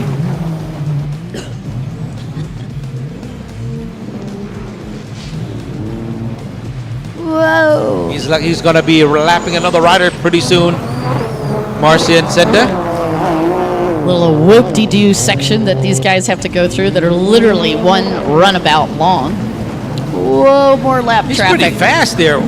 Did he just miss a buoy? No, I don't think so, but he did push that guy. Well, if he did, we'll find out because he'll pick one up. He'll have to go fix it all the way out there. And that'd be a heartbreaker. So go pick up your penalty buoy. Well, I mean, if he's, in the lead far enough, he has enough time to do that. Listen, if there's any, I'm with you. If there's any question about it, and you Fix it. can, fix it. Fix it it. now. Don't get that in your head. I don't think he missed one, though. I think he just pushed that other guy out of the way a little bit. Let's do a replay.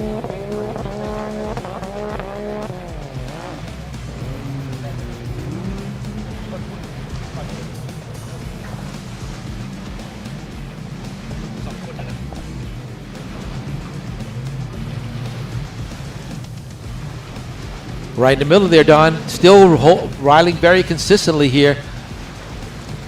Yeah, the gentleman that rides for Team Black Shadows, they really put together good machines. And Marcin Senda is quite an athlete. There's a cool shot of the family man. I'm sure his mom and his wife and the kids are watching.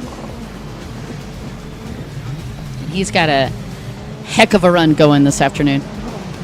Heading once again towards the split here. Let's see here, Don. Remember we spoke earlier, if he was not 100% sure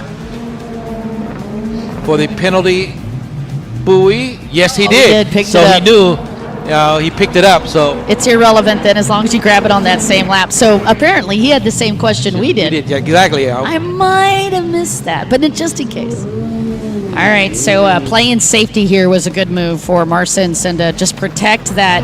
When you're working that hard, Yeah, you don't want to lose it just by forgetting to do things. yeah, I think you're right. I think it was just a smart move to take that extra couple of seconds. I just think the fact that you barely get out of the front stretch, you have to go back into the middle of the track, and then as soon as you take a right-hand turn, you got to get back into another technical split section. I mean, this is a gruesome course in a good way. I love it.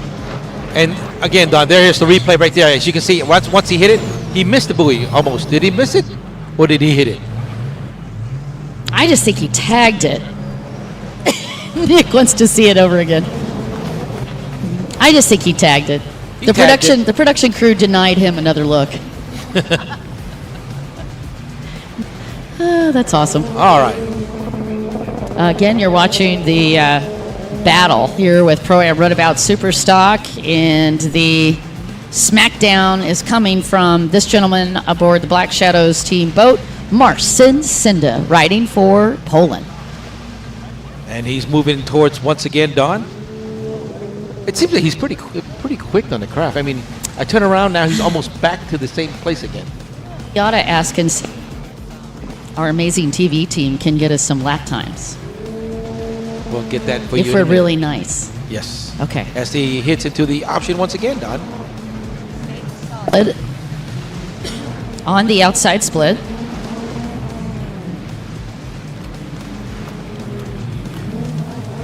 Got a couple more laps to go. You're watching the Pro-Am runabout, so these guys are going to be going longer numbers.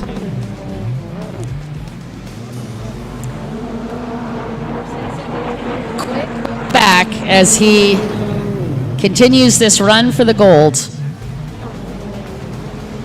We've got a couple more races before the LCQ, and we'll get a chance to watch the final couple of opportunities for the open runabout, that runabout GP class. Will Albaz get in?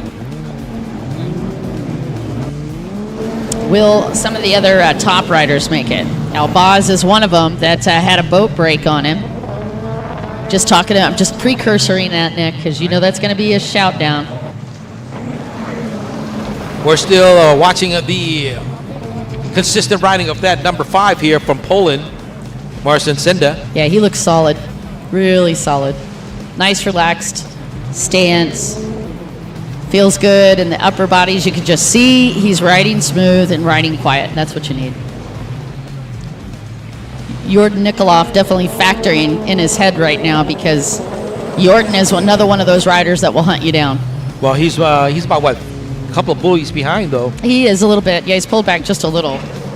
But Jordan Nikoloff is a very quick rider. He's out of Bulgaria, actually. And he loves to race the number 9. He's his own sponsor, he said. He just started racing in 2015.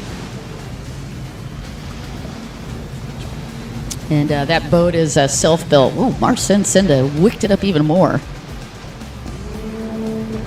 He's already in the option once again here on the left side.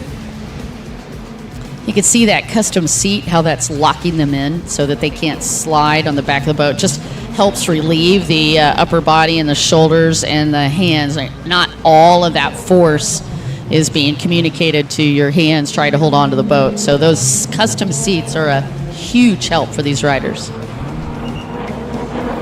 As he moves his way into the final lap of the Pro-Am Runabout Superstock, Don still holding the lead comfortably. The rider from Poland, Marcin Cinda. Yeah, this is a critical part of the race from a ride perspective, because it's the one area where I do see riders sometimes get distracted or lose focus, and this is not the time or place to be thinking about the medal or your place on the podium. It's just buoy to buoy, and you've really got to have a lot of self-discipline to stay on your boat and stay present. And Marcin Cinda, definitely one of those riders. He's very good. As long as you get that moto, done one moto at a time. That's right. Just think about what's happening right now. Get your job done. Then you can fantasize about what's going to happen later. But I've seen a lot of riders cause themselves drama on this final lap. Well, talking about drama, though, Don, the in second position is way open for anybody for the taking right now, the points-wise. Well, it's good to see Seke Zolte getting an opportunity. Was back there in fourth after the almost Titanic situation happening on the backstretch yesterday. It was not good. His boat was almost submerged. And watching him on the social media stream last night, he was very upset. Did not think he was going to make it back out here today. It's great to see his boat on the water. And like I said, right now, looking out there, number 5 once again on the screen there for you, coming in for the final half a lap here of the moto number 2. Shouldn't have any problem right now, Don, do you think? Again, you just got to stay focused, right? Like, yeah, you won't have problem. He's riding great, and he's certainly conditioned. Got a lot of conditioning, quite a bit of training from this rider. So right now, he's just got to finish it up, stay to the outside, don't get too relaxed, and don't miss buoys.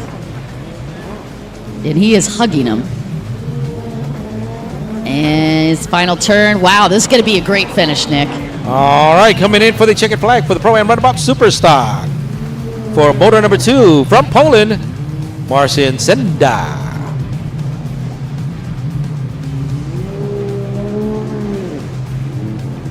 Great job from this pilot out of Poland, riding for Team Black Shadows. And you can see Jordan Nikolov, on the outside. He comes through in second, the rider from Bulgaria. Solid run. And the first time Bulgaria has gotten up in the medals. And that looks like a boat number 22.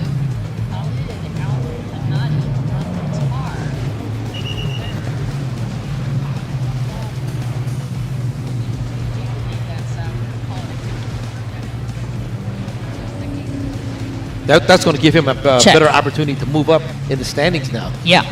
All right, so Poland, Bulgaria, and Qatar, your top 3. And there's your replay of the start and the winning run of Marcin Senda.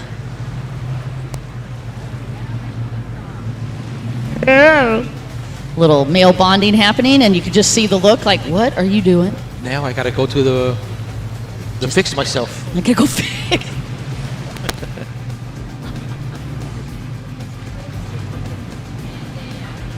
Perfect.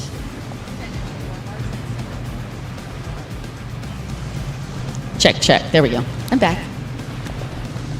All right, as we clear up the rest of the course for our next one, it will be the Pro-Am Ski 4-stroke lights.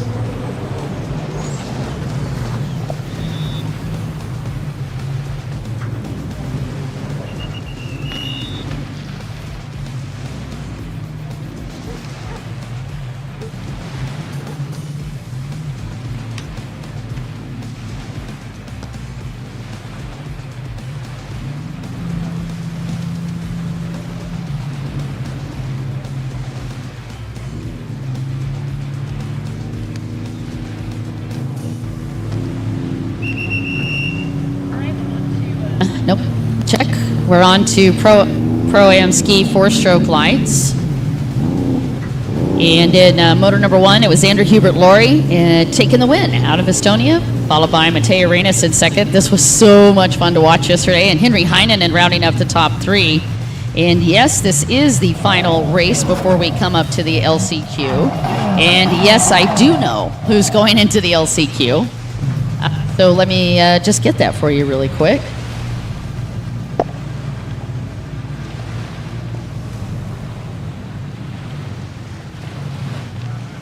Perfect.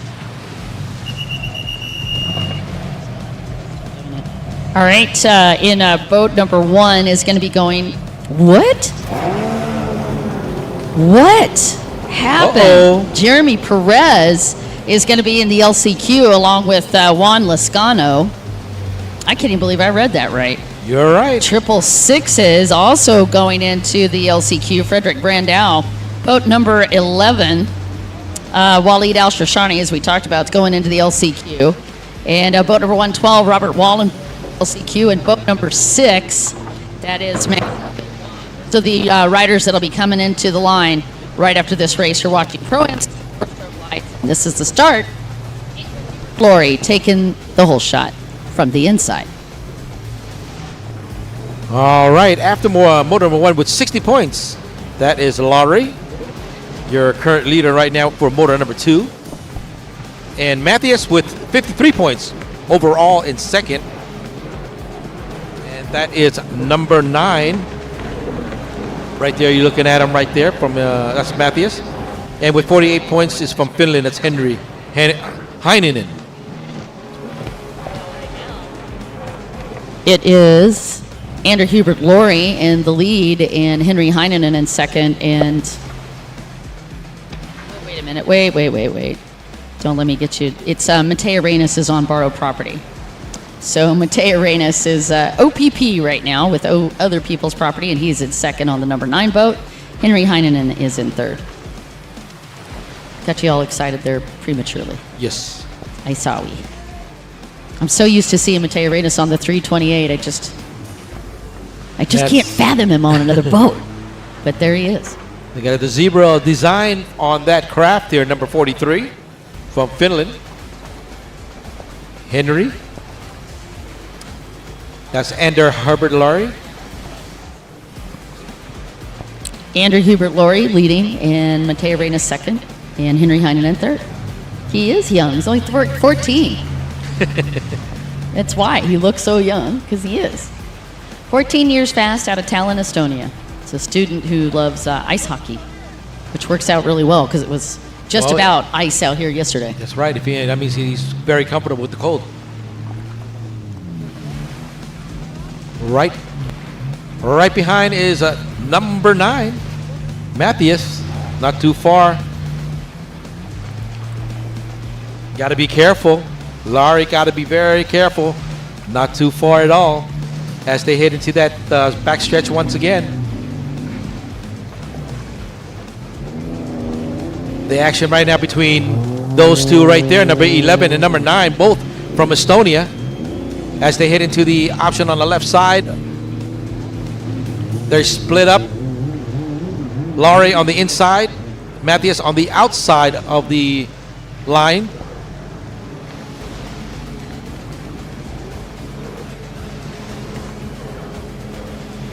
Got to keep them turns tight here for Laurie. Let's see, number 9, is he tight? He's pretty tight also. Here they come, heading towards the tower. Still holding the lead is Laurie.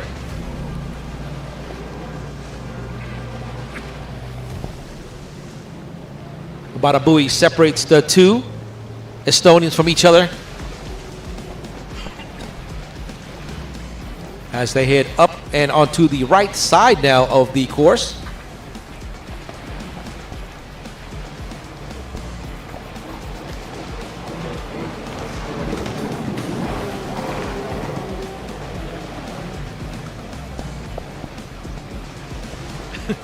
There is your leader, Andrew Hubert Laurie from Estonia. Only 14 years old. Already going at it with the pros. Pro-Am Ski 4-stroke light. You're overall in second position, Matthias Reynes, also from Estonia.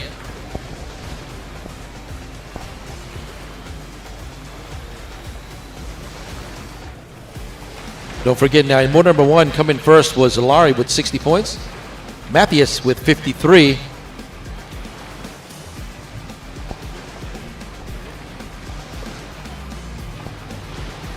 If you're just joining us right here on live stream, I'd like to welcome you to the competition right here for the World Series round number 1.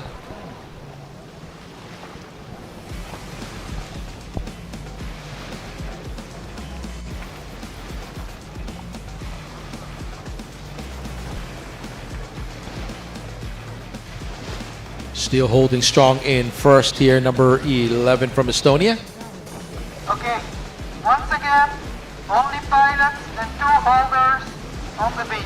Everybody else out of the option, going onto the inside line of the course. On the grandstand. You, over there, please get up and go. Right behind is Matthias, also taking the inside line. And 2 holders.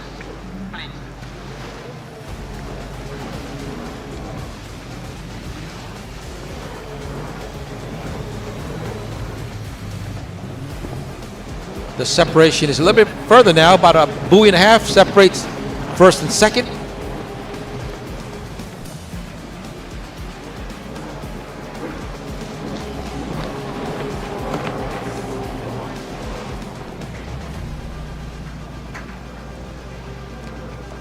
Looking from this angle, the lead expanded to 2 buoys now. Boys, here, behind. Off the beach. Please clear the beach. Clear. Working the right side Thank you. section of the course.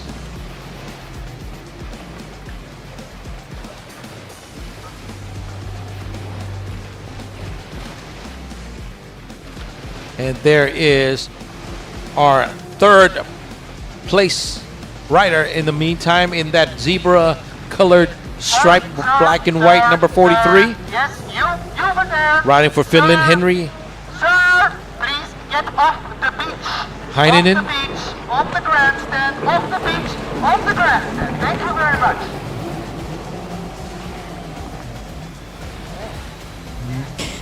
Check. I am back. No lead changes, Don, while you were away. Still Okay. the same. Awesome. Laurie's still in first, Matthias still in second, and Henry still in third. Yep, they made him get on this boat because they're putting him through training. So this is what happens when this little whippersnapper beats you. Dad puts him on a backup boat. So the B&J boat that Yuki and Benji put together, it's a fast little sucker too, but that's Mateo Reyes on a borrowed property right now. But while you were away, I'm Yes. telling you, Matthias has moved up. He was about 2 buoys apart. Now he's moved up to just about 1 now. So he's creeping up little by little. Okay, now as they head into the option, Don, Uh-huh. I'm sure they're gonna split up once again. There it is. He's making a move again. Matthias is on the outside line now. And Andrew Hubert Laurie riding super smooth through this inside split. He's been looking solid on the inside on both of these motos. And I do have news for you. I went just out there to confirm because my understanding was Jeremy Perez was second in that qualifier. So I was quite shocked to see the number 1 boat, and I thought, well, maybe somebody borrowed that boat. But no, Jeremy Perez, it is official, is in the LCQ. He missed on the inside split the second green. And unfortunately, that second green, you can't make it up. So Jeremy Perez will be in the LCQ. Oh. That just added a whole lot more drama to the mama. So he got caught, huh? Well, he didn't get caught. He knew. He said, I knew I missed Oh, it. I couldn't yeah. do anything about it. You just can't make them up, unfortunately. All right. Speaking of makeup, Andrew Hubert Laurie is making up the fact that Mateo Reyes beat him in the Southern Moto. So now he's back to beating He's not Mateo that far. Reyes. He's moving really close, Don. I'm telling you, he's close. It's not over yet. I think it's over. I'm just kidding. Oh, you're Don. Don. I love watching these two race. You're watching Andrew Hubert Laurie. This is actually Estonia and Estonia. They are riding buddies and good friends. And right now they are putting on a great show. I have a feeling. Oh, what's your feeling? I have a feeling Matthias is going to make a move sooner or later. Oh, I would not doubt that. But I Because think you know Andrew what? Hubert He's Laurie's getting going to win. close. I He's think getting Andrew's close. going to win. You got. I put 1 mint down on it.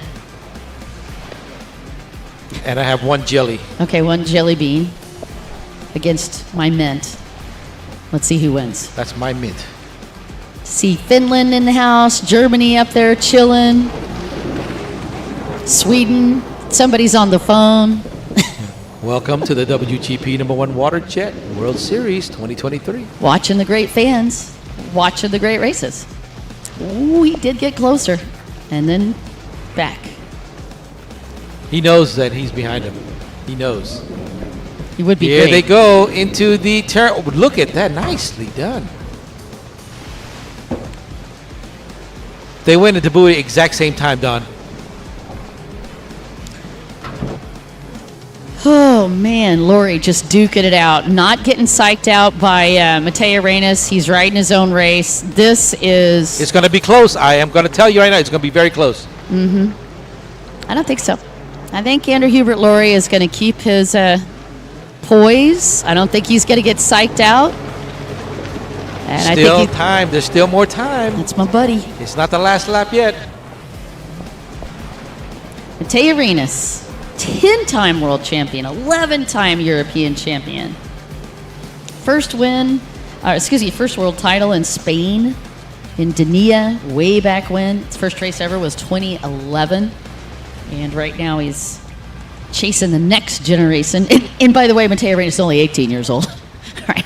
The next generation, 14 years old. Okay. Andrew Hubert-Laurie. Andrew Hubert, at only 14, has 5 world titles, 2 European titles, and he just started racing in 2018.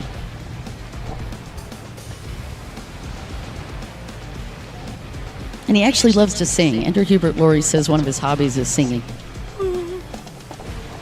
But that was not an invitation, Nick.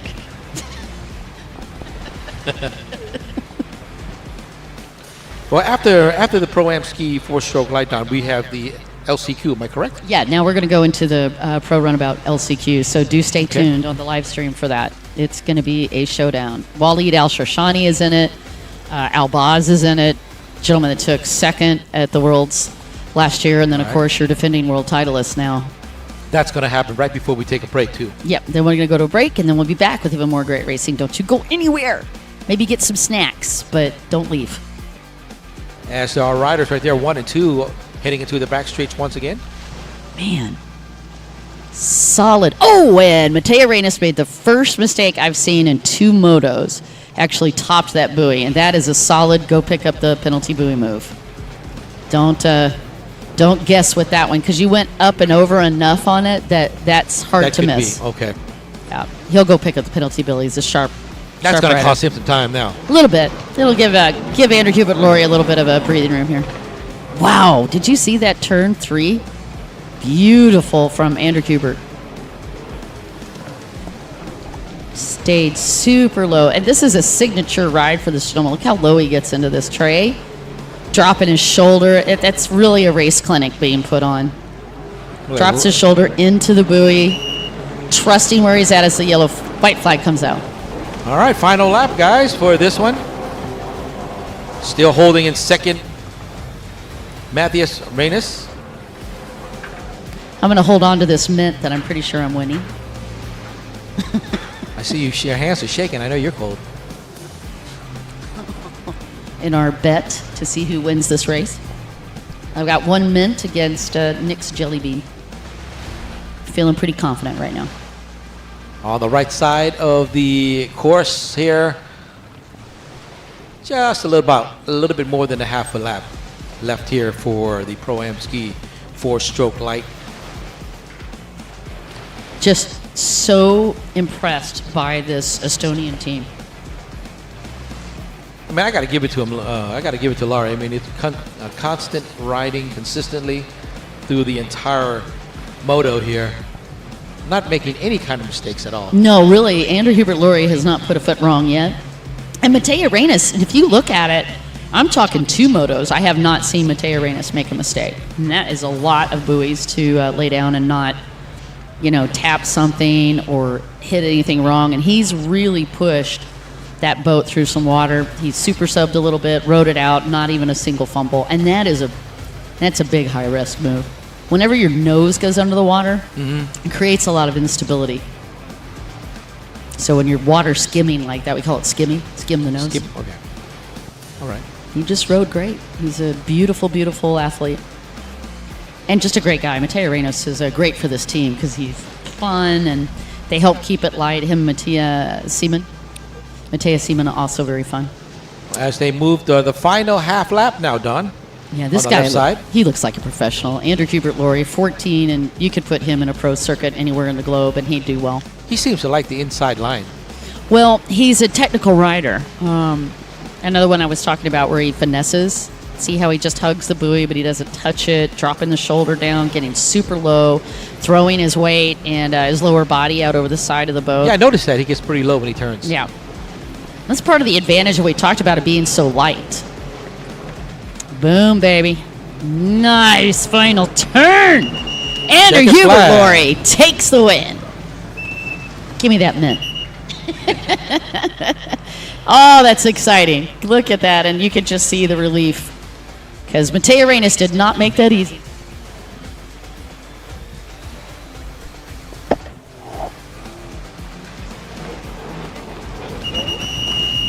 Beautiful job from Andrew Hubert Laurie. I got to say, for a gentleman that just stepped up into the pro division, Nick, he is so impressive. But it's the whole team. It's not just him. You lift on the shoulders of other giants, right? And Mateo Reyes definitely one of them, taking second. And Henry Heinonen rounds out your top three. Guys, don't you go anywhere. We've got LCQs coming at you for Runabout.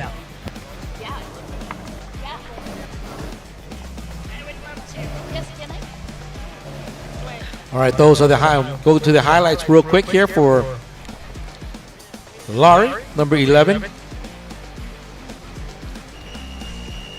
We're going to send Don over there and see if we can get a quick chat with the youngster, Laurie Ender Herbert.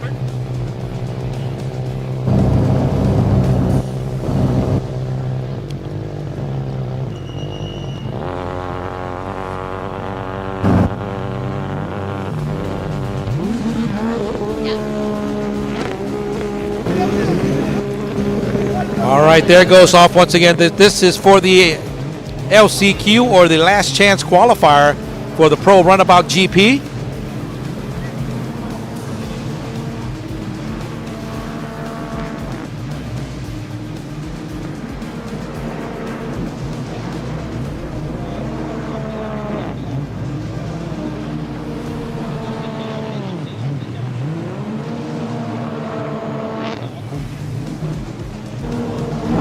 Or as they come out of the hole shot here, only top two will advance on to the moto number one.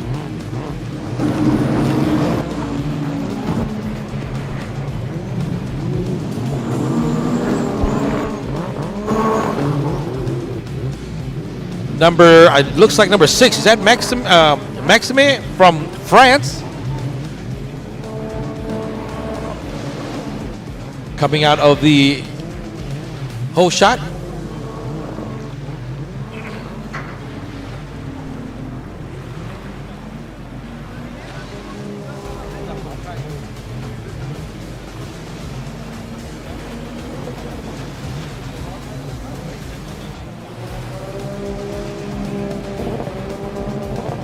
All right, let me give you a correction. Number 6 is in second place. That is, no correction there.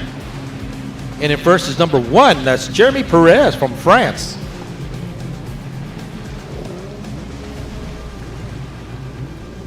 As they head towards the back side of the course there.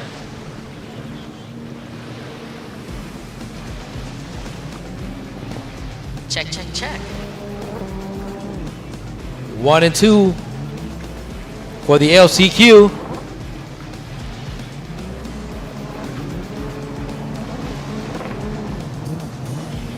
As long as you finish in the top 2, you will get a chance to move on through the real race, or for motor number 1 in the Pro Runabout GP category. It'll be a packed category.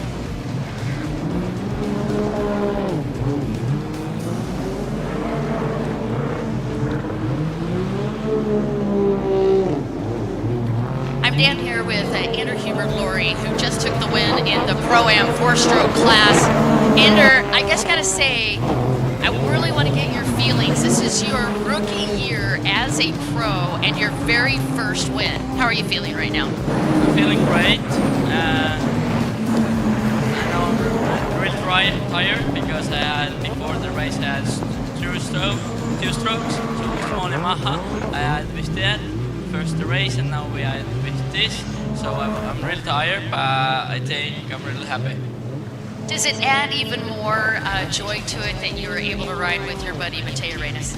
Yeah, of course, because we have trained in Estonia, we have raced many races, but most of the times I lose to him, but this time I won, and this is really amazing feeling. Well, it was so much fun to watch you. Thank you so much. Thank you. All right, back to the race here for the LCQ. Number 1 still hold the lead. Jeremy Perez from France.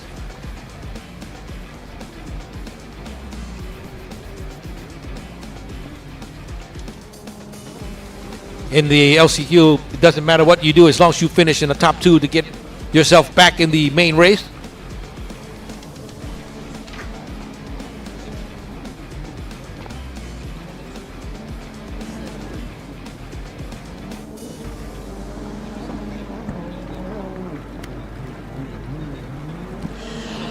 All right, on the screen right now, we've got the Pro Runabout GP as it counts down. Your second place rider is boat number 6, Maxime Benoit. And looking for the rider that's on the bubble. But Jeremy Perez has got to be feeling a little bit better, knowing that at least he's in the lead on the LCQ. But man, what an upset. Missed a buoy on the start. And that put him in one of the toughest positions, the gentleman defending his World Series title, Jeremy Perez, following a Maxime Benoit, and we've got more company. I'm wondering if that is an Al-Baz or Washid Al-Sharshani. I mean, whoever's in third place right now got a... If it's 24, it is... Washid, he just got around. Whoever that is, he just got around. Maxime Benoit.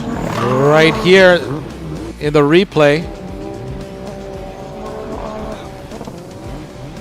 Uh-oh, number 77, something wrong. Oh my gosh, after all of that, that's a one. That's actually Juan Liscano. 777. No way. He got around Maxime Benoit, and then Juan Liscano actually went back into third. What an upset. That is a no-no right there, right now. Oh, my gosh, Nick. So Maxime Benoit had been up in second place. Juan Liscano ran him down, got around him, and then had boat problems. That is enough to break your heart. Well, it is, because you're not going to get an opportunity to go into the real race, motor number 1 for this category, the Pro Runabout GP. Man, oh man, oh man. I don't even know what to say. Juan Liscano riding for Miami Jet Ski Shop, just an amazing soul. But to see that taken away just because of something going on the boat, I mean, he did everything right. And then just to see it snatched out of your hands like that in an LCQ, that's a soul ripper. Well, Maxie is not out of the woodworks yet, right behind. Look at that. Yeah, he is going to hunt him. He is definitely going to keep on hunting. And that's one of the things you got to love about these pro riders. They do not back off or give up. So again, Maxime Benoit to the outside, Juan Liscano on the inside split. And Maxime just about bounced off his handle pole on turn 3. He's got a lot of work ahead of him right now, because he's being very, very contested, very closely right at the moment coming out of the option. Juan Liscano got back around him. Juan Liscano back up in second. Just like that, Don. All right, so Juan Liscano has got himself back into qualifying. Now back to number 6 again. Maxie, now he has to work hard. Woo! Wow. All right. So Jeremy Perez still leading in the LCQ, and Juan Liscano has got him back into it in that second place, and you could just see him hitting the gas. Well, I'm sure that Jeremy is sitting pretty right now for this one, the LCQ. The one who's on a hot seat, I think, is 777, because the one is after her, trying to run him down, is number 6. I think the worst position right now is Maxime Benoit on boat number 6. You can see the adjusted handle poles. They're not actually up on top of the boat. These runabouts, you can customize where to put the the handlebar, and you can see he's got a modification on that. It's pretty wicked. Juan Liscano in the 777s is in your second and final transfer position on the LCQ for Runabout GP. Wow. Wow. And Maxime Benoit's got to be talking in the helmet right now. I don't think he's talking in there. Could be screaming. Yeah. There's your leader, Jeremy Perez, who by, just a small act of didn't really catch it, was trying to go for it in the first moto and missed one of the green buoys on the start. You can't make that up. That's right, and he's on the outside, and he's looking. You notice he looked to the left. You say he looked at it again. He knows he's way ahead. He's watching. Checker flag drops, and that's going to do it. Jeremy Perez officially in the dance. And Juan Lezcano comes in second, and he too is going to the dance. Wow. it was only a little bit left. He did not make it through. Jeremy made that look like that really wasn't any drama or nerves, but that still had to be completely nerve-wracking. Just such poise. I mean, it would have been a big upset if he didn't make it through. Yeah, it really would have. All right, just chiming in on the live stream, Robert saying it actually is going to be Perez and Juan Lezcano going in. Albaz not. Where is Albaz?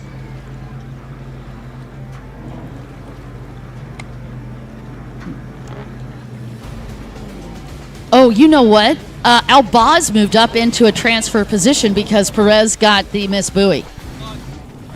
So that's what happened. Albaz actually didn't even have to come into this because I was just looking down at the numbers.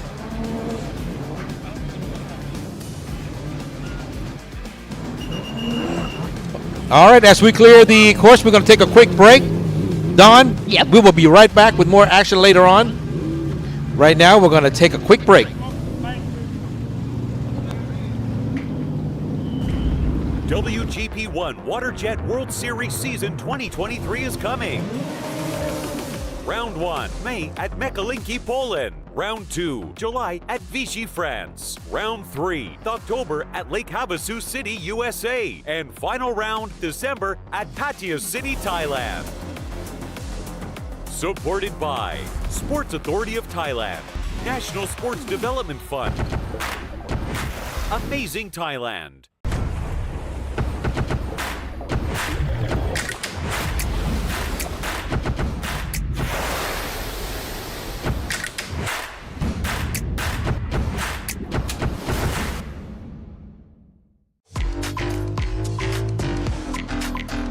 Powered by Jet Tribe.